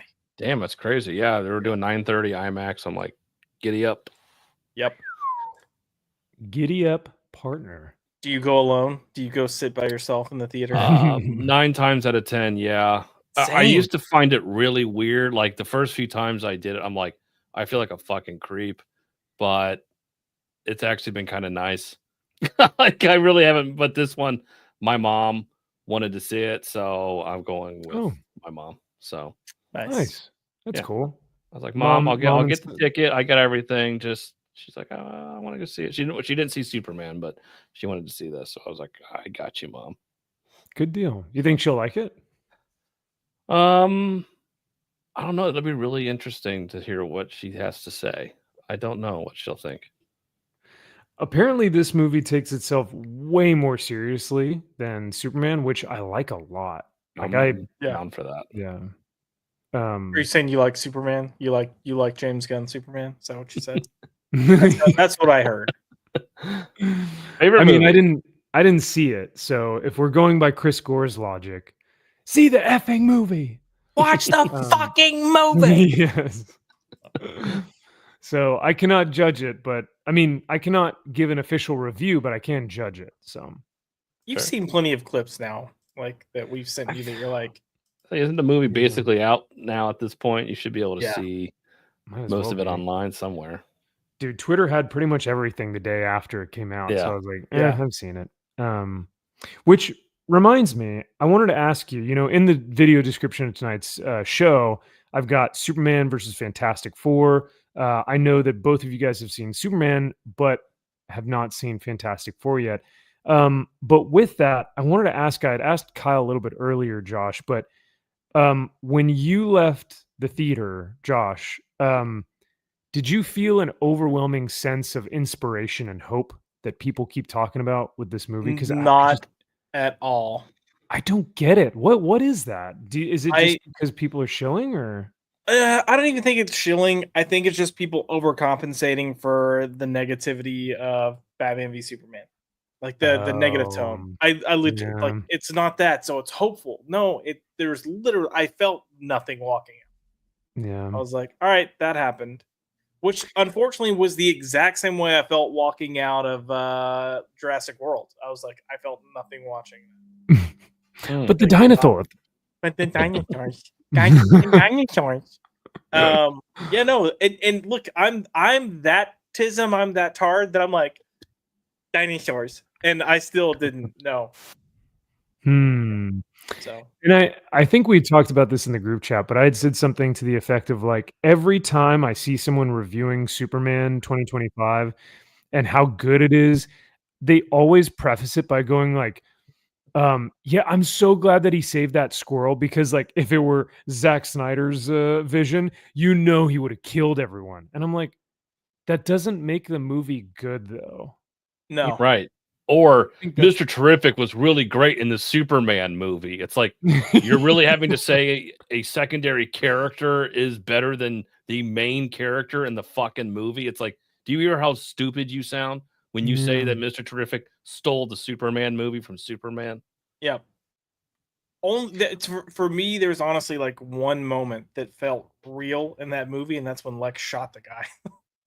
Wow, even then, I thought they had Rex metamorpho. The way they made him cry to me was humorous. So I know. It was so weird to me. I'm like, why is he such a bitch? I'm just like, why? I mean, I get it. Rex is a big softie, so why not? But it was the way he cried. I was like, all right, this is humorous, not comical. Yeah. But it's like a comic, guys. It's Silver Age. It's goofy. It doesn't need to be serious. Listen, I hate that. Not well. Okay, so the things that you can manage both, right? You can have the Silver Age goofy fun. You can have that stuff incorporated in, but you need to balance it with like actual heartfelt moments. And I didn't feel like there was the only moment that I thought was a heartfelt moment was Lois and Clark talking after Lex had taken the dog, and they're having a conversation, and you got the imp in the background with the justice gang fighting him. But to me, that undercut the entire scene. Yeah, you've got freaking, and which we had this on my stream, and Dylan was like, "No, I didn't feel like it undercut it." I'm like, "You have fucking Guy Gardner with a baseball bat, like bink, bink, bink, bink in the background while a serious conversation is going on." So I was like, and then this isn't a Superman stream, but hated the fucking kids. No, it is, because I want to hear from you guys, because we're talking about Superman and Fantastic Four a little bit, and even if we're to have the conversation about not just quality but the box office, right now Fantastic Four looks like it may actually make more money domestically than Superman. Oh yeah. At this point, I think yes, without a doubt. So good. Which I'm kind of like, I mean, don't get me wrong. I don't want to root for Disney Marvel. I'm done. But what is it better than taking this like subversive, weird James Gunn movie from WB? And is it better that it beats it out? I don't know. Listen, and this is just cold hard fact. If Fantastic Four does better at the box office than Superman, then DC has failed. Oh yeah, they've failed before they even started, because this is the start to their universe. So yep, that's a good point. Speaking of failing, we must be stopped them. We need to shout agree, that loud Jack. And proud. Yep. Yeah, we must be stopped them. We must stop them, or they must be stopped. Josh, you missed that right before you hopped on. We were reviewing a Comicsgate book. And well, actually, not PTP Comicsgate, because PTP is not Comicsgate anymore. Wait, excuse me. Sorry, he's a Dungeoneer now. Yeah, because at that point, fuck, I don't remember at that point he had that gay ass video where he's like, I am Comicscape, but my business is not, or some bullshit he was trying to. Oh, I don't remember that at all. That was during the Dale Keown Pitt omnibus debacle. No, oh my god. Or when he was doing the documentary where he goes, I think we're gonna need more boxes. His wife goes, yeah. Yeah. Yeah. Oh man. So yeah, we must be stopped them was one of the typos in the book that we were trying to figure out. Is it we must stop them or they must be stopped? And we couldn't figure it out which one it was. But somehow these geniuses were able to put the two of them together and not get either one of them right. Mock up an entire, make a whole new language. Yep. Yeah, really. So this reminds me of when you have people from another country that they don't know how to like actually speak English. Yep. And then they try and you're like, yep, nope, that's not, nope. Those weren't the right. Yeah, not even close. Come on, man. Come on. Swing and a miss. Get it out. Spit it out. Salty says, notice how quickly Superman just disappeared, was completely disposable, utterly meaningless. Ooh. See. No, go ahead. Oh, no. The only thing I was going to say is I kept hearing noise throughout the weekend, whereas Fantastic Four, I haven't heard really all that much other than just like meh. But I don't know, Josh, what were you going to say? Sorry. I mean, keep in mind, Fantastic Four for most people's opening night is tonight. Right. That's true. Yeah, that's a good point. Superman is like Wednesday or something. Yeah. Yeah, but I'm definitely seeing and hearing more about Fantastic Four even the past few days than like Superman. For me, you had that first weekend and a few days after, and then I felt like it just fell off. And I get its hold from weekend to weekend wasn't awful, comparatively speaking, from what we've seen in the past. Like I was 50-something% instead of 70-something%. But it also had no competition last week. So, but what I was going to say is James Gunn tweeted like yesterday, I think. So who's going to go see Superman again? And it was like, the best is people were like, oh, is this desperation? Like, oh, interesting. Wow. Well, speaking of Superman, I did have something to ask you guys because I'm genuinely curious about this. Now, last week, 2 weeks ago, man, I keep forgetting that we were gone last week. So 2 weeks ago, one of the big points of contention was Jor-El and Lara and how they are this kind of colonizing, Kryptonian family. And it's a little bit different this time around. And he changed the lore and how subversive it was and how awful people hated the new change and how it ruined Superman's lore and all this stuff. But then you had on the opposite side, people were like, oh no, this adds to the lore. This makes him like, this adds to the theme of Superman embracing his, Josh is shaking his head. And one of these individuals who was kind of on the counter opinion of this saying like, no, this is exactly what James Gunn meant to do. And it's actually brilliant. And you guys don't understand, is a gentleman on Twitter who goes under the handle Script Doctor. Now he wrote a pretty Script Doctor. Come on, man. Oh my God. I've heard his stuff before, or like I've seen his stuff before. It's fairly good, right? Like he does some good. Yeah, he's stuff. Usually pretty on point. That's why I'm like, come on, man. Like, okay. And this was in response to Gary's video where this guy says, in other words, Gary, you were just trying to cope with a bad decision made in a bad movie. Because they were, Friday Night Tights were all talking about like, this is a terrible decision. Like, why would they do this to Jor-El? Yeah.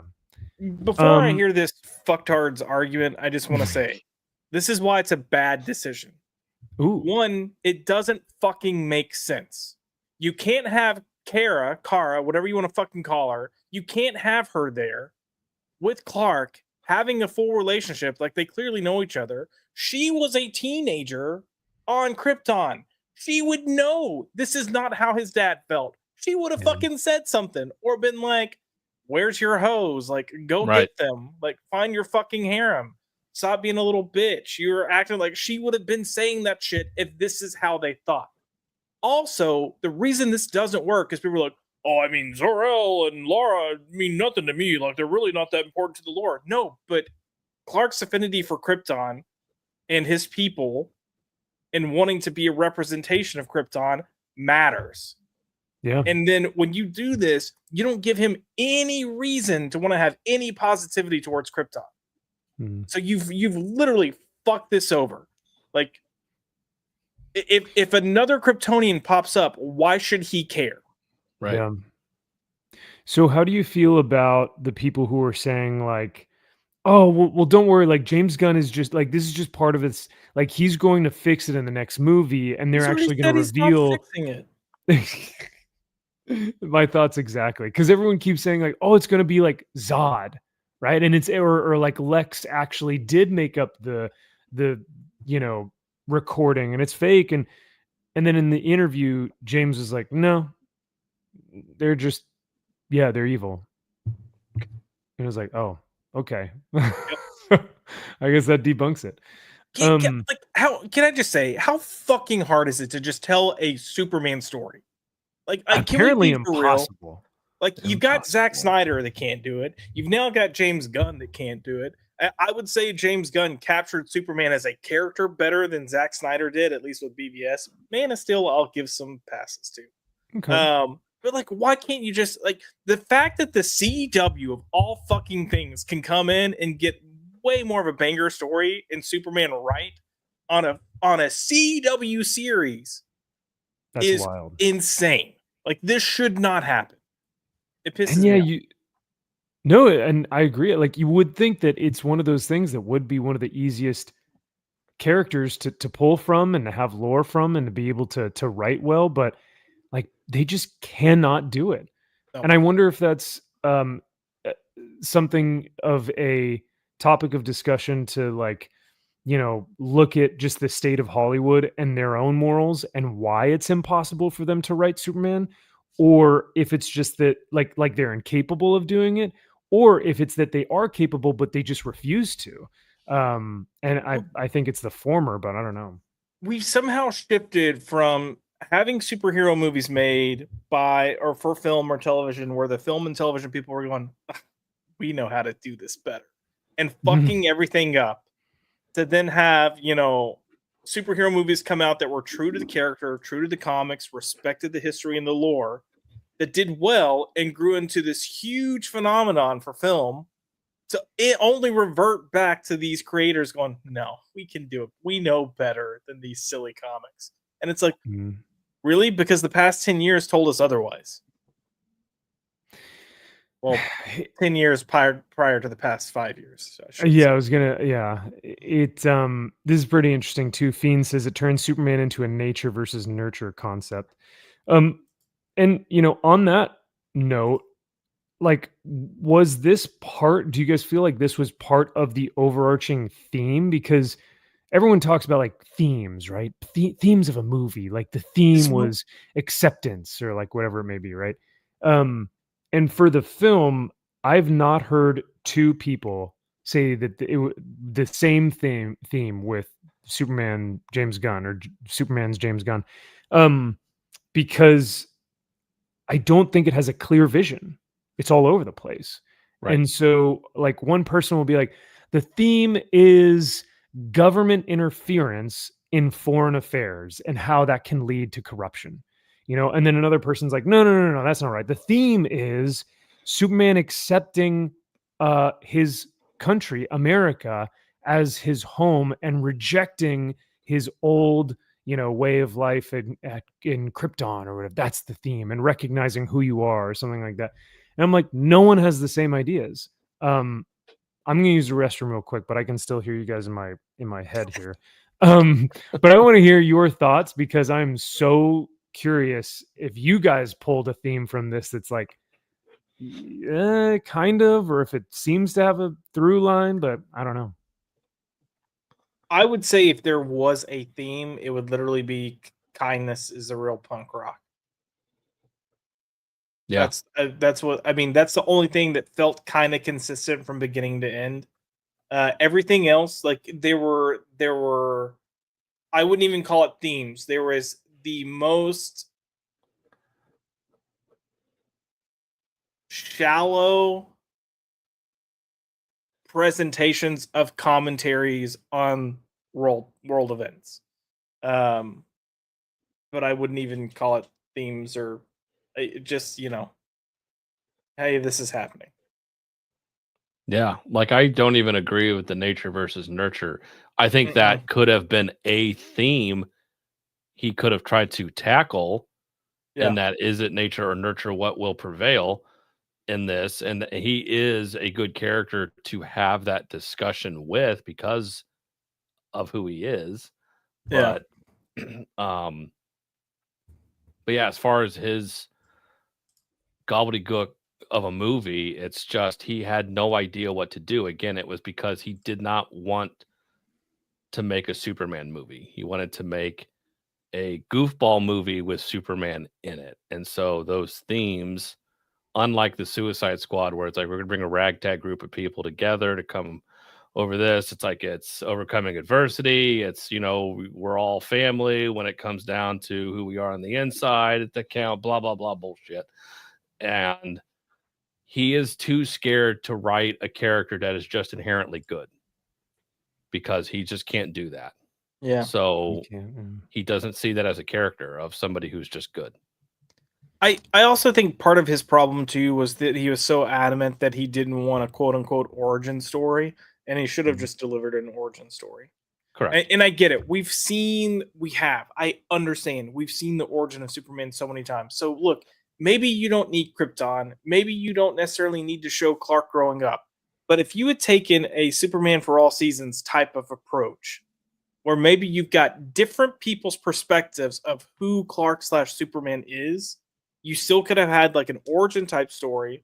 You would have gotten a great concept and foundation of who Superman is as a character while still highlighting those other characters. Like it would have let you highlight the Kents, Lex, Lois, and then since there's not Lana, you could have done someone else. You could have had like the Rick Flag approach that this is the government, like you could have done something like that.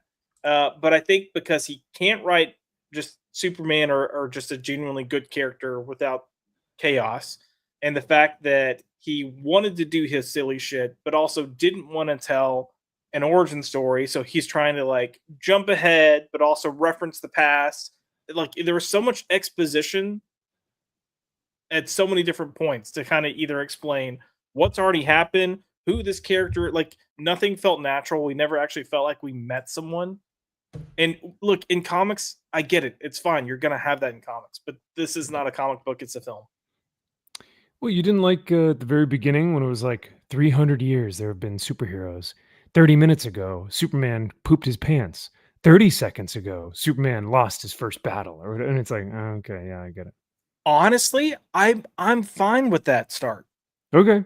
But you have to do it the right way. You can have that like 300 whatever thousand years ago we had our first, like you can have all that and you can say Superman's been around for 3 years and you can say that he's never lost a fight until today and you can start your story off there. But here's the problem with him starting the story off there.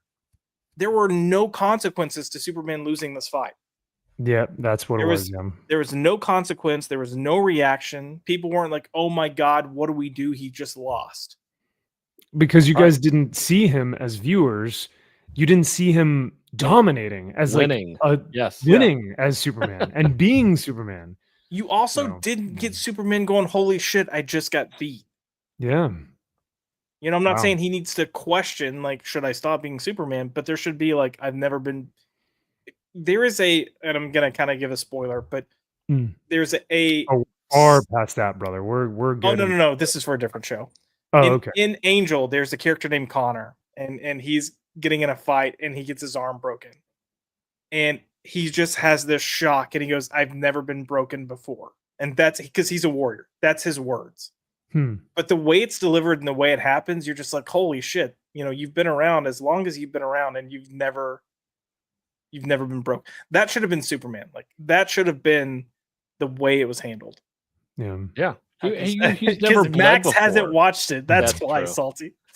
Superman's never bled. He's never seen blood before until that point, I would assume. So it would be like, what is that? Like, what the fuck is happening to me? Yeah. That'd be crazy. Yeah. Yeah. Whew.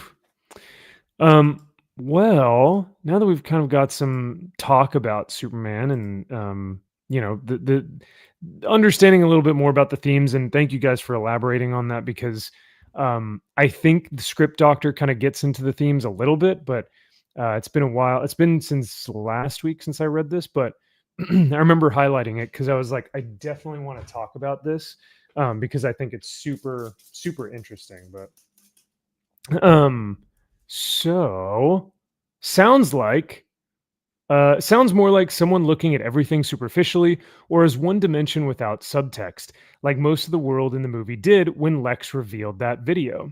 One of the themes of the movie is, Salty, got to head out, have a Goose show panel and chat. Have a good show, brother. Take care, and thanks again for all the love and support, man. Have a wonderful evening, and we'll talk to you soon.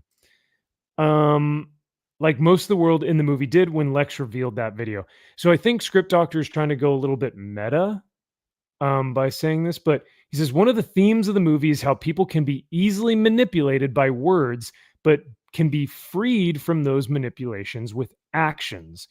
Now, I don't know if that was a major theme, but I also know that James Gunn really wanted to get across that he's like, guys, my weird child tweets that I did, like, I'm better than that. I'm not that person anymore. And like was trying to do that in the Superman movie, maybe. But that's where it's all heavy-handed and comes and goes so fast. We're going to turn the world. Everyone hates Superman. And then literally 5 minutes later, everyone loves Superman again. And it's like, wait, how the okay, this is just so fast. It's whiplash inducing about how ridiculously fast this happens. Everything is just at neck-breaking speed. Yeah. And I think that's, so I mentioned that there's no consequences. There's literally almost no consequences for pretty much anything. At least not that get dealt with in a realistic way. You might have a character reference it or whatever, but you don't actually explore what the consequences would be. That's why even with this, like when we saw the trailer and you saw people throwing like the can at Superman and he looked kind of defeated and down, I thought they were going to kind of go that Kingdom Come route where he questions just giving up. He's like, the people don't want me. Yep. Governments don't want me. Like I'm causing more strife than good. Like, why am I even here then? I thought it was going to go that route and I would have been okay with that. Me too. But no, it's literally just like, he's not even upset because people are against him. He's just upset because he found out his dad's a liar.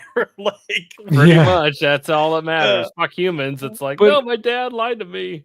I thought all those monkeys were spamming super shit and all this stuff. And they were. These are all bunch of trolls, internet trolls. Get it? It was such a just like quick throwaway moment that honestly was meant to be like that Silver Age type humor type thing.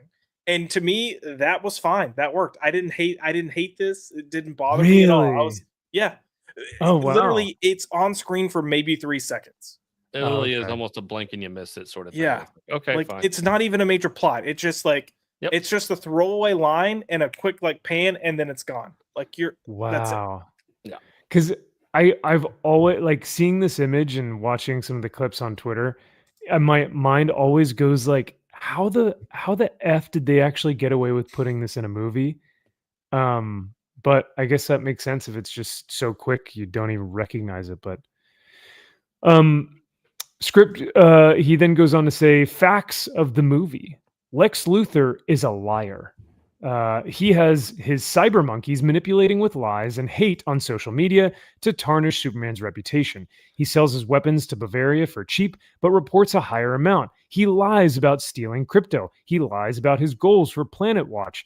But the one thing he's going to be truthful about is the message sent with Superman to Earth that he restored and quote-unquote discovers the very circumstances that he needs to achieve his goals is going to be accurate. Really? He claims he has experts to authenticate the message, but given the lengths we've seen him take in the film, that brings doubt. Especially if those experts now know of his pocket dimension prison or are subject to bribes. Both actions we see Lex do with his staff and the director of Bavaria. Regardless, doubt of Lex's honesty exists. So I guess what Script is trying to say is, given the, I guess, context clues of the film, but it's not outwardly stated. Is that? But here's kind of what here's the thing, and I'm going to use this word that we all give or phrase that we give shit to, but that's a bad faith argument, because there are multiple points in the movie where Lex does tell the truth. Okay. Yeah, so even when he goes to kill the guy, like with the scene where he kills the guy, he says, I'm going to ask you the question, and every time you don't give me the answer, I'm going to pull the trigger. And he does. And it just happens the first time he pulls the trigger, he kills the fucking guy in Russian roulette. Wow. And he's like, and he's even like, oh, I didn't think it was going to happen that fast. And he was like, I'll be back every day until you give me the answer. You have the point where the city's getting ripped apart by the rip in reality. And his own people were like, what are we going to do? Like, we've got to evacuate or whatever, or we got to stop it. He's like, no, I'm not going to stop it until it gets to a point or a place that I care about. Like, there's active points where he's telling the truth. When he talks to Superman about what he thinks about him, he's telling the truth. He's telling the truth. So if you were to say, take this argument that he's trying to make and go to like, oh, look at Christopher Nolan's Dark Knight. The Joker lies literally every time he speaks. Every time. And this is 100% fact. Go back, because I had a friend mention this. He's like, did you notice that every time the Joker is speaking to someone, he tells a lie? So I went back and I rewatched it. Every time he's speaking to someone, he's not being honest and not telling the truth. And I was like, huh, that is, to me, that's brilliant. They didn't do that with Lex here. So you can't say that's an argument to go like, oh, the video's fake because he's a liar. He's a liar when he's manipulating. And in the case of Superman for a public eye, he's manipulating. Like the scene where Superman goes into his office and throws the table and is like, where's the dog? And he's like, what dog? I don't know what dog you're talking about. Tessmacher, whatever her name is, is filming him to make Superman look bad. Like, it is a setup.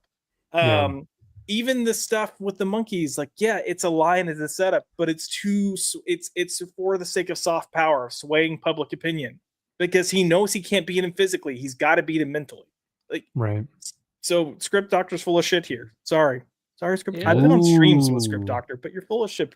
Well, in this, there's no reason to assume it's fake when you had multiple characters say it's authenticated and true. Mr. Terrific's like, no, I know all those people. They wouldn't lie about it. It's like, that's doubling down on the fact that it is authentic. So why then, as a viewer, am I like, nope, it's still fake, I don't believe it? It's like, what? You're not giving me any other reason to doubt it. So, in your script. If the movie's telling you that, then you as the viewer in good faith are going to say, oh, I guess this footage is real then, right? I don't know. Yeah. I mean, you essentially have multiple characters authenticate the footage. You have the engineer who's saying it's real footage that she fixed. You have Lex saying it's actual footage. You have Mr. Terrific saying it's actual footage. And then you have the Asian guy that's with flag saying it's the actual footage. Yep. So all these people have just said, hey, this is the actual footage. Well, actually, interesting you say that you guys both bring up Mr. Terrific, because script goes on to say it doesn't matter if Mr. Terrific claims those experts are actual experts. Yes, it does matter. We don't see him check the message himself. He just takes their word, as does the rest of the world, without any scrutiny. And taking the word of someone with an agenda that works in their favor is a fool's errand. Perhaps you suggest maybe Lex would be honest with the dictator of Bavaria. Why would he be? What advantage does it give to Lex to tell anyone the truth? They could use that to blackmail him or cause his propaganda to fail. No, he would maintain the narrative needed to reach his goal. So here he says that Mr. Terrific claims those experts are actual experts. We don't see him check the actual message himself. I don't because know he doesn't need to when there are 34 people that authenticated the fucking message. But also, you have to look at it from this perspective. The moment at the end of the movie when Lex is found out to have been lying about everything going on with Bavaria or whatever the hell they were, why wouldn't you then go back and then check it? Right. You know, like at that point, why wouldn't Mr. Terrific go, okay, well, he has been lying, let me do, like, it just doesn't make sense. Agreed. So even if James Gunn's like, shit, I need to fix this, I'm gonna say it was fake for the second film, it still doesn't make sense narratively from film 1 to film 2. Agreed. He also, I mean, he starts talking about the plot point in relation to the character, or to the character of Superman, that he does good because he believes it's the right thing to do. Now he gets new information by a character that wants to, and admits later, destroy him, that makes a claim that he should rule Earth and spread his seed. Instead of doing that, Superman rejects it and chooses to be a good man trying to do good. Superman has now shown agency for his actions. He's no longer a Jesus allegory doing good because the voice of Daddy from the heavens said so. A terrible aspect introduced in the character a few decades after his creation. He's doing it because it's right. I don't know if I agree that Jor-El was a terrible aspect just because it seems as like his father figure who sent him to Earth was also a good man. Yeah. I don't know if that's... I would say most of Superman's reason for doing good is Ma and Pa Kent, not Jor-El. If anything comes from Jor-El, it's literally the fact that you have more power than these people. Use it wisely. Like do right by them. And that he has a legacy to uphold, you know, of to remember his mother and father, where he comes from. But he knows that ultimately who he is with Ma and Pa Kent, but his legacy is with, so I think that makes sense. No, and I agree. And Jor-El and Krypton, it's more of the scientific, rational side of it, whereas Ma and Pa Kent is the human aspect, emotional, religious, if you will, side of it. It's that duology that he has, having that upbringing of someone that's very scientific and rational, think this, blah, blah, blah. Then you have Ma and Pa Kent, who are the more human aspect of it. It's like, well, think about it from all sides and blah, blah, blah. And what does it mean to be a good person and being raised with good morals and values? And does that make you a good person? And so all of that is in Superman, and we don't get any of that in this movie, unfortunately. No, that's actually a really good point, and I've never heard of it like that way before. But no, that makes sense. I like that a lot. Where Jor-El and Lara are going to come from a place of, because they are smarter, you know, they are more intellectually sound because they've created a utopia on this planet. Of Krypton, so they're going to come about it from a scientific perspective as opposed to a, you know, but yeah, I like that. He goes on to say, will it be retconned? How? It's an open-ended plot point. It hasn't reached a conclusion yet. It may never be concluded. The principal character point for Superman is that regardless of that message, he has made a decision to not rule Earth. He has rejected the message. It follows a similar debate held 45 years ago with another franchise, Star Wars. For 3 years, fans debated if Vader was really Luke's father. Return of the Jedi did with that question of retcon. Remember, Star Wars was not originally planned to be a trilogy. It became a trilogy after Lucas's divorce, and he didn't want to make up any more Star Wars films and use Jedi to wrap everything up. But if you counter-argue Superman isn't Star Wars, then you're being disingenuous because it's not about those franchises being alike or the same.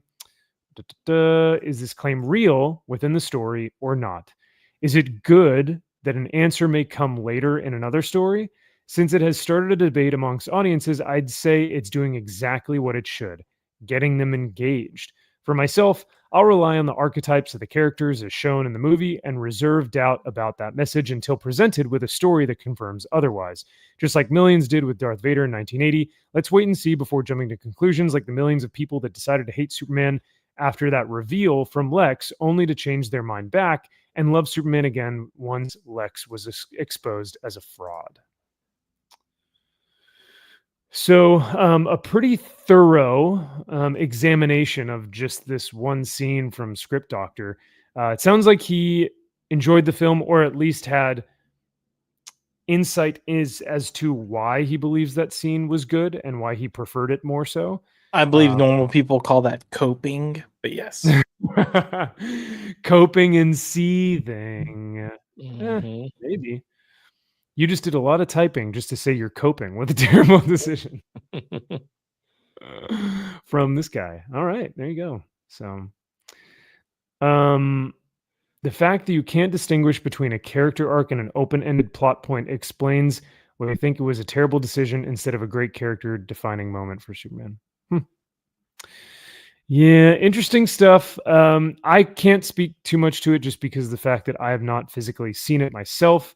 But I mean, I did appreciate at least the conversation, because that was super interesting to be like, I don't know, what is the theme? Is there a theme? If there is a theme, what is the overarching theme? Like Josh said, is it punk, or being nice is punk rock? Kindness is the real punk rock. Or kindness is the real punk rock? Or is it? That's honestly probably the theme of the film. And Crypto is such an adorable cute doggy. Puppers. Doggies. The real pupper doggies. I didn't hate Crypto like some people did. However, I fucking hated that dog. As a responsible dog owner who trains his dogs, I want to be like, fucking train your dog. Yeah. Even though it's not dog, but it's that dumb hoe Supergirl's dog. So thanks, bitch. Exactly. You train your dog, you stupid fuck. I'm gonna go back to my college. I'm gonna go get drunk more, which doesn't make sense if she's on a yellow sun planet, but I digress. No, she was on. They talked about how she was on a red sun planet. Red sun planet to get drunk, but if she made her way back to Earth, you would think at that point she would have not started sobering up. Yeah, whatever. I mean, she must have been like fucking hammered. Which then it leads me to be like, you flew that way drunk that whole time. What the fuck did you do on your way to Earth that you fucked up and didn't realize? Yeah, because she flew through the side of the freaking Fortress of Solitude. Yeah. So and was like, when did you move the door? When did you move the door? Oh. Do you think she got drunk by drinking out of Pedro's dong? I hope so. That's fantastic. Who signed off on this? Just who? I want to know what happened here. Was this deliberate?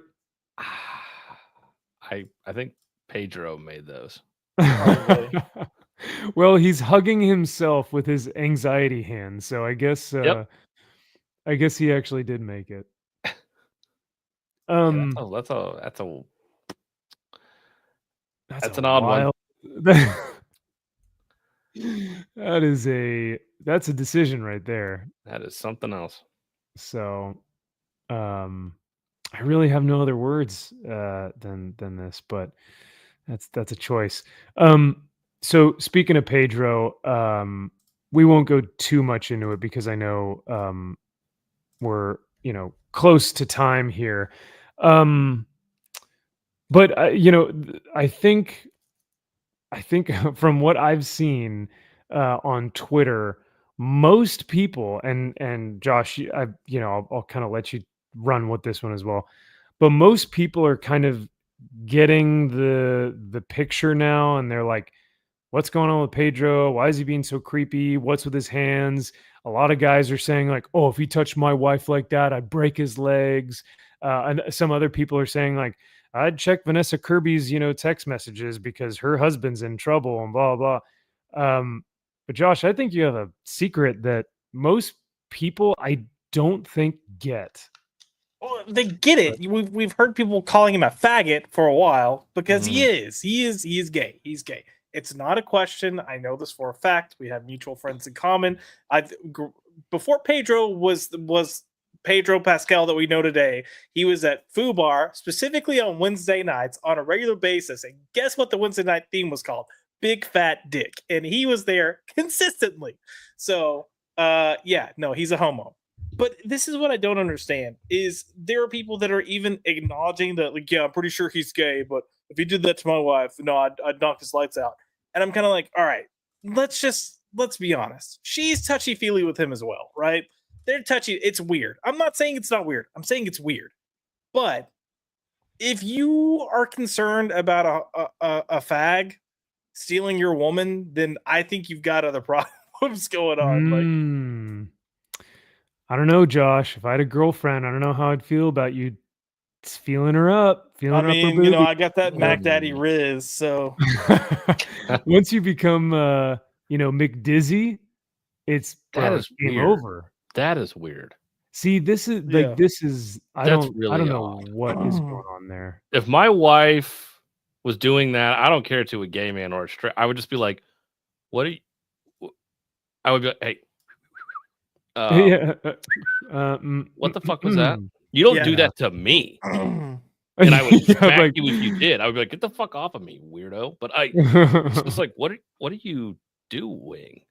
Like, it's so bizarre. Like, these other Josh don't bother me, but the neck thing is weird. The neck thing is this is weird. Yeah, this one also his lazy eye doesn't help this at all. That's true. He does have the but no, I've seen girls do this, and I've seen girls do, that's fine. Actors and actresses do this a ton, where they're like, "Oh, doll, I love you," and then just like, okay. Well, but the stroking is real. Yeah, it's weird. I will say too, you have to keep in mind with actors, these people will spend 12 to 16 hours a day with each other 3-4 months. So if they do get along, you're gonna get close. What are we watching now? Oh God! Me wondering why Pedro Pascal never has anxiety around male coworkers. That's what we're watching. Surprise, motherfucker. See, he's on his best behavior with them, because if he actually did have to shit with them, it really would be sexual harassment. Like, you think guys would be like, "Hey, he touched my wiener." Yeah, because you had what's his name talking about what's the black guy that was in White Chicks? Terry Crews. He's talked about how he's talked. That's right. Yeah. But what I will say is women with gay men. I'm trying to think of the best way to say this. Touch is not always a bad thing. Touch can be a very comforting thing, and I'm not saying sexual touch, just touch. Like hugging your friends, whatever it might be, can be a very comforting thing. Am I this touchy-feely? No, but I'm also one of those people that's like, don't fucking touch me. Like, even with significant others, sometimes I'm like, don't fucking touch me. It's too hot, or I don't like people. Get away from me. But if you get the neck thing out of it, I don't know. I'm just kind of like, well, who cares? Like, these people, they're friends. They know each other. Right. Yeah, the rest of it's fine. That neck thing is weird. Everything else, who cares? People, these two weren't touchy. Well, I wonder why. Nope. But Jonathan Bailey and Scarlett Johansson were doing the same thing, and people were freaking out. And I'm like, it's another gay man, but he actually is openly gay. And look, Pedro's openly gay. He hasn't hidden it. He just hasn't talked about it in interviews. So I don't know. And so, Josh, you and I had this conversation. This is pretty funny. Pedro Pascal feeling anxious. Oh God, it's so dumb. But yeah, we had this conversation where we talked about, where is it? Oh, right here. So PSA Sitch, he writes, people wonder why young men are getting angry and turning against society. The Pedro Pascal Vanessa Kirby coverage is the perfect example. All these weird articles and comments gushing over these two seemingly to have an open affair. No one cares about Vanessa Kirby cheating on her husband, or at best making him publicly look like a cuck. If Pascal was married and he was cheating on a woman, the vibe about this would be completely different. Most people would be outraged. Kirby's husband better get a paternity test. There's about a 99% chance she is cheating on him. 99% chance. That's Josh. You're proof that that's not 99%, but no. And look, if people think I'm full of shit that I don't have mutual friends in common with Pedro Pascal, did I or did I not send you guys a screenshot of Facebook where it shows he's a recommended friend and we have mutual friends in common? I remember. Yeah, I think I remember you sending that. I seen it. I seen it. I seen it with my eyeballs. So anyway, but yeah, no, this we've seen. If you have eyes, and you've seen half the shit of him out there, you know he's gay. 100%. Come on now. But this is where the conversation gets interesting, because in 2025, I don't think people have the discerning eye to notice a difference between a gay man in 2025 and a straight man in 2025. Hard disagree. I think they do. They're just too worried about saying this guy's a faggot. Because they don't want people yelling at him. They've spent the past 5 years of people yelling, "You got my gender wrong," whatever the fuck's been going on. So they just play the stupid game. They're doing the same dog and pony show when they should just have balls and go who cares? He's a faggot. Who cares? This guy wore pirate boots, shorts, and a dress shirt on stage one time for a convention or something. That's true. Yeah, he's only a gay man can wear that and pull it off or not pull it off, and nobody really cares. I would say no one was going to pull what he wore off. It was but in fact, he's gay. It's Yep. But they are pushing him as this new masculinity, and they are pushing him as this because I think Salty actually brought it up a couple streams ago when we were talking about, look at the men in film history beforehand. Like we had in the 80s, Stallone, Schwarzenegger, Van Damme, Chuck Norris, all these guys. Then in the 90s, we had Mel Gibson, we had who else was 90s? Wesley Snipes, Kurt Russell. In the 2000s, we had Russell Crowe. These were icons of masculinity. But who do we have in 2025? Pedro Pascal. That's who we're pushing upon the young men. Of course, they're going to be angry. Of course, they're going to push back against this because they're going to say, I do not want to be whatever this is. Do we feel like they're pushing him as masculinity or just a leading man? That's what I think. They're trying to push this guy as a leading man. I don't think he has any bravado or masculinity. Yeah. I could be wrong, but I don't see them being like the next action star, the man, Pedro Pascal. Because even in this, you look at Reed Richards, and Reed Richards isn't a physical guy. That's not his role. I still think there's a level of... Oh, sorry, go ahead. I was gonna say, even when Matt Shackman was he's got an interview where he's talking about trying to figure out who they're going to cast as Reed, and he's like the out of the qualities they were looking for, masculine and physically, none of that was in the equation. It was just we wanted someone that could show empathy but coldness and trying to figure things out and determination, and unfortunately it sounds like the one thing they failed with was him just coming across as confident sometimes, and Reed should be confident, but I don't know. I think that... Sorry, go ahead. Yeah, I was gonna say it's still a step up from where we were 2 years ago when they were trying to push Timothy Chalamet and fucking including a knight that becomes, or the king or whatever that Netflix. With Ben Affleck's in that one, I think, and I think it was King Henry VIII or something they were talking about. I forget. Adam Driver was in that, maybe.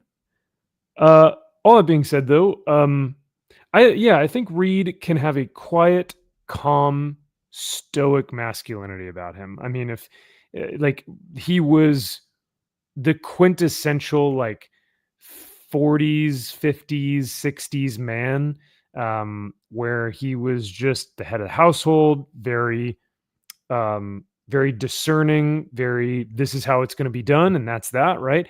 And though he wasn't physical and this burly lumberjack, he still kept to his word. He still led the family. he was very patriarchal, not in an oppressive way, but in a leading way. And I think those are all masculine qualities if done right.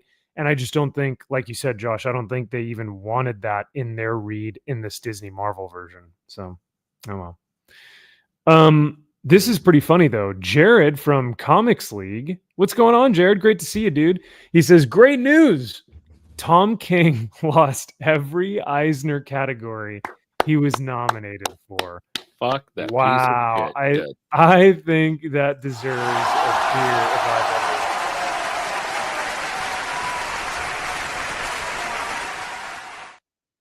That's wonderful news. I can rest easy, boys. I can go to sleep and I can fall asleep easy tonight. Yeah. Unfortunately, James Tynion won everything. No. Instead of Tom King, James Tynion won it all. Bitch. Clean sweep. Yeah, that's for sure. To go back to the Pedro thing, you know what I think they're actually doing? I think they are purposely trying to create some type of narrative or discourse or whatever. And I think they are going to make a media circus at a certain point in time after Fantastic Four is out, where it's like, oh, Pedro Pascal comes out as gay. And it's going to be like, oh, you've done all these roles we would have never known. You did Narcos. You did Game of Thrones. You did Last of Us. Now you're playing a super, and the reason I say that is because it seems like they're also doing this push with Jonathan Bailey, even though he is openly gay. But half the marketing for Jurassic World was him talking about how, oh, I couldn't get these leading roles because they didn't want a gay man to play a straight role. They didn't think people would believe it. Guess what? You don't come across as straight. He didn't. He doesn't.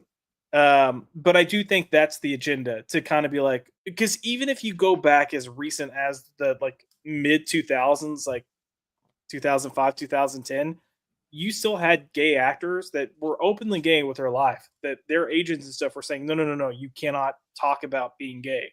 Like, they're not going to cast. So I think that's kind of the push you're going to see, is like, oh no, gays can play straights. And I won't be shocked if that happens. Granted, let's forget that in the 1950s, you had like Rock Hudson and Tab Hunter. Yeah, Rock Hudson and Tab Hunter were like the two leading guys, both of them homosexuals. Big raging homosexuals. Oh yeah. Flaming, honking. Yeah. You know what's interesting too is that Hugh Jackman still has not come out. I think he's going to take that to the grave. He will. Oh yeah. Yeah,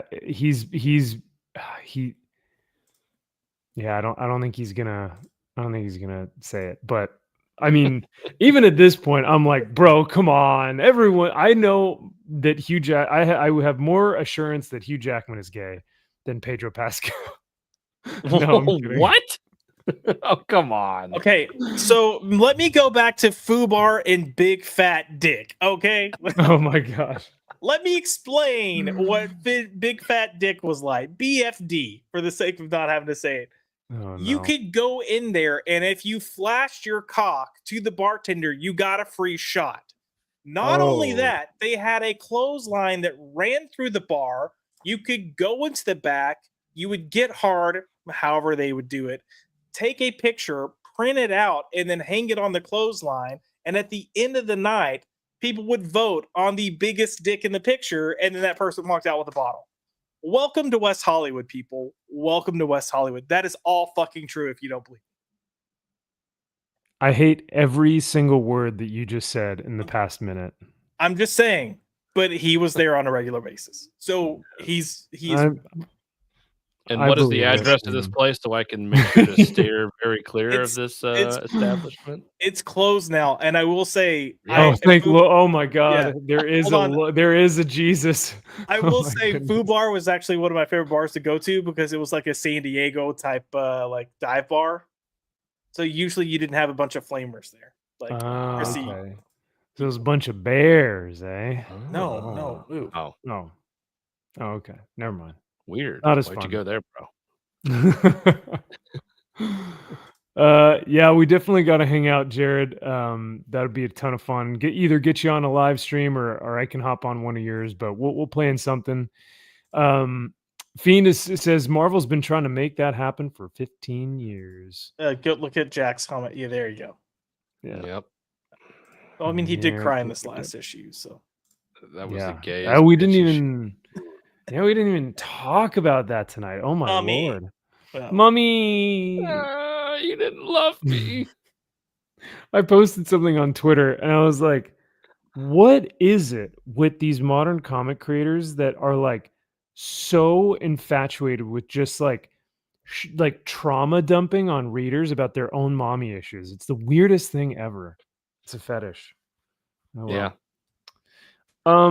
Well, we'll kind of wrap things up here, but as a little teaser, as a post-credit scene, as one might call it, we'll wrap things up with this. I'm thinking about next week doing either a tier list or running through this article of the top 25 best superhero movies of all time. Oh, it's quiet. I think we should do that. But save the tier. What kind of tier list were you wanting to do? Oh, I was just gonna say this probably won't meet our standards. Now it does have Superman Dark Knight on here, which is like, oh, okay, that's good. But I won't show any of the rest because we'll save it for next week. Oh. But I was thinking, like, if this didn't suffice, we should create our own tier list of, okay, what are then the top 25 best superhero films of all time? So I don't know. Black Panther, Wakanda Forever. No. Every Marvel movie ever made. Yeah. Shang-Chi, Eternals, Miss Marvel. No, Miss Marvel's a show. The Marvels. Yeah, I mean that's 4 right there, right? Heck yes. Top 4. We could film. Yeah, we could finish this in the first hour of the show. It'd be easy. Love and Thunder, baby. Love and Thunder. That's top 5. It's got to be up there. The screaming goats get me every time. It's so funny. Then we got Doctor Strange Mom. What?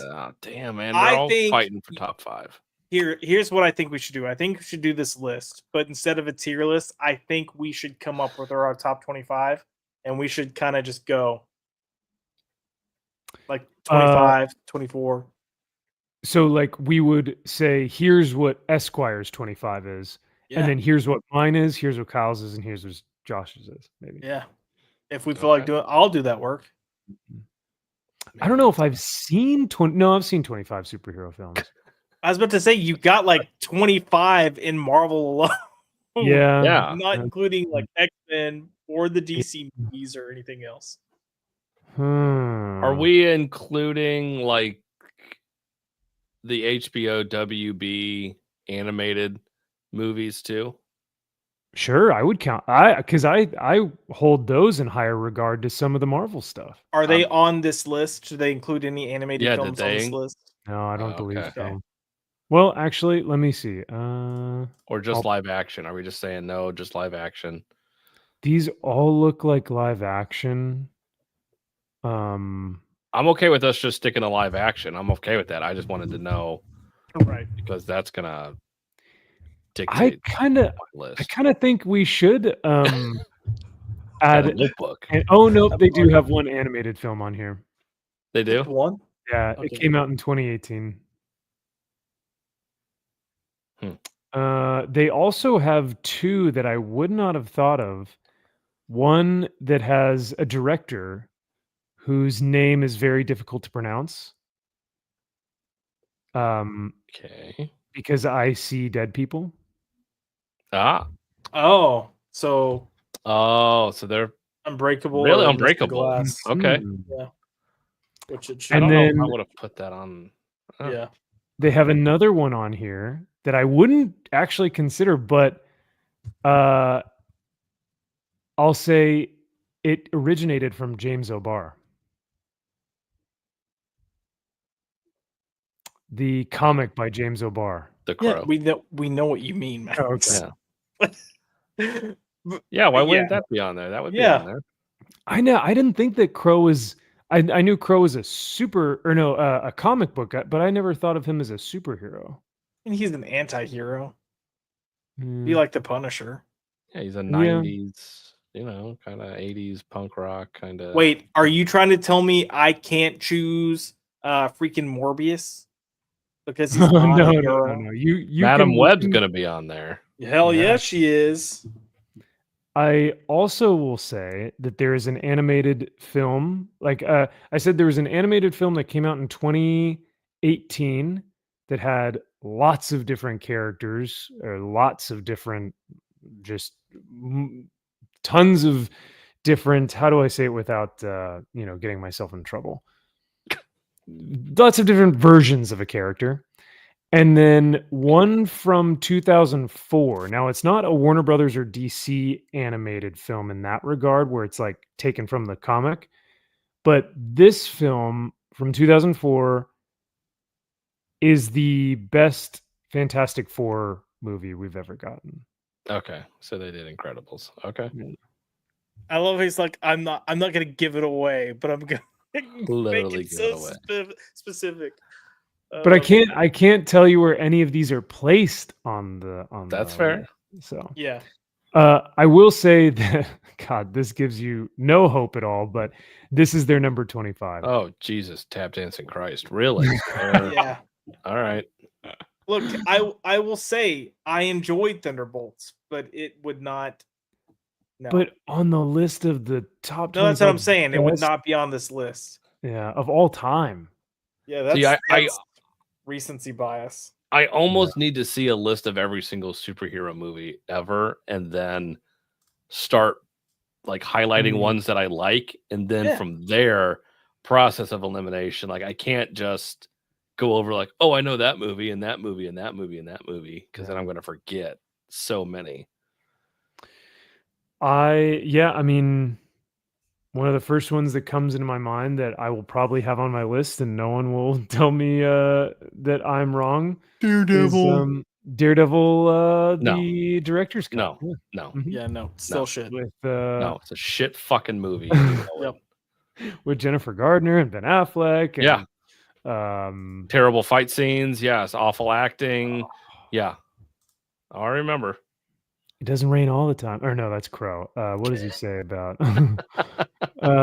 something about the rain? Oh no, he's seeing Elektra's face in the rain. That's what it was.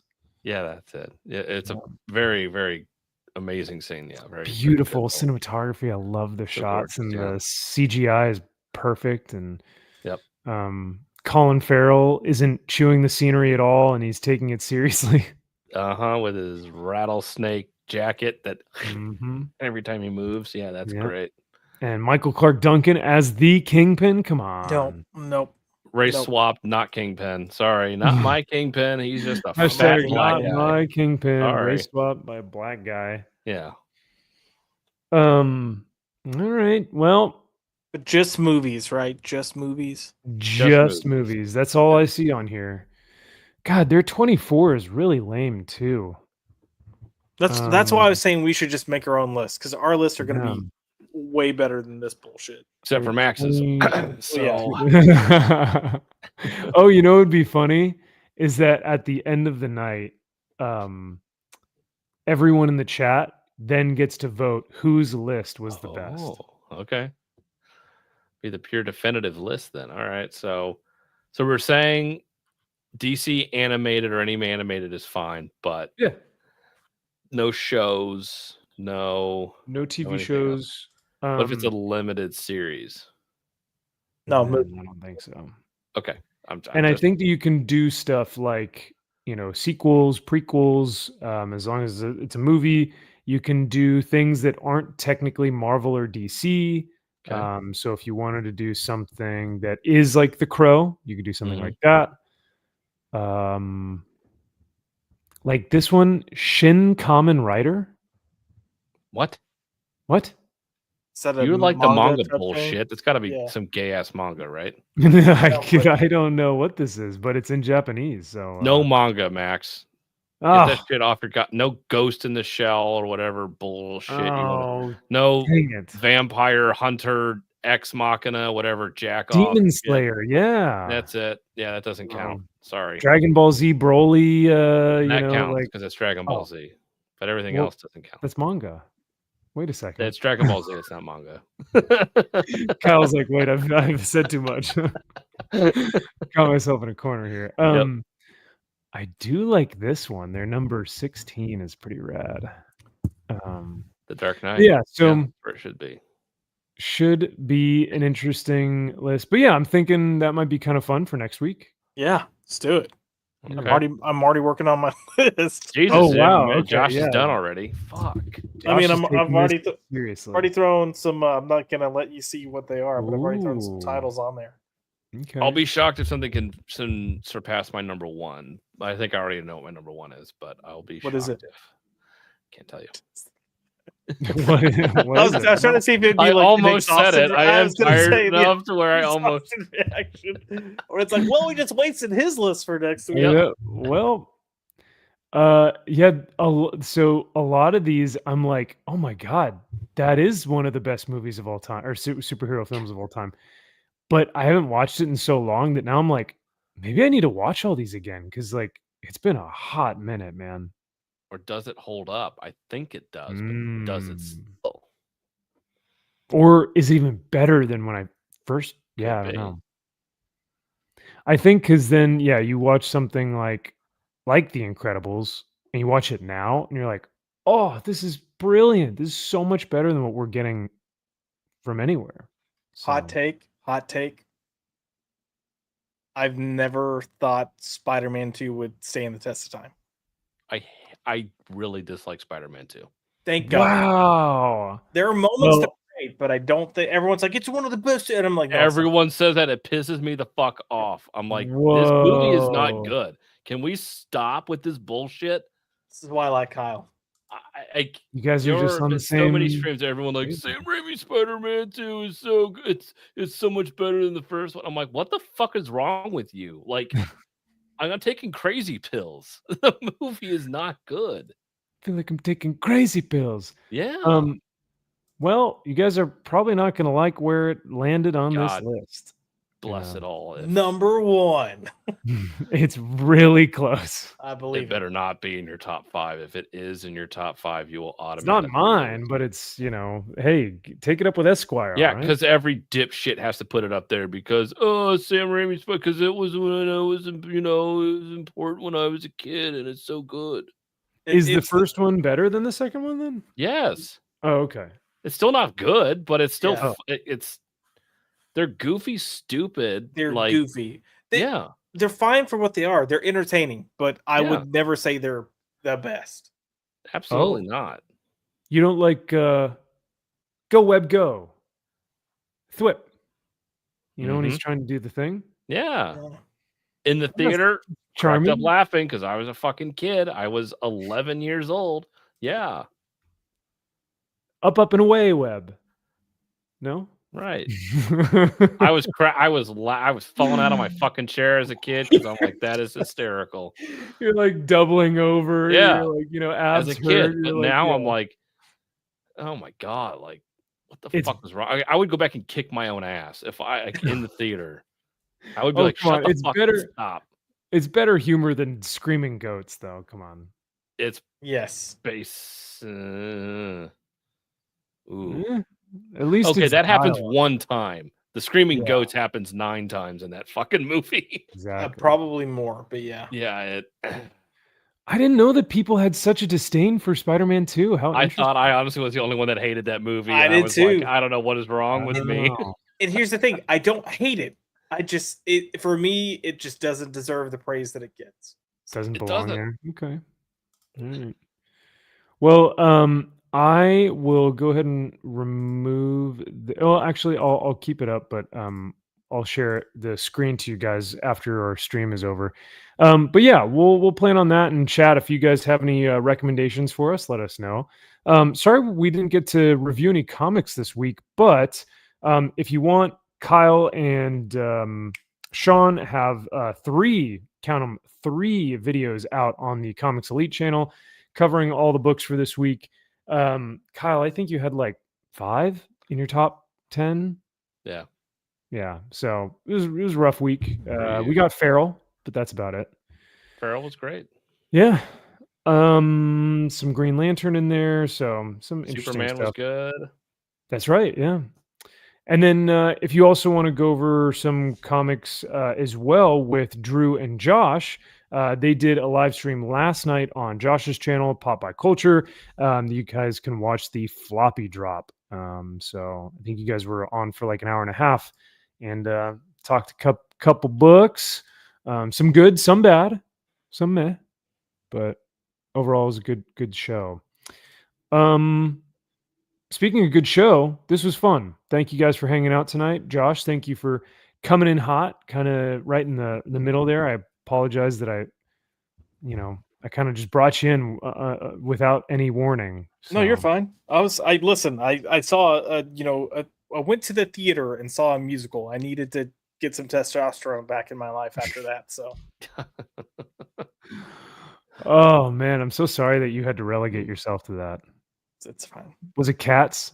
No, fuck no. That's a real musical. All right. It was 9 to 5, baby. Working Ooh. 9 to 5. Yeah. Josh was up there singing, doing the show tunes and Dressed like Dolly Parton. Yeah, you had it all. Yeah, Hey. I will say they did have one of the chorus members was extra zesty. I'm just gonna put it that way. Yeah. I was like, wow. Yep. Well, You ever seen Hugh Jackman on stage? That man really gives a good performance. So, yeah. So I've heard. yeah. But no, this was a super fun show tonight. And for all of you guys out there who are maybe at San Diego Comic-Con or planning on going down there this weekend, stay safe. Yeah. Cons are wild, man. There's plenty of fun stuff. And but it's a scene, man. It's a scene. Yeah, so be safe out there. Enjoy your time at San Diego. It can get pretty wild. But thank you guys for hanging out with us. You guys could choose to be anywhere else on a Friday night, and yet you choose to hang out with us. And for those who are viewing this in the future, thank you guys for your views and support as well. We always love seeing people comment and like and just interact because that's what the show's about. Comic shop conversations, and that's what we try and do every Friday. So all that being said, you guys got anything else before we dip out for the evening? Nope. Cool. I think that'll do it. Thank you to, of course, my co-hosts as well, my good friends, for hanging out. They are the best, and they spent 5 hours with me tonight, even though one of them has actually like a life and a child and a wife and all these things. And I mean, Josh, you and I can hang out for like 5 hours and whatever. But well, you have a dog, but he understands. So, well, we're excited to see you guys next weekend. Let us know what your top 25 movies are and what we should maybe add to our lists for next week. So, have a great weekend, y'all. We'll talk soon. Thanks again. Bye.